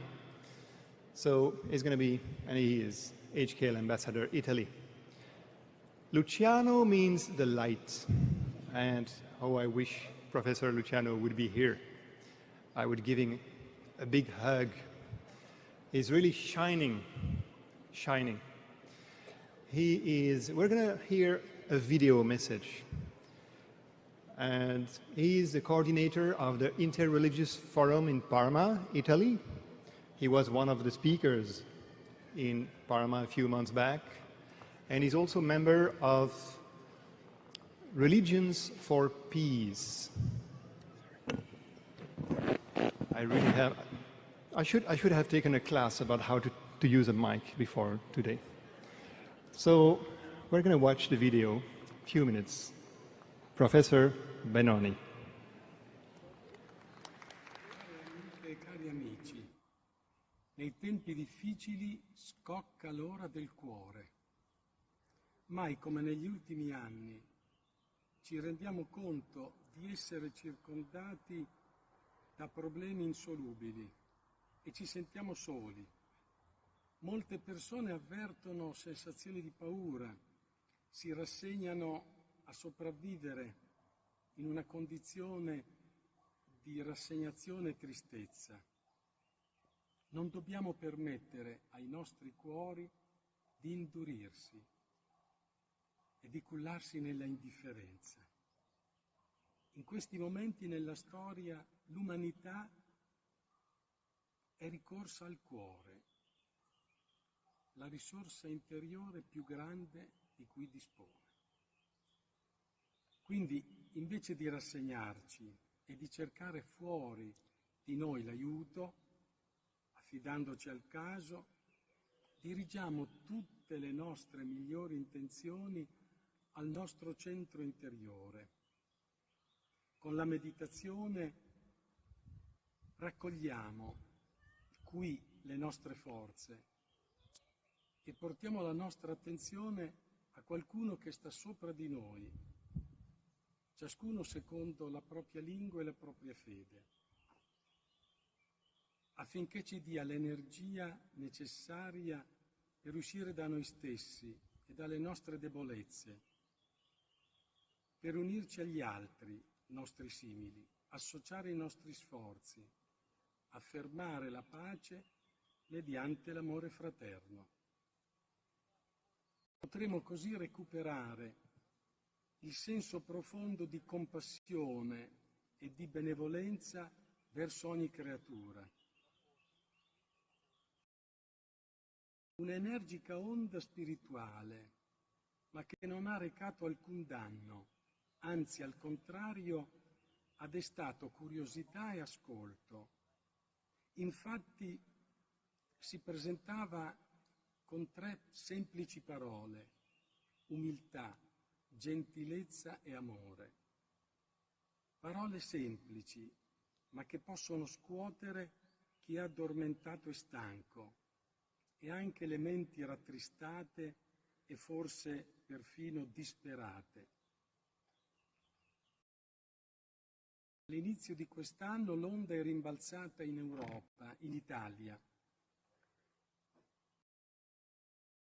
Anche qui chi era presente si è accorto della sua novità, della originalità di questo evento, non un episodio fra i tanti di dialogo, ma una vera esplosione di entusiasmo per una concreta azione possibile di pace rivolta a tutta l'umanità, senza distinzione, attraverso la connessione dei cuori. È il momento della convergenza, cari amici, nei quali il ricco pluralismo di cui dispone l'umanità può diventare dialogo dialogale, che si apre all'ascolto e alla comunicazione. Uscire dalle esitazioni, nella consapevolezza che tutto ciò che sale converge e che noi non siamo esseri umani che vivono esperienze spirituali, ma siamo esseri spirituali che vivono un'esperienza umana. Dobbiamo superare gli ostacoli causati dai pregiudizi, dai confini etnici, nazionali e religiosi. Muoviamoci con coraggio e cooperiamo insieme.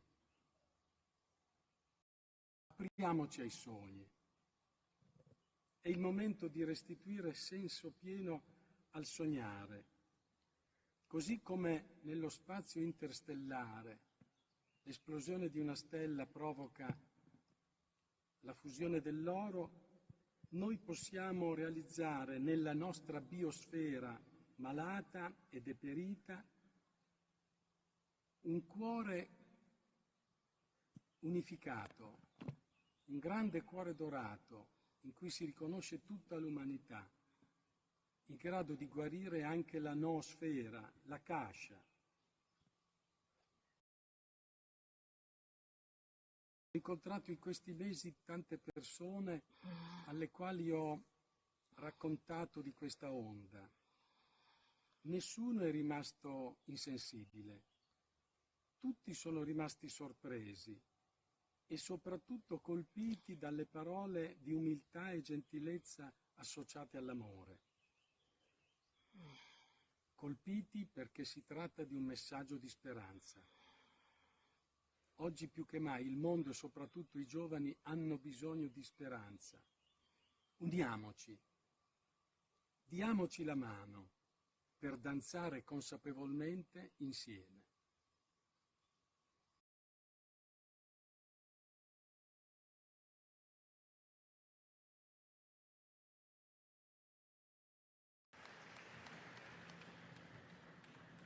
Thank you.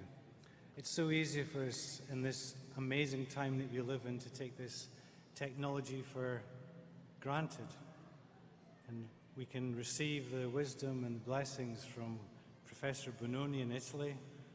And we can also understand that timeless wisdom can be appreciated. And a wonderful example of this is exemplified by our next speaker. Having traveled all the way from Texas, USA, Harinder Singh is the co-founder of the Sikh Research Institute, or Sikh RI, an extraordinary project acting as a living bridge to the Guru Granth Sahib, offering clear and inspiring videos and educational tools to aid the curious and evoke critical thinking in Sikh institutions. Please give a warm welcome to Harinder Singh. Thank you.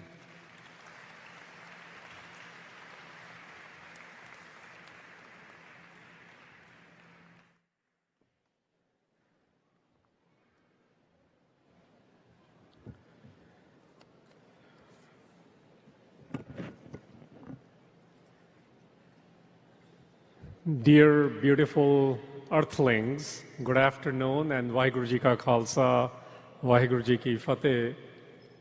I have a very early morning personal practice where I seek the command from Guru Granth Sahib, which is my manifesto as well as my charter, not just a scripture. And this morning when I read that, I was looking for what is the indication, the command coming to me to talk or share rather with all of you who are gathered here for HKL. And the divine word which kept repeating this morning from a hukum from Sri Amritsar Jio was the word Ram. Ram in Indic tradition, both Punjabi, Sanskrit, Braj and many other vernaculars, is the beautiful one. Ram is the charming one.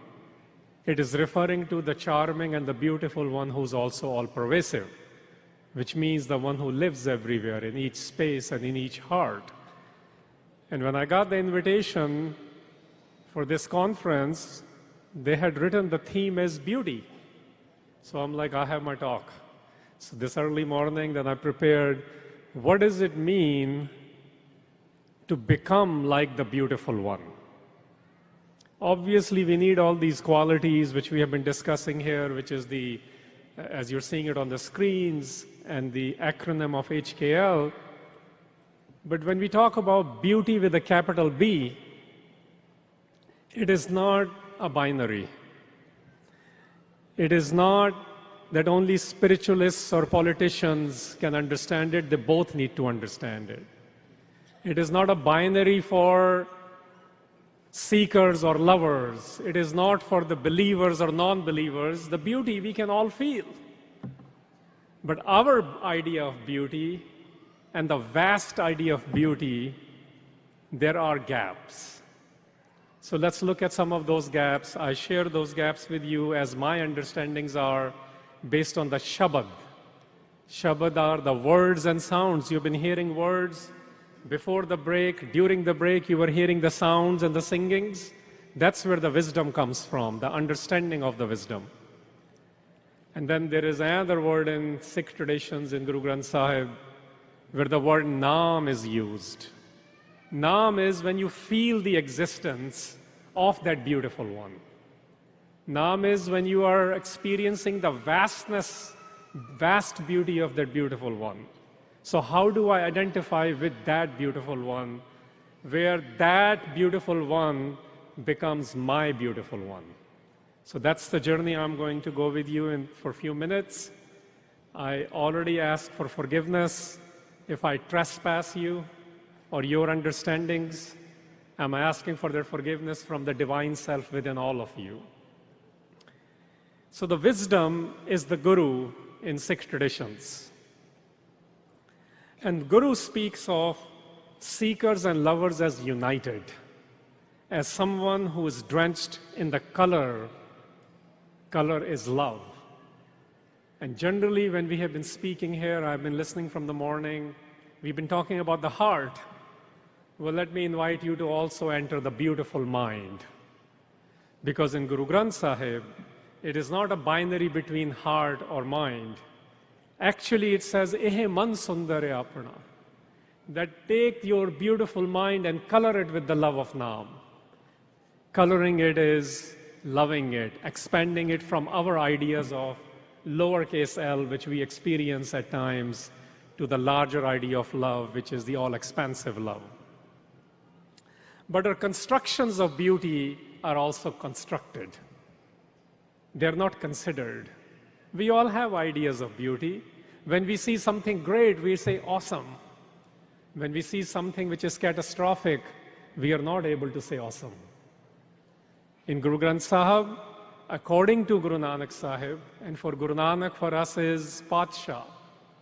Padsha for us is sovereign, the one whose orders we take from, the one who is our ruler, the one who rules not just politically, but also our minds and hearts. So this is about bringing the minds and hearts together. So how can we bring them together?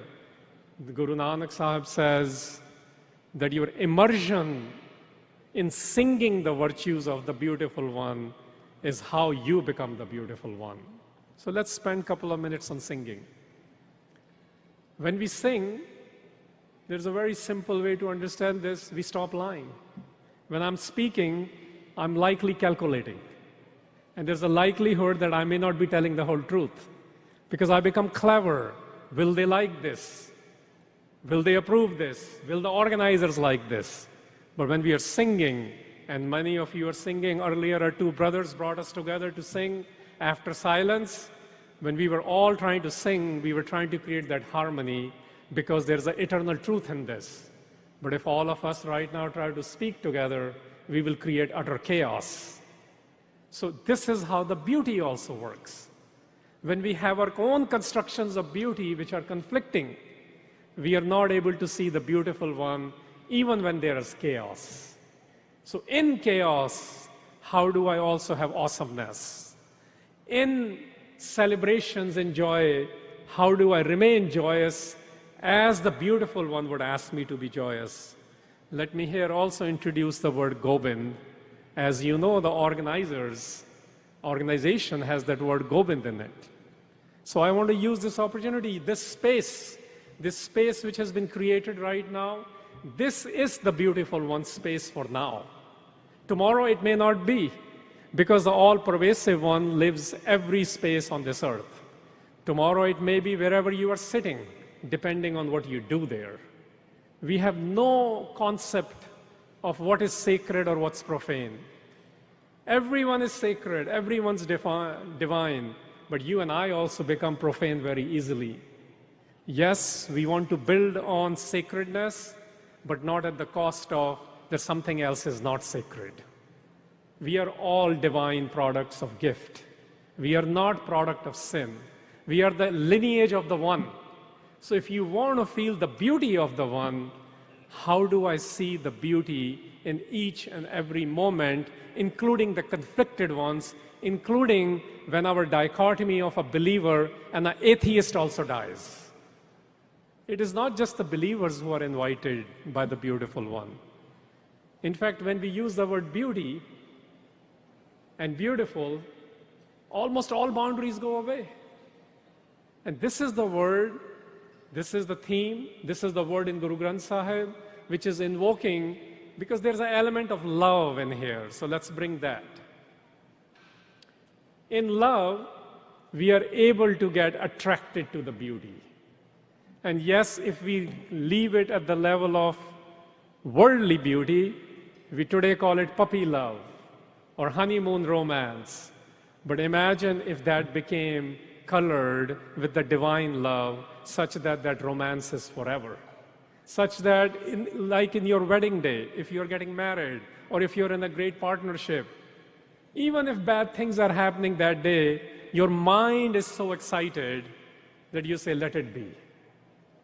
That's the beauty we are seeking.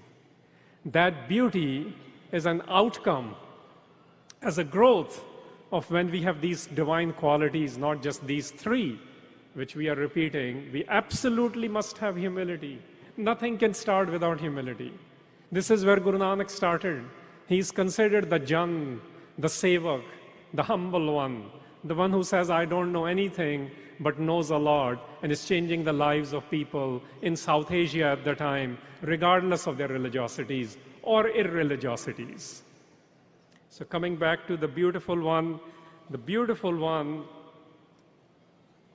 wisdom guru says that this body is beautiful because the beautiful one has created it.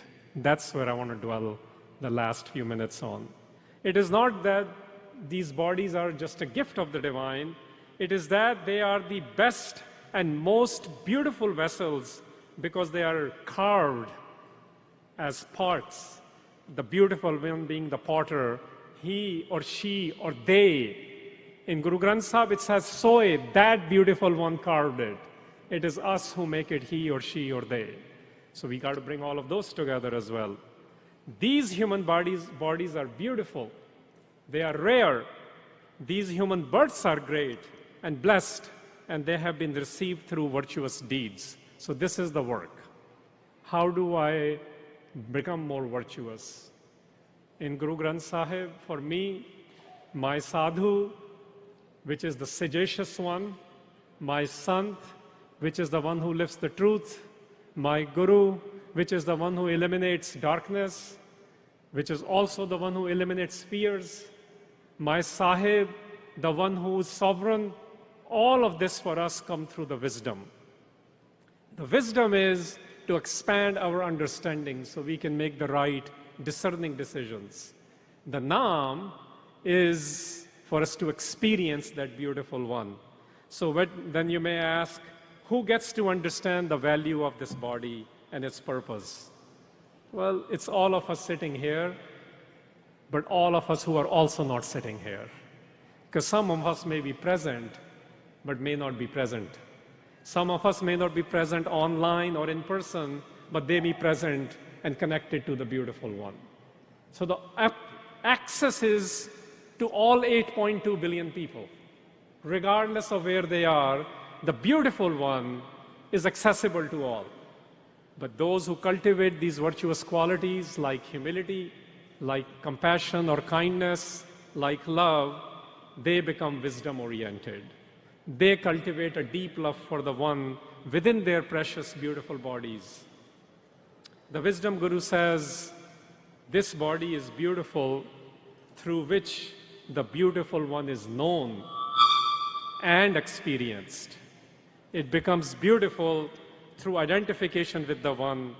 The purpose of these bodies is to cultivate identification with the one within and without. When we practice remembrance, when we practice singing, when we practice identification, this is how the words and the sounds in these beautiful bodies become even more beautiful inside and outside. To finish it off, this is how we become beautiful, fortunate, and pleasant. This is how the Naam identification becomes our companion. All 8.2 billion earthlings are of one's lineage. This is why we are a product of divine gift. This is how I am preparing to receive the invitation to become so beautiful, such that the beloved beautiful comes to marry me. I'm not here to worship the beautiful one. I'm here to marry the beautiful one. Thank you.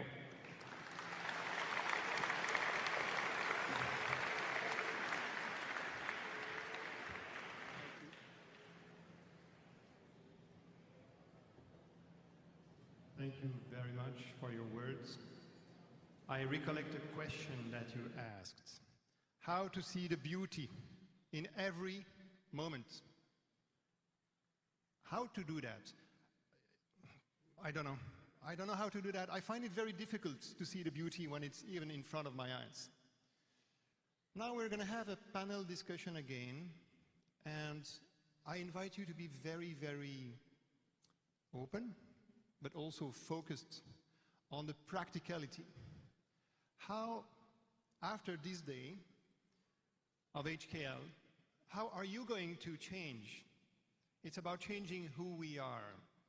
We are the world. We are the society. So how do we, inside and in our relationships, all of them, change after today? We're going to have a panel discussion with 3 more speakers, and they will talk in a very inspirational way to give also ideas and to share their own experience. We are not talking now about any book that would be written. It's about own experience. And I will ask you a few questions. So please listen carefully and feel what could maybe be a good idea for yourself. We're going to benefit from that experience. The chairs are ready. Maurya, will you join me?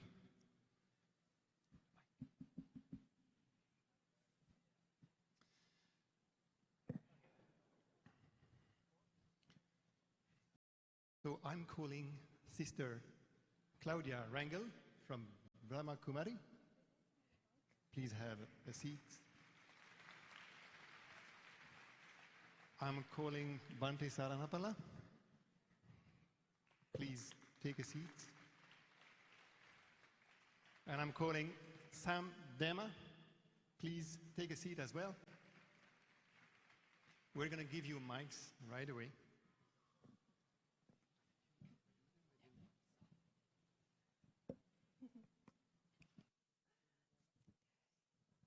It's wonderful to be together here in the panel, and I will shortly introduce you. Sister Claudia, she is from the Brahma Kumaris, and she is the coordinator of the meditation center. And then we have with us Bante Saranapala from Mississauga, Ontario, and he is also known to be the urban Buddhist monk. He is an internationally recognized speaker, and he leads, what I find very impressive, he leads the initiative Canada, a mindful and kind nation. And then we have Sam Dama with us, one of our motivational speakers. He is very successful in reaching out to the youth and touching them by their heart, and he is also the author of the book, Empty Your Backpack. So wonderful to have you here in this panel. Thank you.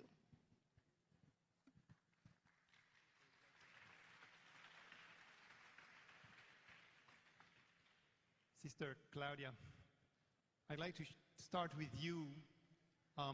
Let me check that the mic is on indeed. It's on. So HKL starts with H for humility. We could talk a bit before the conference, and you told me that humility is the foundation of love. Could you please share shortly, 1 minute, how in your own life you have practiced and you are practicing to inspire all these beautiful souls and all these on the live stream as well, and all these who will watch that later on. How do we practice humility? How do you do this? Om Shanti. The greeting of peace. So in life, we have 3 main questions. Who am I? Who I belong to? What's the purpose of my life? So when I understand that I am a soul, and as a soul, originally I'm a peaceful, blissful, happy soul, And then I understand that I belong to the Father, the beautiful one, like the brother was saying. So, and I think, what's the purpose of my life? Actually, I used to think like that. Is it just to work every day and eat and go? Or is something else more? So when I heard about this program, I quite liked it because humility is what makes us great. Humility is not like bowing down to others. It's to understand the others, and they see on us our greatness. Actually, when you are humble, you are great because you understand who you are. You have your self-respect. You have your self-respect. And no matter what, whoever comes to you, not in a good shape, of course, many times people come to us, doesn't talk very nicely, right? And they can even tell things wrong to you. But if you are in your self-respect, if you understand who you are, it doesn't bother, because you know the other one is going through a pain. So when we understand the way how they are speaking is a pain, so we help them to move out of that pain.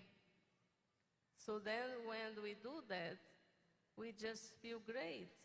And one day, that one who was talking very badly against you, you bring your flowers, nice words. So that is humility. Thank you very much. So you said self-respect. Respect means these are spectacles, right? Respect means to look, not only once, to really look correctly at who we are. And when we know who we are, it is practicing humility. Thank you, Sister Claudia. Mante Saranapala, you are living in a city. And we know that in cities, the pain is even bigger sometimes. The more the people in the city, the more alone people are. Could you please share with us how you, in the context of urbanization, you are practicing humility? Well, thank you so much for the kind invitation, and I'm very pleased to be here for this humility, kindness and love, the movement, and this is very much aligned with what I do, what I have been doing for a long time. Humility is, and as I understand in Buddhist tradition, is not having a big ego, like I, me, myself. It's all about being humble, being kind. So when you become humble and kind, then of course you're always out there with people. You know, we have a mission that is to liberate human beings from sufferings and pains. So when you see people going through sufferings and pains, then you feel it. And instead of sitting up here, like, you know, I'm a Buddhist monk, why should I go there to help them? But then removing that ego, the conceit and pride, I just become a down-to-earth person walking on the street. Like for me, I feel the pain of the people living on the streets, especially the homeless people. Since 1995, I have been doing soup kitchens and running a program called Sharing is a Caring program. Just collecting the different items for the homeless people. I invite the young people to come with me we gather at the front of City Hall, and then I just give an simple instruction and teaching to these young people. When you walk on the streets, just remove your position as so-and-so. You are here walking on the streets with one intention in mind. I am here for you. I am here to bring relief to you. At least even for a second, I'm here to alleviate your pain. So here you go. So when you do that, you know, you become very humble. You become very, that's the true nature of humility.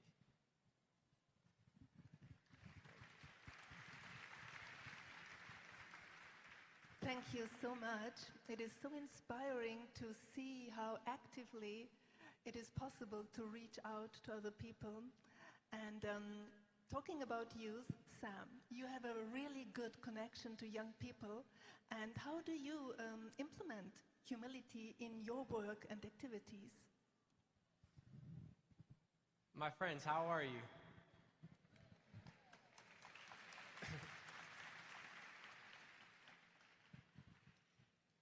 I wish I could sit in your seat and have you up here and listen to your story. I wish I could have a conversation with you. For me and the experiences I've had, I feel that humility ends up looking like curiosity in action. Genuine curiosity about another human being. Because when we connect with each other, we realize we have way more in common than we do different. And the world does such a fantastic job in highlighting the differences sometimes that we forget that we're siblings. We forget that we're all connected and related. I think about an experience I had in Kenya, driving down a rural village road in a small town called Gatundu. There's 42 different tribes in Kenya, and the first thing I learned, there's not a lot of people that look like me in Kenya. True story. Driving down a small rural village, and I roll down the window to wave at a young person, and he looks at me like this. I turned to the driver, Kamata. I said, Kamata, teach me some of the language, Kikuyu. And he taught me a basic greeting. Repeat after me. Kwero, atea. In Kikuyu, it means, what are the people saying? And the next student I drove past, I rolled down my window, I waved at him, and I said, Kwero atea. And the kid looked at me like this. And he turned away from our vehicle and started running down the opposite direction of the road. And then he came back with his family, walked alongside the car for the next 5 minutes, where we had this broken conversation in his language. Humility is about learning. It's about asking questions. It's about leading with curiosity instead of judgment. I think we practice it every single day by being curious about our brothers and sisters. Thank you very much, Sam. Thanks a lot. So, you have heard how Sister Claudia, Bhante Saranapala, Sam Dema, what they do to respect oneself, to be there for the other, to be curious and not judgmental. Who among you is ready from tonight, let's not wait tomorrow, tonight, to implement that in your life? Not only for one day, but for all days. I want to see you raising 1 or 2 hands if you're ready to do exactly what we have heard now. Who's ready to do that? You don't have to, but if you feel like it, show your hands. I wish you could see that. Have a look on the screen. Thank you, beautiful people. Do it. I do it too. I promise.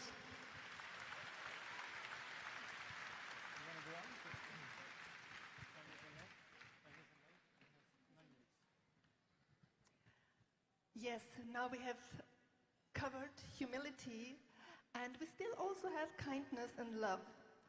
So maybe you would also like to share your thoughts, how you implement kindness and love into your daily lives and into everything that you do. Would you like to start, Sister Claudia? Yes, I think kindness, number one, we have to have kindness for ourselves. right?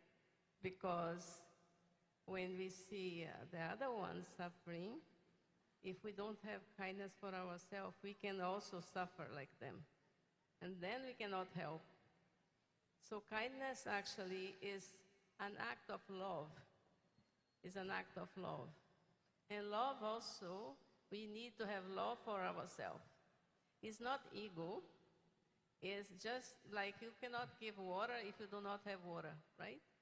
Someone comes and they are thirsty, then you give water. So if you see that they are very down the road, sometimes, many times, I have seen some souls coming very, the life is not being very nice to them. So just by listening to them and give some little hints here and there, give love and be able to listen to them because they want to speak. So that way we do kindness, we be kind to them. So that way it inspires them to change their life. And then that helps them a lot.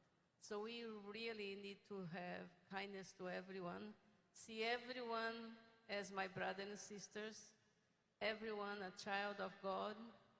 Everyone has the right to be happy and love. And love is the everyone is looking for. Thank you. Thank you. Thank you so much.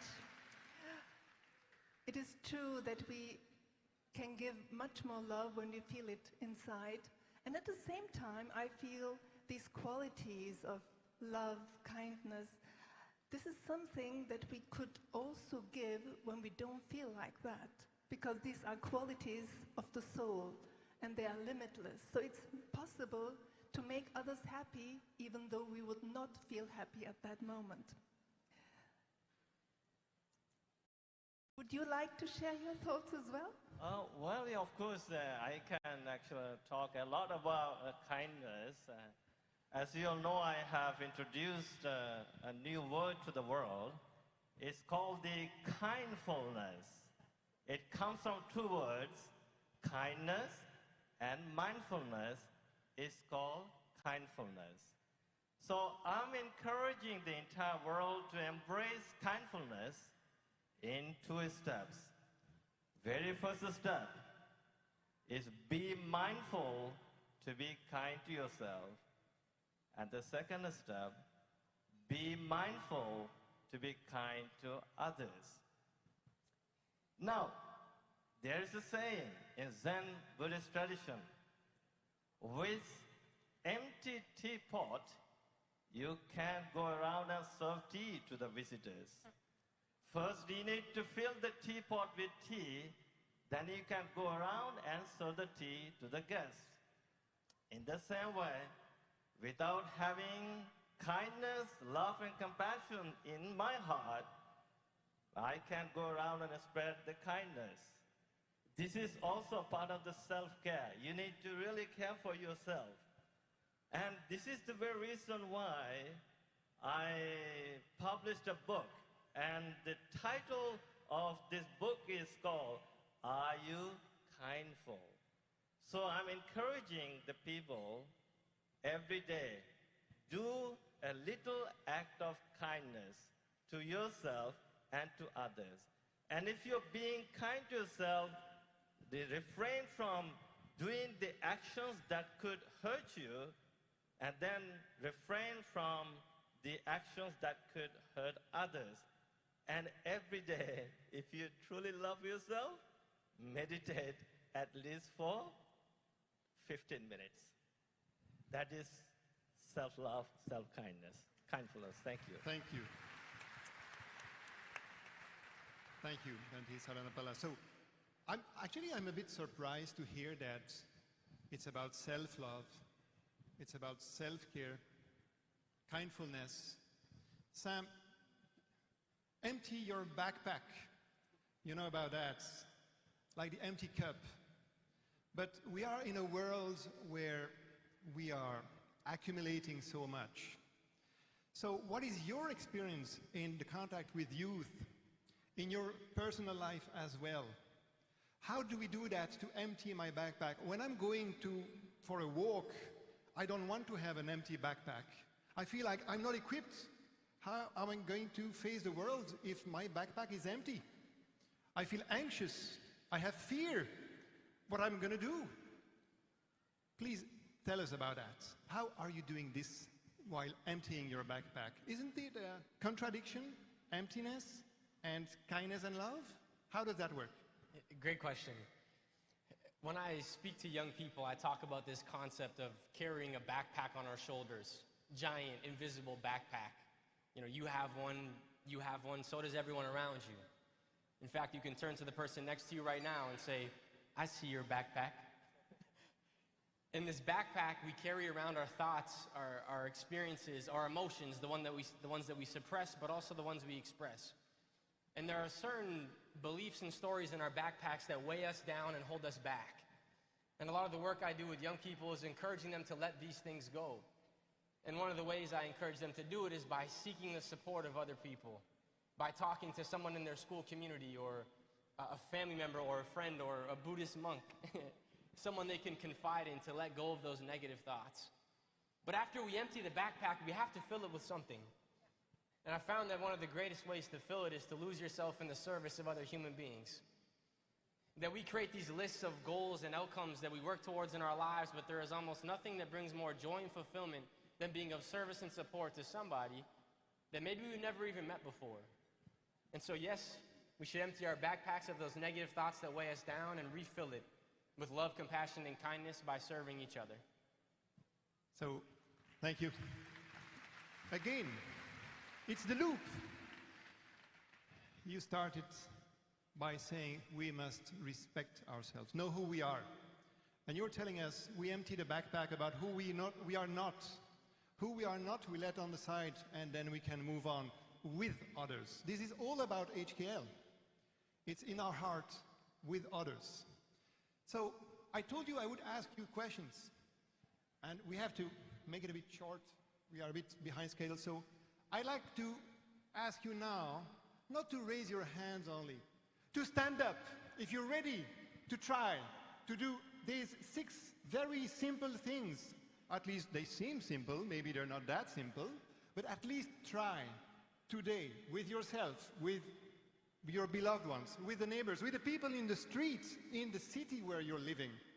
Who is ready to try to bring HKL in your life from tomorrow, from tonight, from in this arena, before you leave the arena?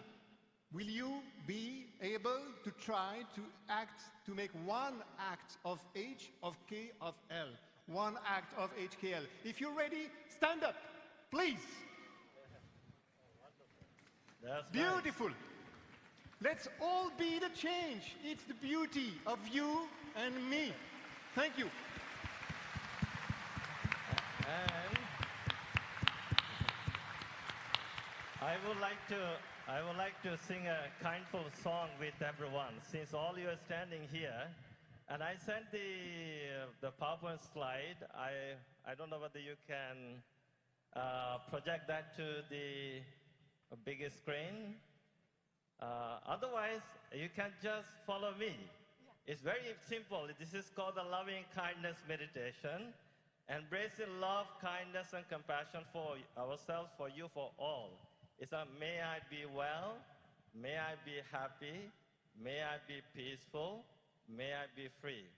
May you be well, may you be happy, may you be peaceful, may you be free. Then may all be well, something like that. So can we sing that song together? Maybe you can follow me. Let's go for 1 minute. You can place your right hand to your heart and left hand to your tummy. Right there. May I be well, may I be happy, may I be peaceful, may I be free. Now you in Namaste pose. May you be well, may you be happy, may you be peaceful, may you be free. Now all,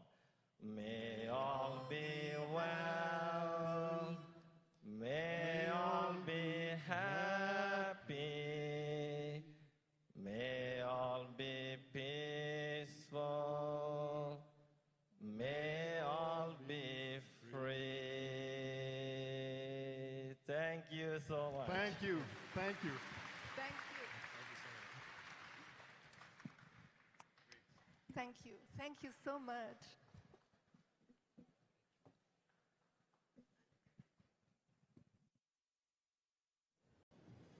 Wow, another fabulous session. So we've got more coming up very soon. Thank you there to Oya and Baptiste for running the panel. And of course, special thank you to Sister Claudia, Sam Dema and Bante Sarampala. Thank you very much to our speakers and the panel.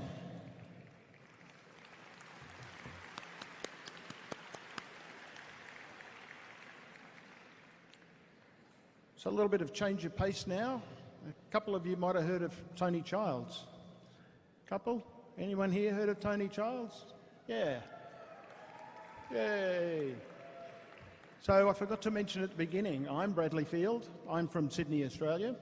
And I'm very lucky that Tony was born in USA. It's just over the border there somewhere.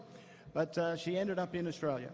So she's now a citizen as well. So she's an Aussie girl as well. Now, you may know of her as an Emmy Award-winning singer, multiple albums across multiple countries and multiple awards. And that makes her very credible as a singer. However, as a person, there's a far more powerful individual there that you will see. So she has an intense love for humanity, and she walks the talk. And a couple of things she's done in the last couple of years. She saw what was happening with the bees and seeing that the bees are pollinators for life. We run out of bees, we run out of life. So Tony invested her own money and her own time designing a giant 3D bee, taken around installations around Australia, meeting all the dignitaries, using her kind of star power to get people in, and then talk about the crisis with the bees and that humanity is going to struggle if we don't fix that. That was her money, her time. So that's not selling records, that's just her being her. And then another thing she'd done not so long ago was she decided that we needed to communicate more with the animals. And Chief was telling us earlier about connecting with the animals as well. So she created a whole bubble helmet at immense expense and a special suit underwater so that she could go and sing to the whales and then get recordings of the whales back. Again, all off her own back. So here is a person that loves humanity, puts her money where her mouth is, and gets things done. So, enough of me. Please, let's give a warm welcome to Tony Childs.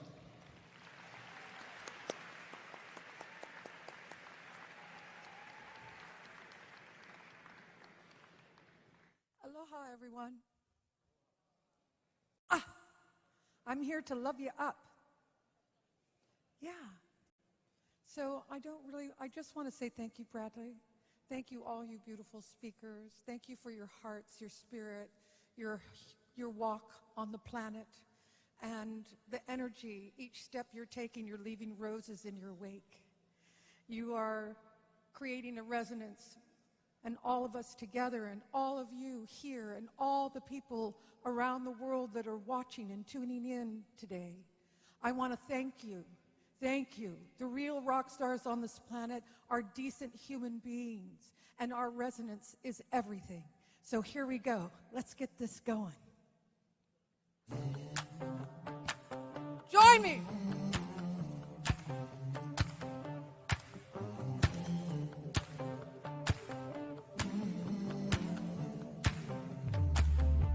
I stood in the darkness, no more. I lived in the shadows, no more. I'm looking to light up my world. I'm searching for care in this world. I'm looking to find my fire here. I'm choosing to lift up my world. I'm calling on love to lift me. I'm calling on love to lift me up. Lift me up to where I do belong. I'm calling on love to lift me. I'm calling on love to lift me up. Lift me up to where I do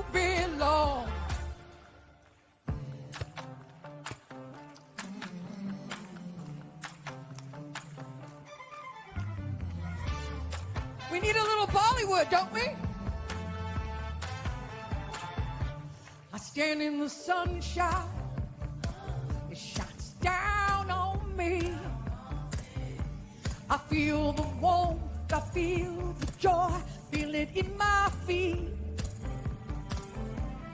I can walk down city streets, I feel the music in my feet, and I can feel this lightness rising up in me.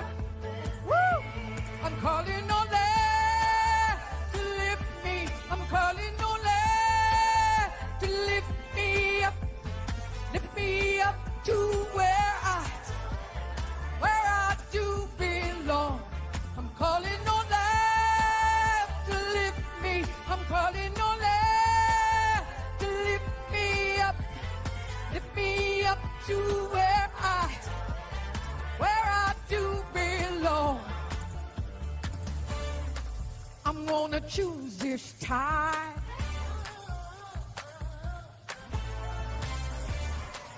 I'm gonna use this time. I am calling life. I am calling life. Calling on life to lift me. I'm calling on life to lift me up to where I do belong. I'm calling on life to lift me. I'm calling on life to lift me up to where I do belong. To lift me up, to lift me up. Sing with me. To lift me up, to lift me up. It's the way that we're driving life. It's the way that we're loving life. It's the way that we're here, give our hearts. Yeah, yeah, yeah, yeah.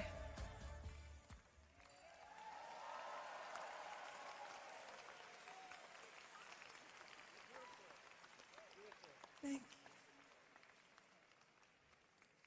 Babaji, thank you for the opportunity to be able to sing and to share my heart, my superpowers. I believe I've come to know this. I'm a love pollinator. We're all pollinators, right? What we love, we grow. So here we are all together. Thank you, Babaji. All right. All right, Nick.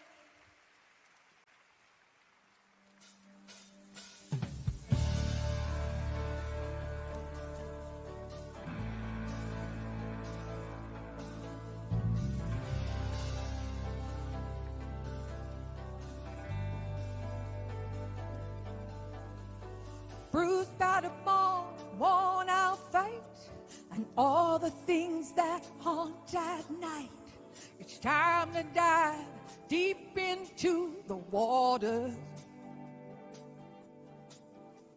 Well, I've got a boat built for two, a whole new mattress just for you, and I see what it can be.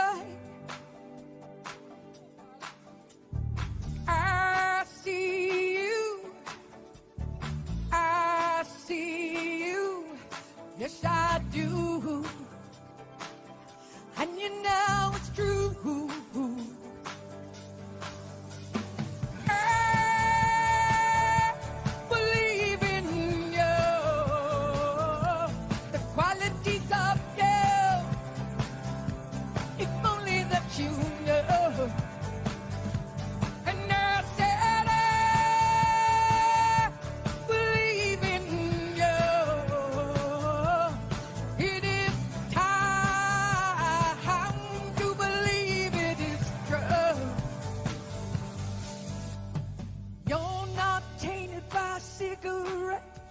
But I still carry your regret. monsters in your head just make you older. Bruised by the fall, worn out fight, and all the things that haunt at night. It's time to dive deep into the water. Yes! I see you. I see you. Yes, I do. And you know it's true. And you know it. And you know it. And you know it. I believe in you.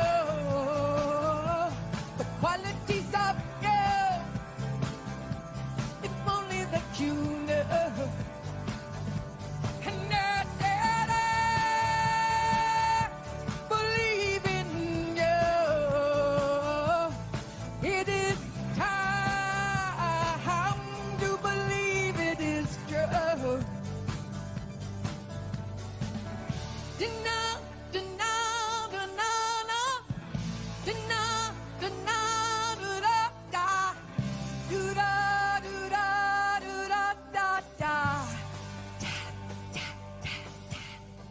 I see you. I see you. I see you. I truly do. You are beautiful, gorgeous, intelligent. You've got everything inside you that you need. I believe in you. The qualities of you. If only that you know. And I said I believe in you. It is time to believe it is true.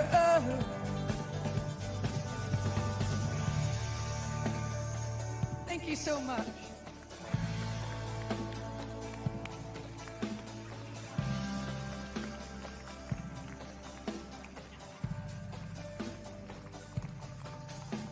Humility, kindness, love, love, love, love, love.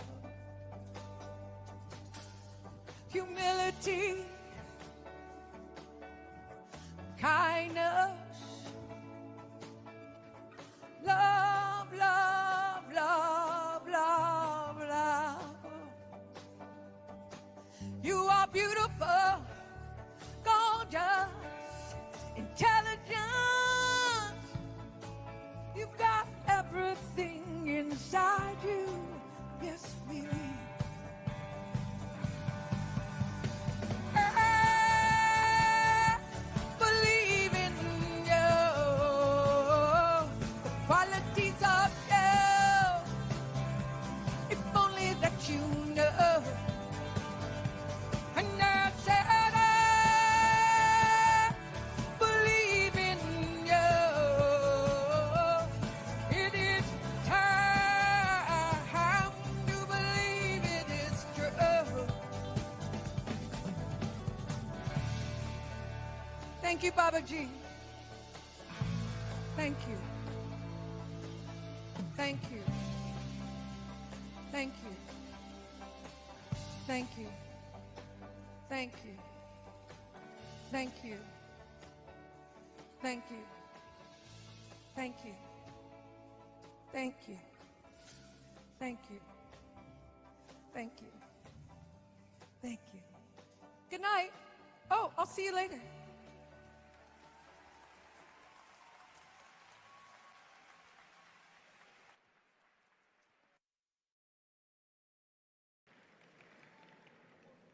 Dear Tony, thank you so much for the emotions you gifted us. Your performance was the highlights of our conference. Your songs awaken in us such a heartfelt and elevated feelings. We are all like a radio stations that broadcast a certain frequency, and in that frequency we can hear our life. Dear friends, I have calling from my heart to share with you my own experience since I attend last 2 conferences and become a part of that. The people from different cultures, faith, communities was reunited with the vibration of unconditional love. The love is a huge gift, huge miracle. We should hold it, try not to lose. We see in every person our mirror, and if it's over here and our soul will travel someone else, we can take only these feelings. We can take any money, glory, such as property. And it will be clear that nothing is so important as love. And it will be clear that the meaning of our presence of the earth was only love.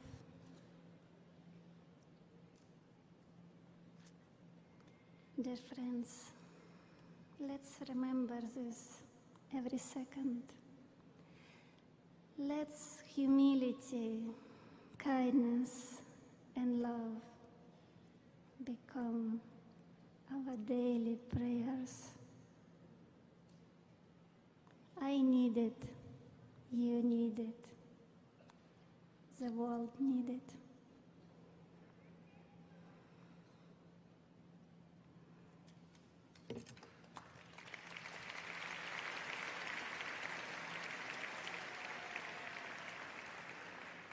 The desire to do good, to help others,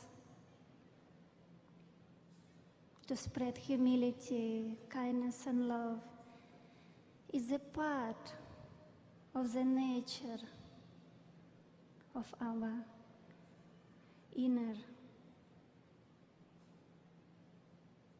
of everyone, of every person.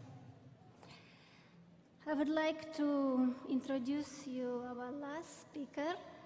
Already Babaji introduced. This is Dr. Anna Stewart Ibarra, Executive Director of the Inter-American Institute for the Global Change Research, Panama. Please, Anna, you have stage. Anna's mission is so important for the earth and for the world. Thank you. Stage is yours.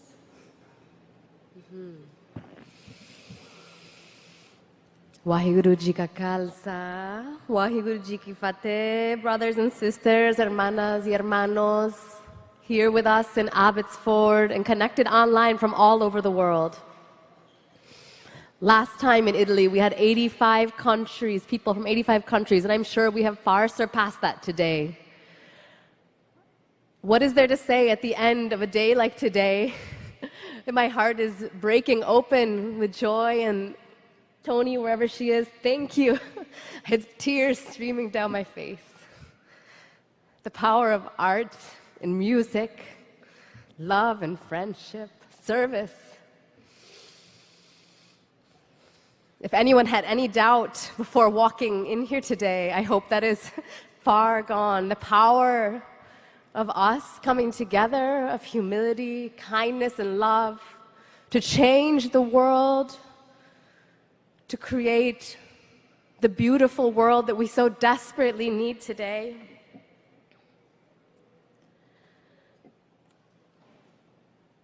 I'm sure all of us can feel right now these words, the vibrations inside of us. These words, they are penetrating my very consciousness, my bones, my muscles, every space within me. They are alive. These are not just words. These are words that are alive. They move within us. They have an energy, a divine energy that goes far beyond my conception in my small human mind. But I know that much is happening beyond the walls of this arena to drive change. The words, the prayers, the song from this space is radiating out and driving changes that we do not understand and we cannot see, but I know that I feel it. And if we ask with a true urgency, with clarity, and with a hunger, these words will stay with us and will penetrate and reveal themselves. Maybe today, maybe in a week, maybe in 10 years. But soon we will be seeing the world through the HKL glasses, as one of our sister friends talked about at the last conference in Italy. What would the world look like if we could see the world through our HKL glasses? And we'll say, aha, that's what that feels like. That feels a little bit different. Like kind of like putting on a new skin. You're like, that feels a little different. And then, I'm starting to feel good. This is like I'm walking differently, right? Like you get starts to feel more like us, and we're really transforming. We're becoming that new, beautiful, rebirthed version of ourselves. And I just share what has happened to me as a part of the HKL movement, which really began just a short period of time ago. In November, last November in 2024, many of us were gathered together in India. And since that time, I have felt how the words, the movement of HKL has penetrated me in ways that I do not understand. I'll share that just a few weeks ago, I was sitting in my morning meditation, doing my Waheguru Simran, and all of a sudden I was surprised to hear inside of me humility, kindness, love, and the words just moving inside. I was like, oh, something is happening. This is different. I could feel them moving inside me. And then just I let it move. I just felt it. And that's happened now. At night, in the morning, the way we talk, many of us who are here gathered, HKL has penetrated our conversation, our language, conversations with our families, our communities. In my work, I work with governments and with scientists, which in this very dry, technical area of work, we have been stripped of words like humility, compassion, and kindness. And yet, I find it's come in, and people go, aha. They open, they react in a different way. And they say, that's the kind of science we need. We need science that is humble, that listens deeply, that cares about the planet and people, and that is committed to change. We need countries and leaders and ministers who are committed to working together, who are committed to serving their people from a place of humility and not greed and power and ego. And HKL has the power and is already doing that. Whether or not we understand it, it is already moving through the world and will continue. Today, at this moment of humanity, I don't need to tell you, but we are at a critical moment. The collapse of biodiversity in our life systems, what we need to eat, breathe, to drink. More extreme climate events like the heat waves we're seeing around the world, the contamination of our air, water, and soils, and the deepening social inequities around us. Growing waves of misinformation and fear. HKL is the planetary antidote that we desperately need to heal our hearts and our relations with other people and all life on this beautiful planet. HKL is a revolutionary force that is transforming us and all of humanity. Like all revolutions that have come before, we must be fearless and expand our conception of the possible. We must envision the most beautiful future for humanity, peaceful and joyful coexistence with all life. We have the power to transform our world if we allow HKL to penetrate us and to be our guiding light. And if we do it together, in community and in family and in friendship. With that, I will extend to everyone here and everyone connected online a very humble invitation to please join us for the next HKL gatherings. This is the third conference, as I mentioned. The next event will be, everyone better be writing this down, November 13th. Mark your calendars. Bulampuri Sahib, India, November 13th.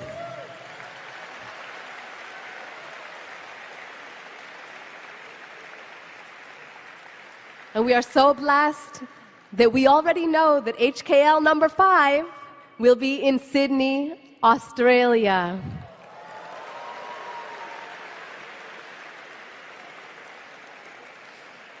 We don't know when yet, but start setting aside those vacation days. And I'm seeing here HKL number 6, to be determined. Yes, I see bids coming up. HKL number 6, number 7. This is just the beginning. This is a revolution, and we are all revolutionaries and agents of change. And we will do it together in a loving, peaceful, and kind and beautiful way. I see a hand. We need better heroes. Yes. Hearts for everyone. Thank you. Thank you, brother.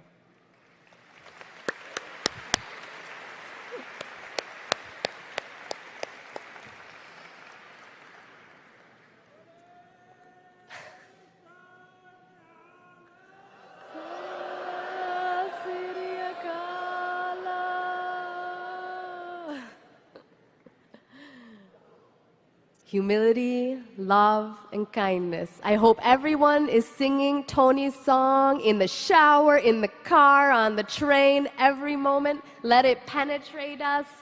Soak it up until it's you know, what do they call an earworm? Those songs that can't get out of your head. That's what we need. It sounds simple, but that will transform our world. Thank you, everyone.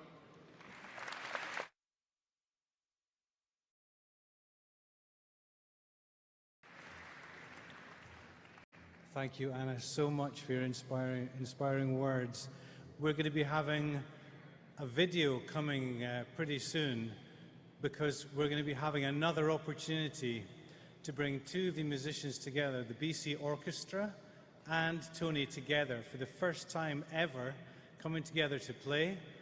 So while they are setting up, hopefully you're going to have a chance to watch the video of the HKL movement, which is moving across the world. Sit back, relax, and enjoy. Thank you.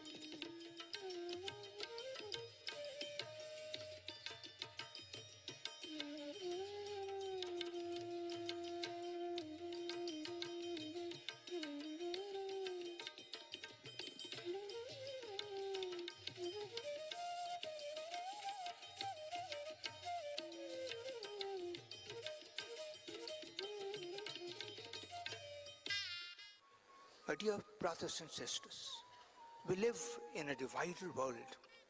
We dream of a world of equality in which everyone is welcome. We are diverse. The light of God is diverse because, like a bouquet of flowers, the beauty of God's creation is in our diversity. We are one. There are wars in the world because there are wars within humans. And until the wars within us do not stop, can the wars in the world stop?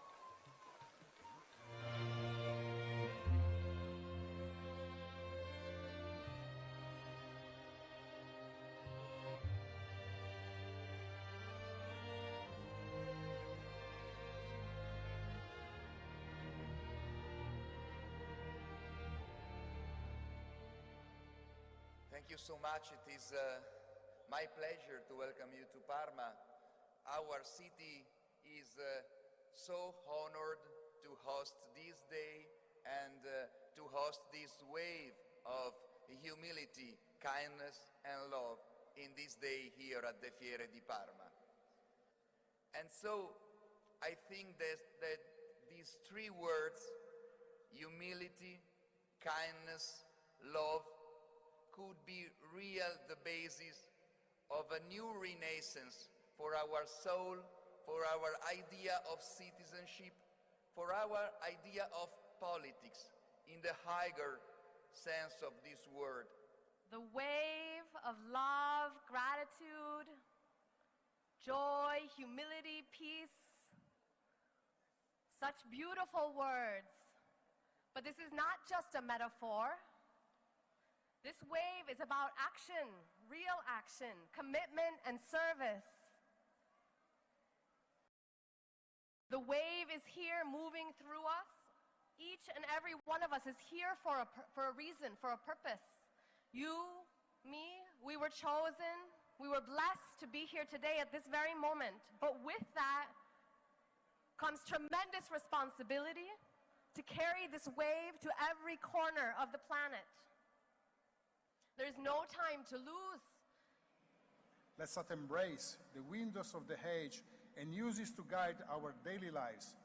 Let's not work together, I repeat, together, to create a society where kindness is valued over wealth, integrity over power, and love over selfishness. And most of all, let's all remember that we are all divine beings on a shared journey. Anni mi è capitato di incontrare persone di realtà religiose o spirituali diverse, non solo cristiane e non solo credenti. Tante volte ho trovato persone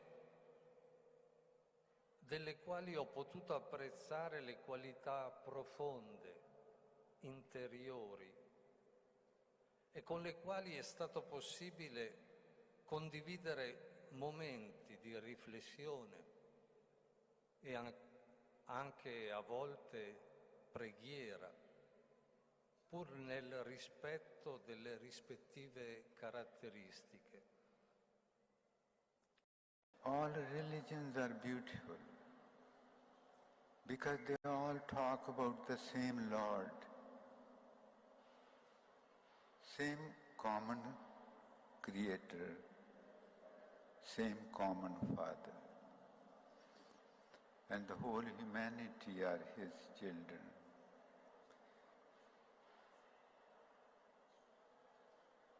We are here today collectively pray to Him to save us from ourselves, to save us from ourselves. The world needs the hearts, not the minds.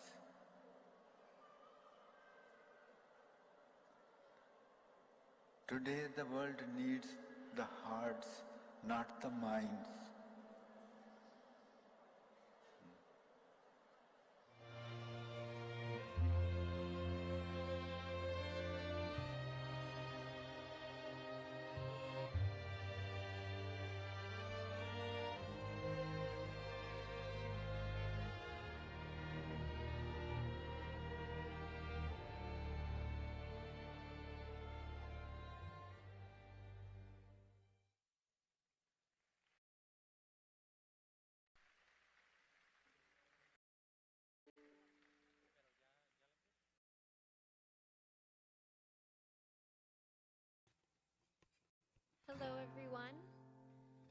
you all having a wonderful time?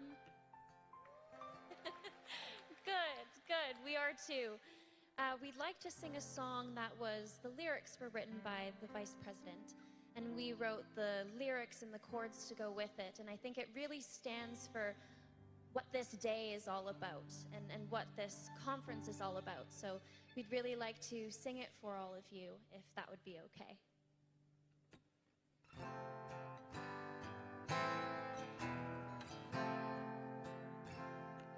There's power in the smallest deed, a smile, a hug, a friend in need. The world will heal, the soul will grow, when love is all we choose to show. Where there is pain, I'll leave a light. Where there is wrong, I'll stand for right. I'll reach with kindness, speak with grace, and plant compassion in every place.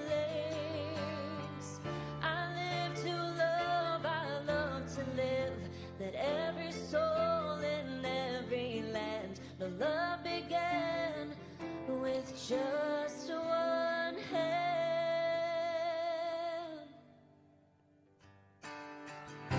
Humility, kindness, and love, they're the wings that lift us from above. When we give, we receive so much more. It's the greatest gift we were made for. Humility, kindness, and love,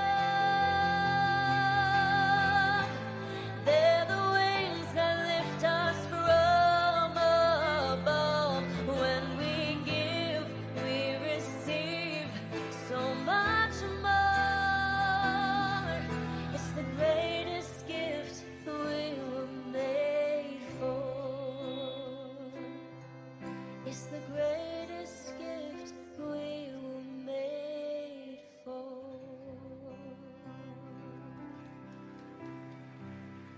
Thank you.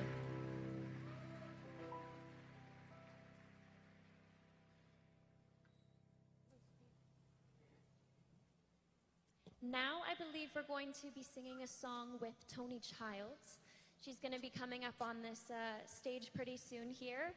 We felt that we would sing a song and really just let the lyrics and the melodies and the instruments just take us wherever we felt like they needed to go. And I think that that's such a beautiful thing in this world and in music. And I think I'm really excited to see where this song can take us, because none of us have played it before. So I think this is a really beautiful moment that you're all about to experience here with us instrumentalists up here, as well as our star, Tony Childs. So I'll welcome her up on this stage with us, and we'll see what happens. Hi. So Babaji asked me to write a song. And that was like yesterday. And so last night, I was like, oh my God, we don't have an instrument. Okay. And with Mick's help, Mick Lavage back there, we give a big love to Mick for doing the sound and helping to get some chords together. And then we have some really beautiful, traditional Indian musicians who are going to just pop up here and join us, because I thought it would be really nice to have this mix of Western instruments and traditional, come on up, girls, and traditional Indian instruments.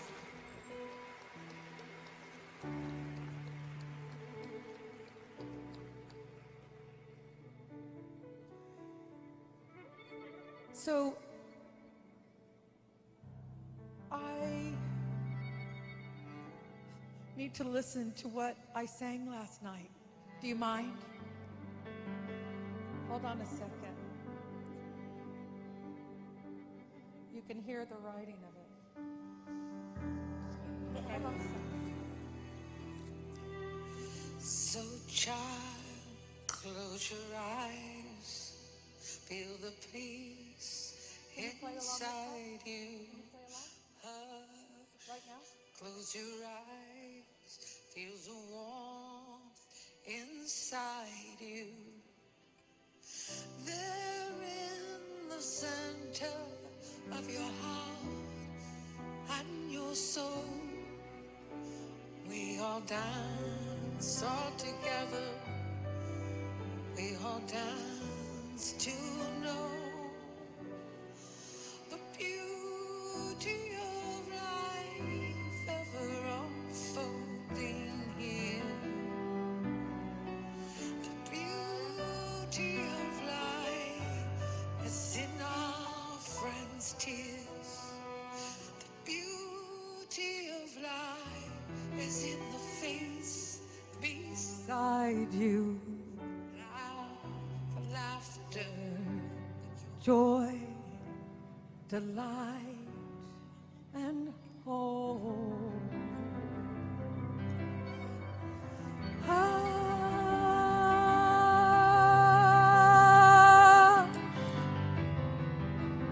Close your eyes.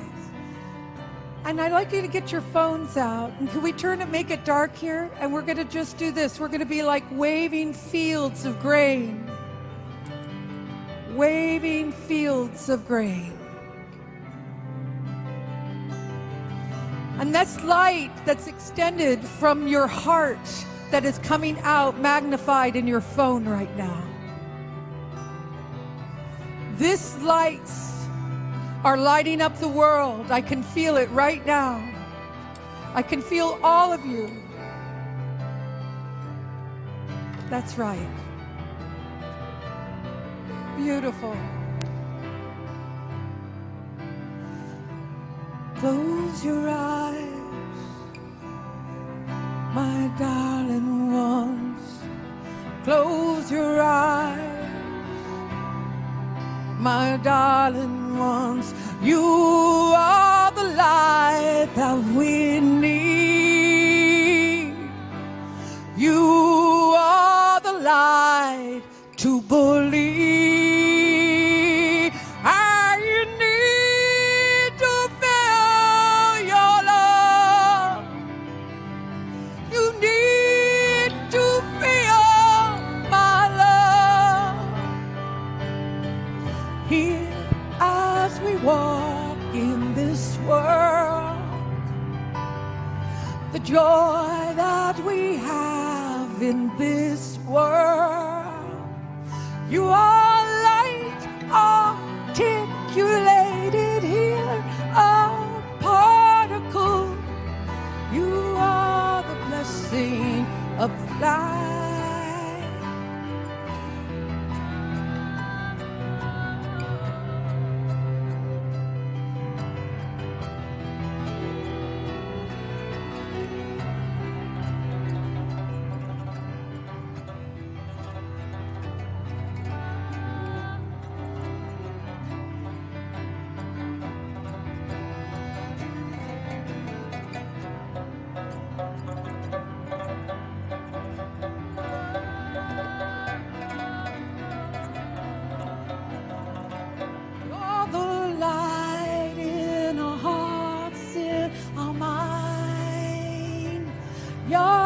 Beauty that shines throughout time.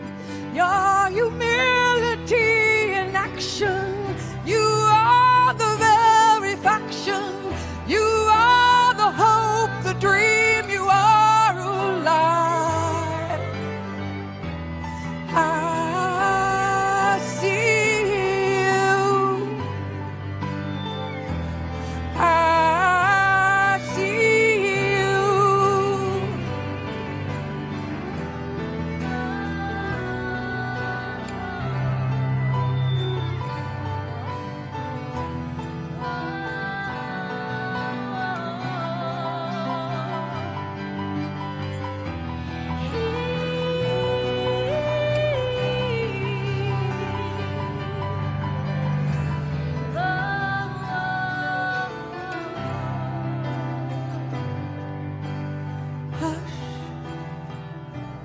Close your eyes.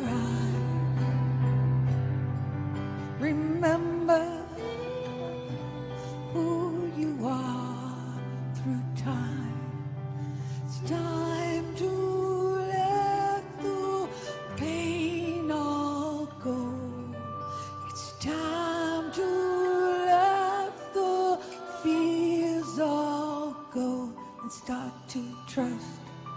Believe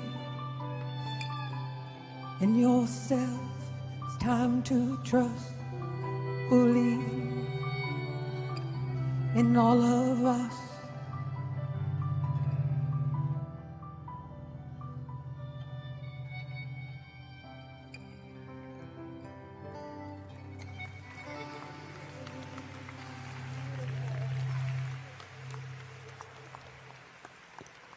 Thank you, beauties.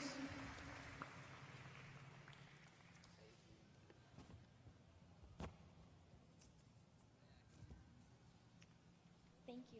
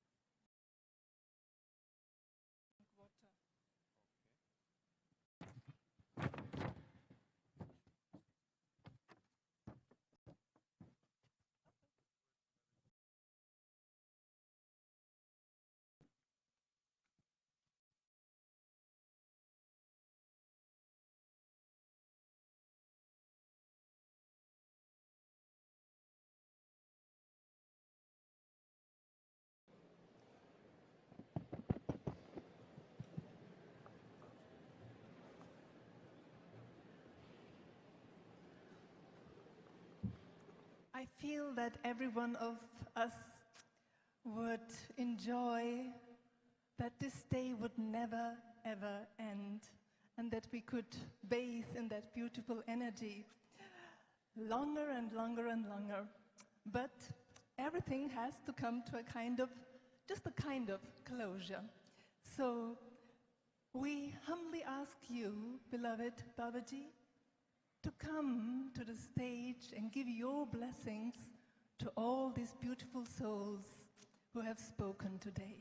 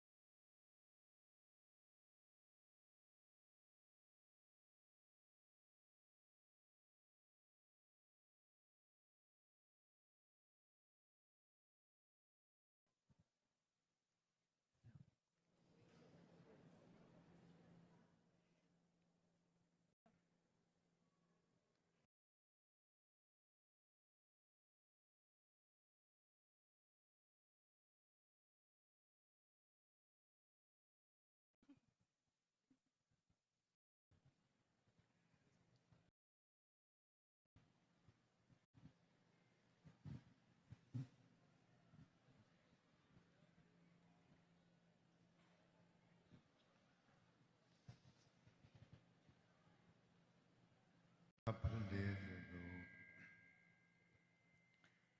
I was sitting with my sons and daughters, and they asked me what should we put on the plaques which we are giving to the blessed souls. And before I said anything, somebody asked me, Babaji,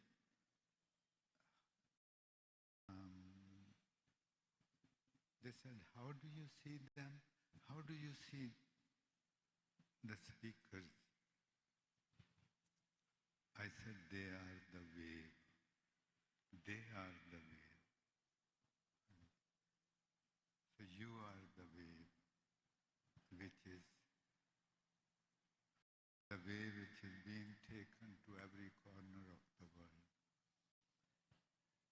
And I bow down to each and every one of you with utmost humility. Humility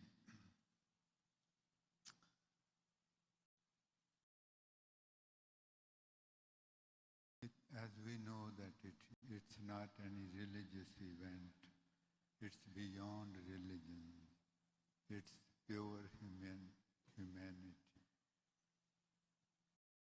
And but in Guru Granth Sahib Ji, the example of humility is the Mother Earth, who remains under our feet for all our lives, and after we are gone, the Mother Earth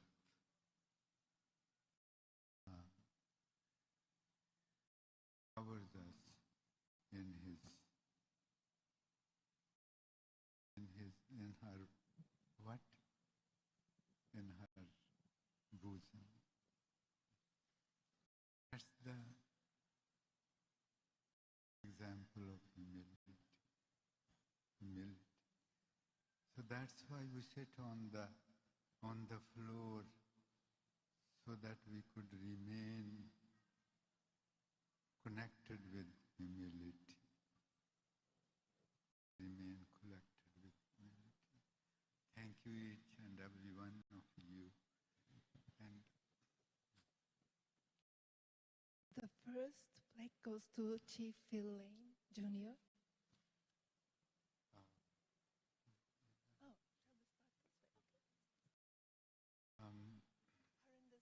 Harinder Singh.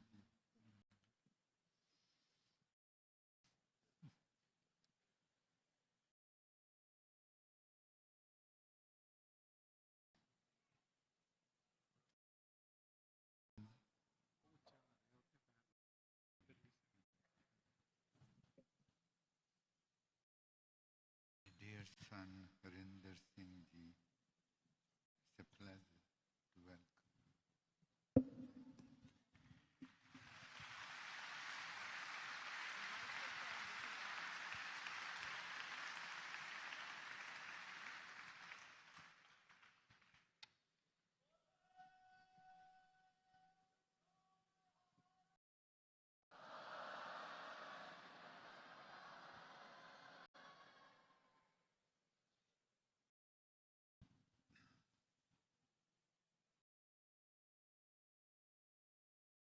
Mary Gordon. Yesterday I called her Miss Gordon, and she said, no, I'm Mary. So kind of you. She is from Toronto, Canada. Very beautiful.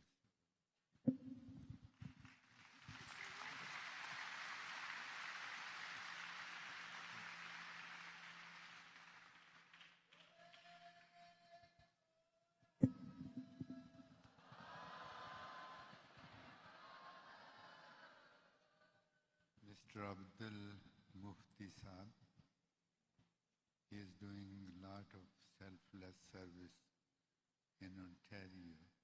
Thank you, my dear son.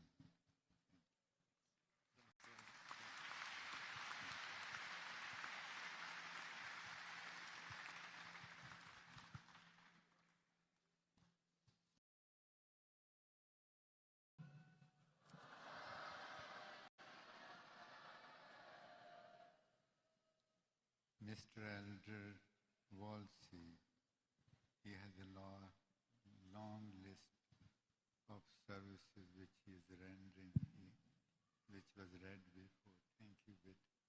Thank you.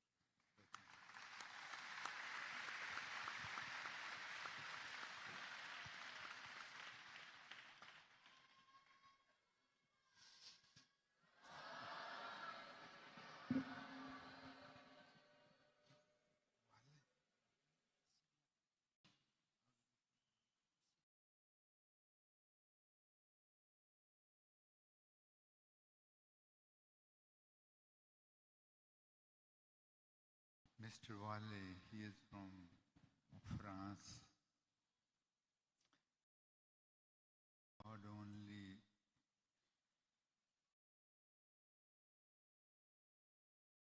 sent his name to us only a week ago. And when he was contacted, he said, I'm coming to New York and Newark for 3 days. But I have my program there on 2nd. But I said, you have to be here. And he was so kind and with this so innocent, loving accent. He said, okay, I will be there. I will.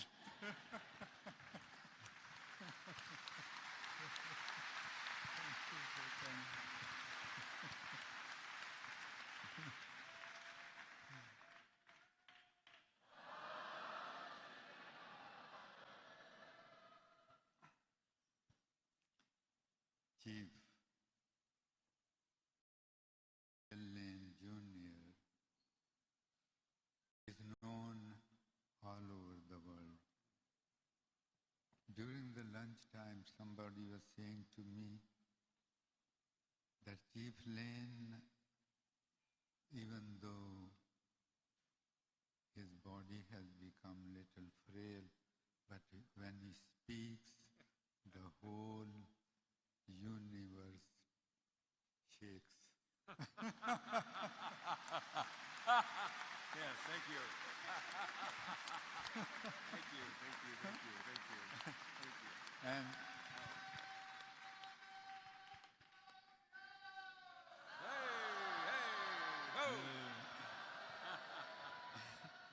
and I want you to hear how the God laughs. Good work, forward.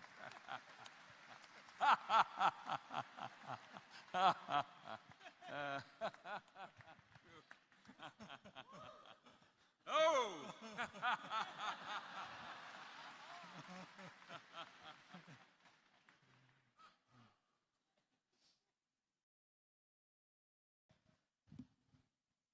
My very dear, precious daughter, Dr. Anna Ibarra. What a flame she is. Flame of HKL. I have the feeling that God is going to use this pious vessel to spread this HKL throughout the world. Thank you.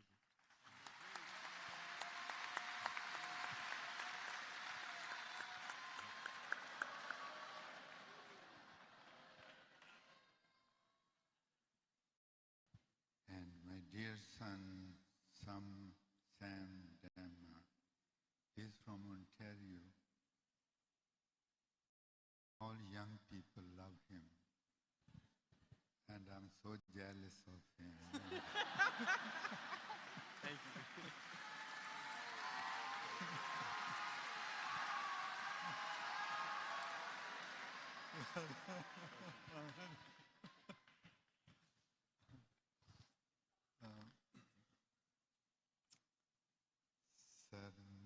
Son Perla, Ante, my son, we were sitting, all of us, last night together, and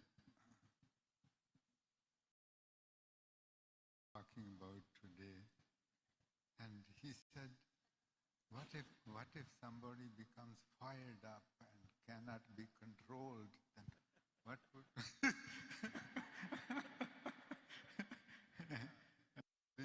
And there was a cane behind it. And the Mary said, you see the cane behind it? That would tame you.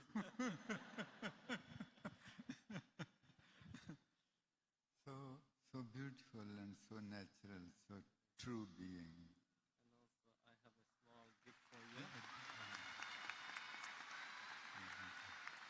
It's written on kindfulness.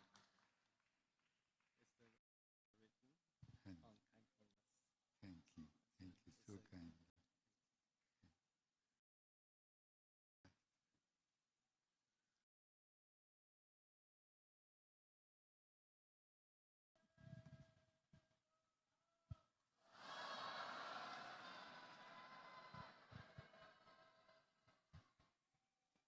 This is a rare happening that the liaisons which have been appointed so far, the Sangat knew them, they knew their services. But Reverend Merchant, everybody suggested that she must be the liaison for Vancouver, even though we didn't know her, but we had the gut feeling that she is the person who deserves it.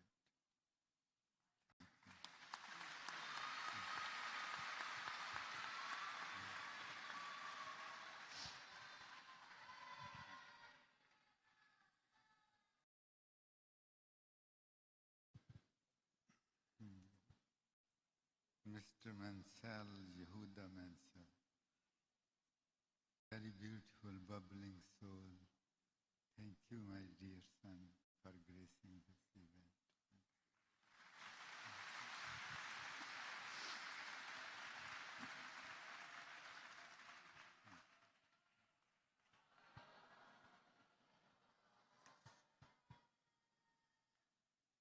Sister Claudia, such a tender soul, such a tender soul. Thank you so much for coming and blessing us all and pushing the wave to all around. Thank you. Thank you.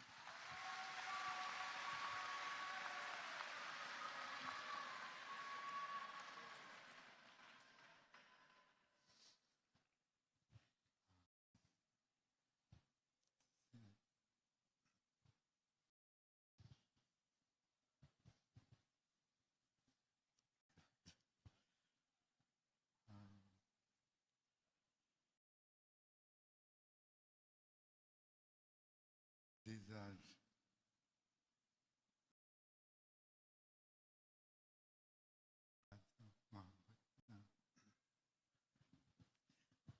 okay, we'll talk. We'll take picture later. We'll take picture later.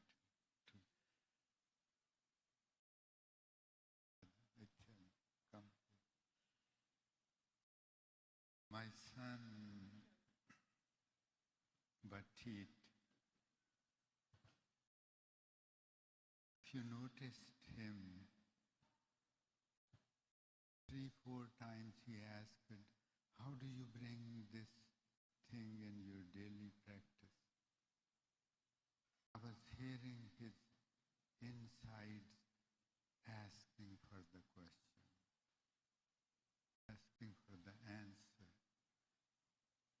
We'll talk about that for just for a couple minutes after taking this picture. These beautiful souls, my daughter Mohabbat, or my son Bradley, Mohabbat from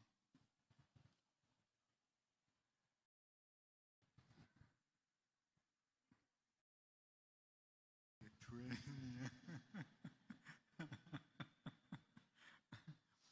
and my son Bradley from Australia, my daughter Vaya from Germany, my daughter Amrit from Poland, and my son Batik from Luxembourg, and my daughter Sarah from France.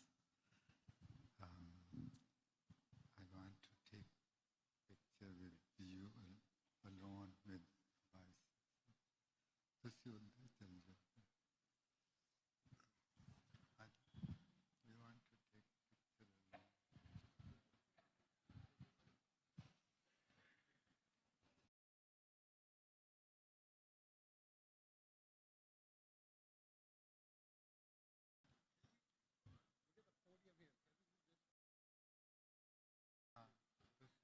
Richard? Richard?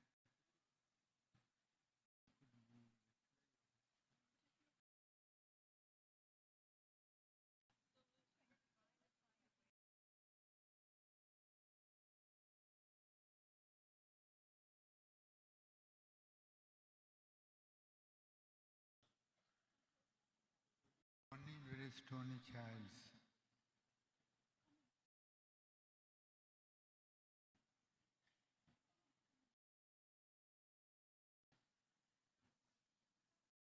Rama, please come here. Come here.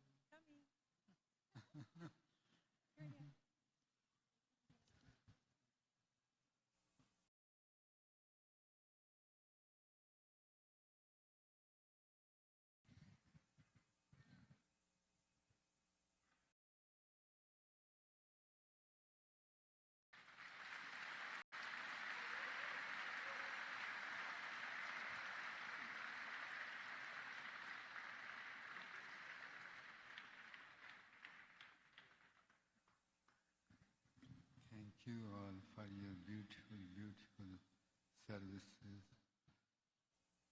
So,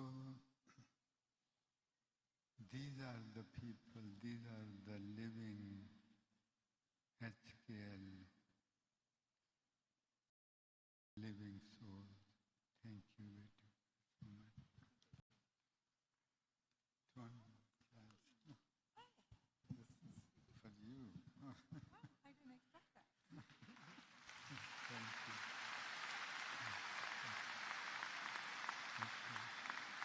Up and down. Okay.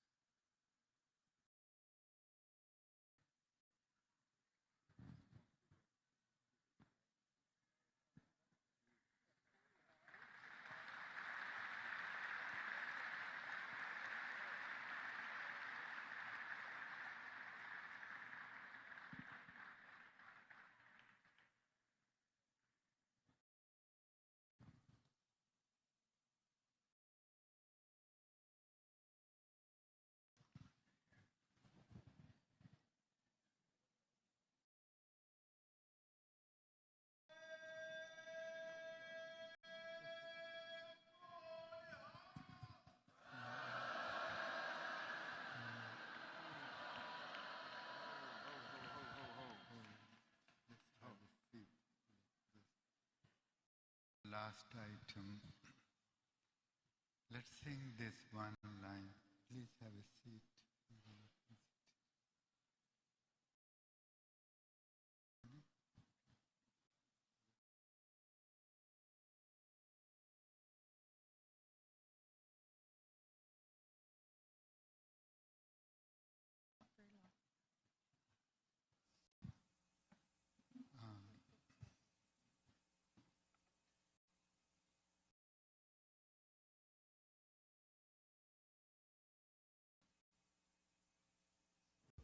Hello? Okay. I want to take you on a journey. Can you close your eyes? Can we turn out all the lights? I guess they kind of need it for the camera there.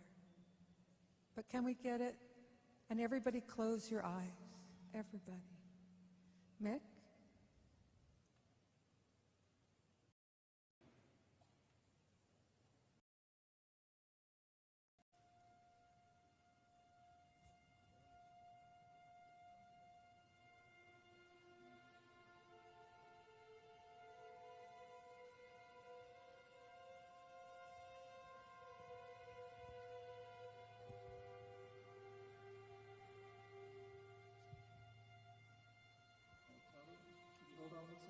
Yes.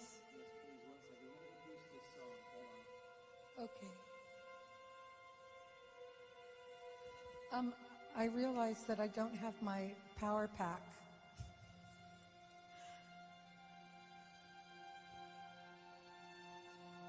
Mick, can you pause the music, please?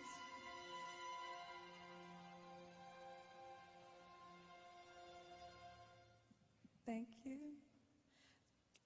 Can I go get my power pack?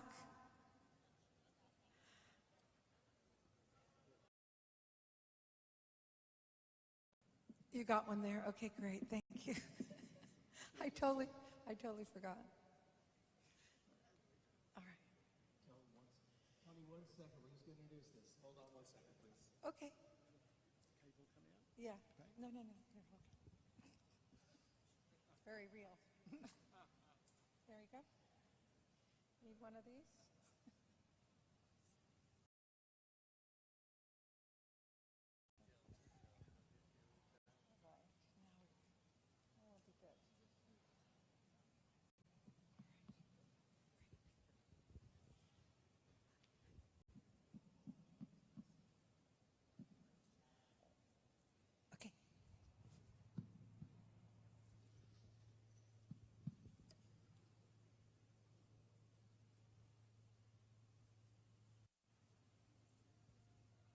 Not yet, Mick.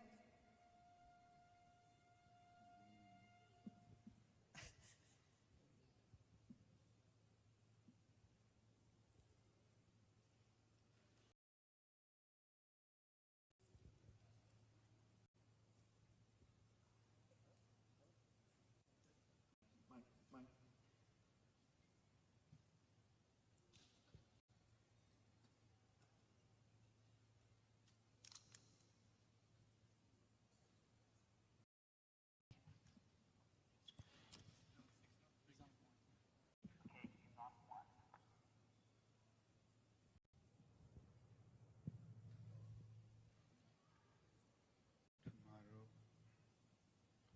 Tomorrow all of us are going to get together at Darbar Sri Guru Granth Sahib Ji from 11 to about 2:30 or so, and have informal gathering for 3 hours or so. You have traveled from 5 different continents. Thank you so much. So kind of you. Before we say goodbye to this event today, I want to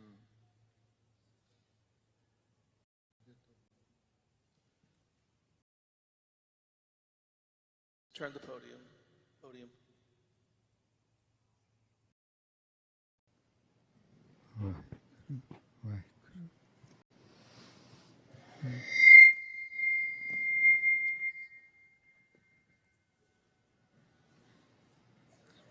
As we all know, that just the talk, just talking about this thing is not going to make the transformation. It's acting. It's bringing this thing into our lives every day.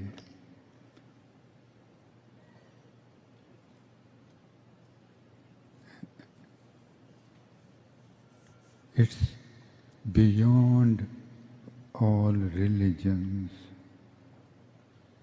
All religions converge into one. That's what it is about. All religions are dissolved here, dissolved.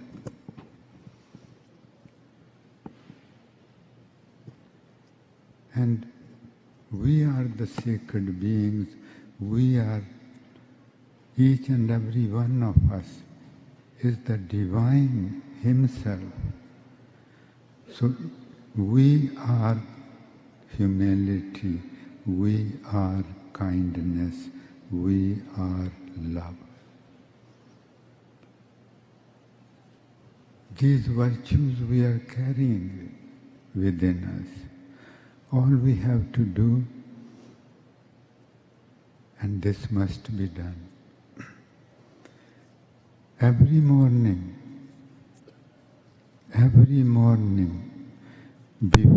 when we wake up, before we put our foot on the floor,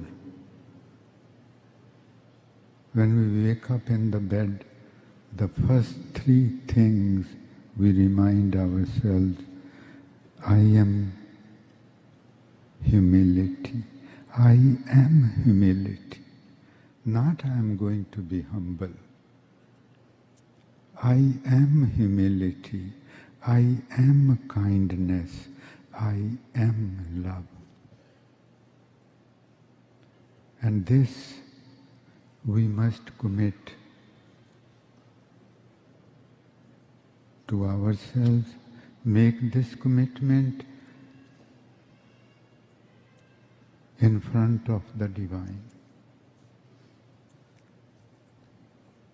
In gratitude of Him for blessing us with human lives.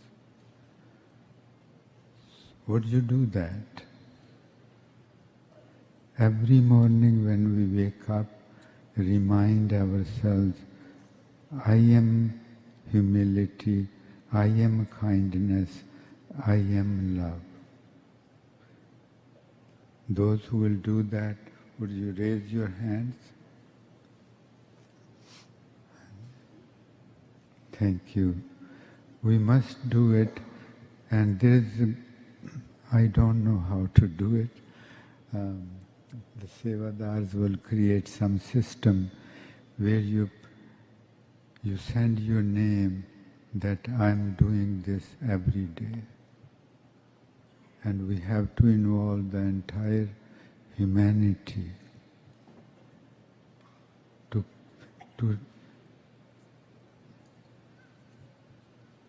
not to remember, not even to ask how to be humble, just reminding every day, I am humility. When we say this to us in a wakeful state, by being alert, when every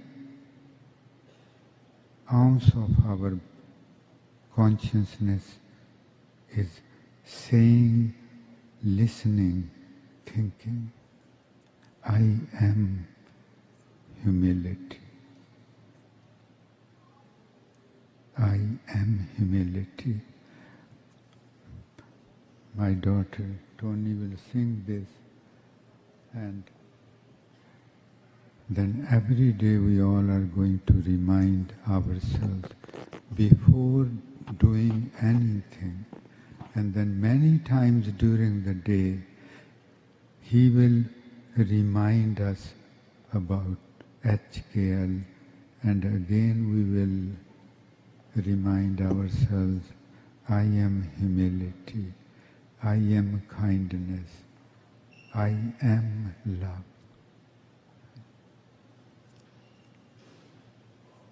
Now let us sing one Tarna. It means that, oh my mother, look at these faces, humble, kind faces, how beautiful they are.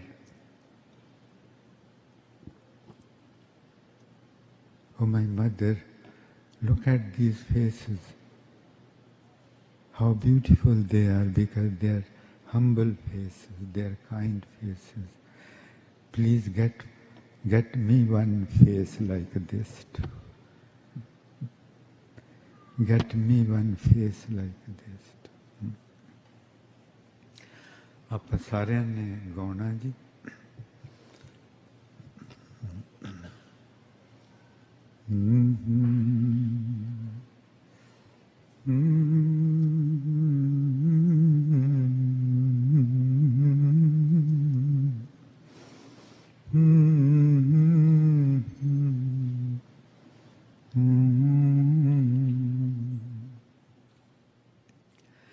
केडे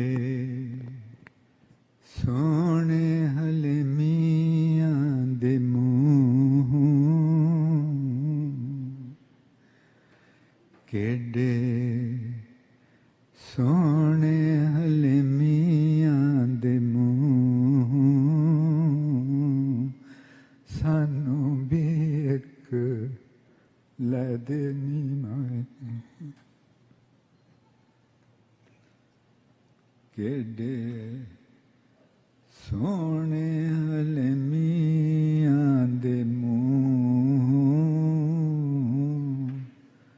सानू भी एक लै दे नी केडे सोने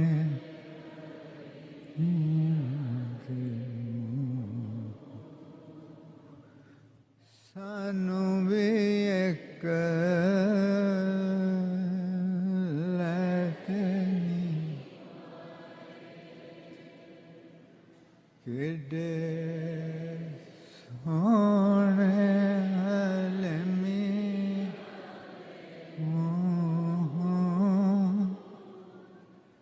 सानू भी एक लै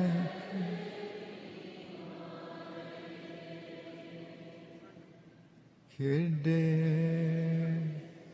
सोने हले मियां दे मूंह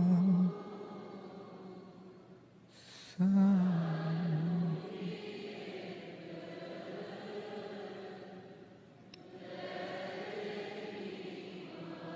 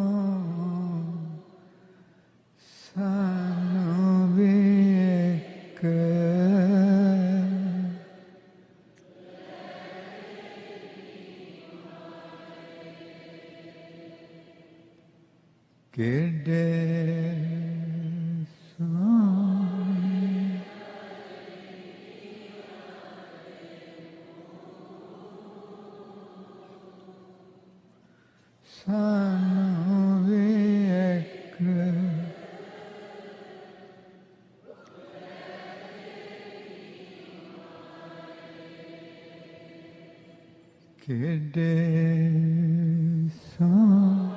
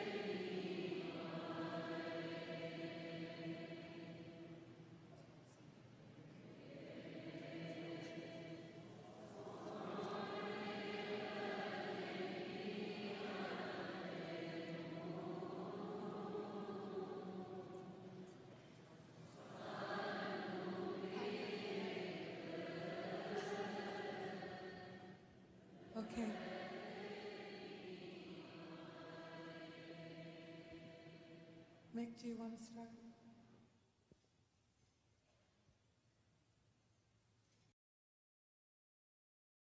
Can we turn all the lights off again?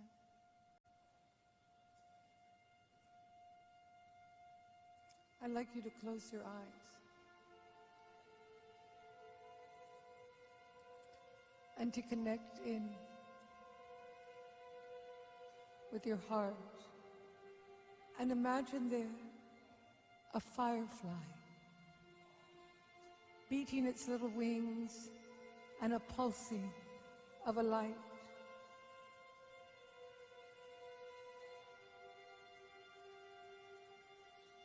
It's not a firefly. It's the light to the history of your ancestors, to what brought you here to planet Earth.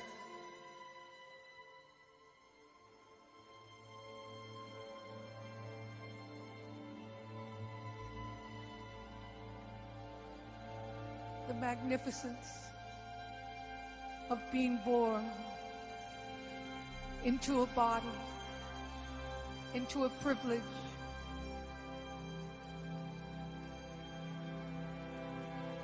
into a state of mind to choose how to live.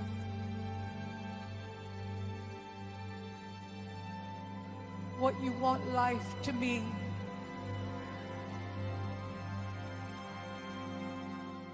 Say with me, I walk in humility. I am humility.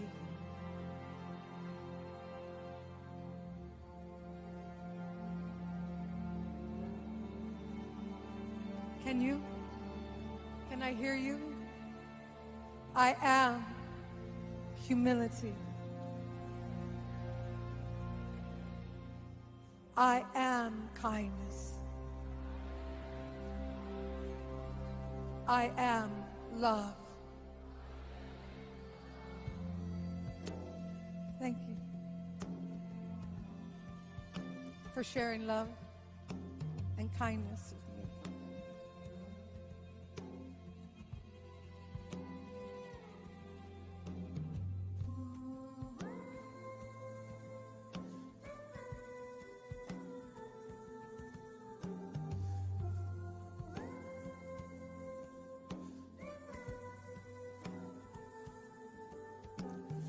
I am a candle, ooh, finds it hard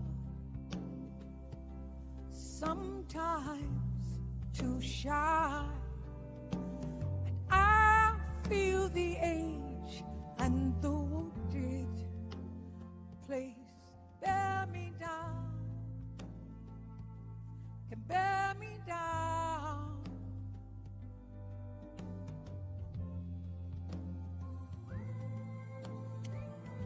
Thank you for spending time. Thank you, Babaji. Thank you, all of you.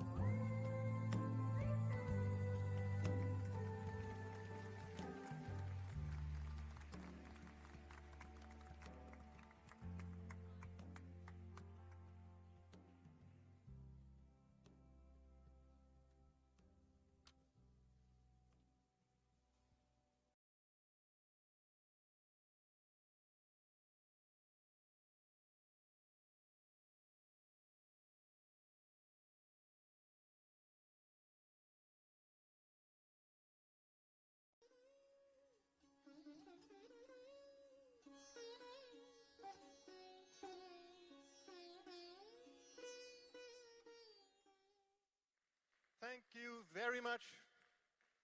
Thank you. The day is over, but HKL is just starting. Thank you again, beautiful guests, beautiful speakers, beautiful audience. You deserve also an applause.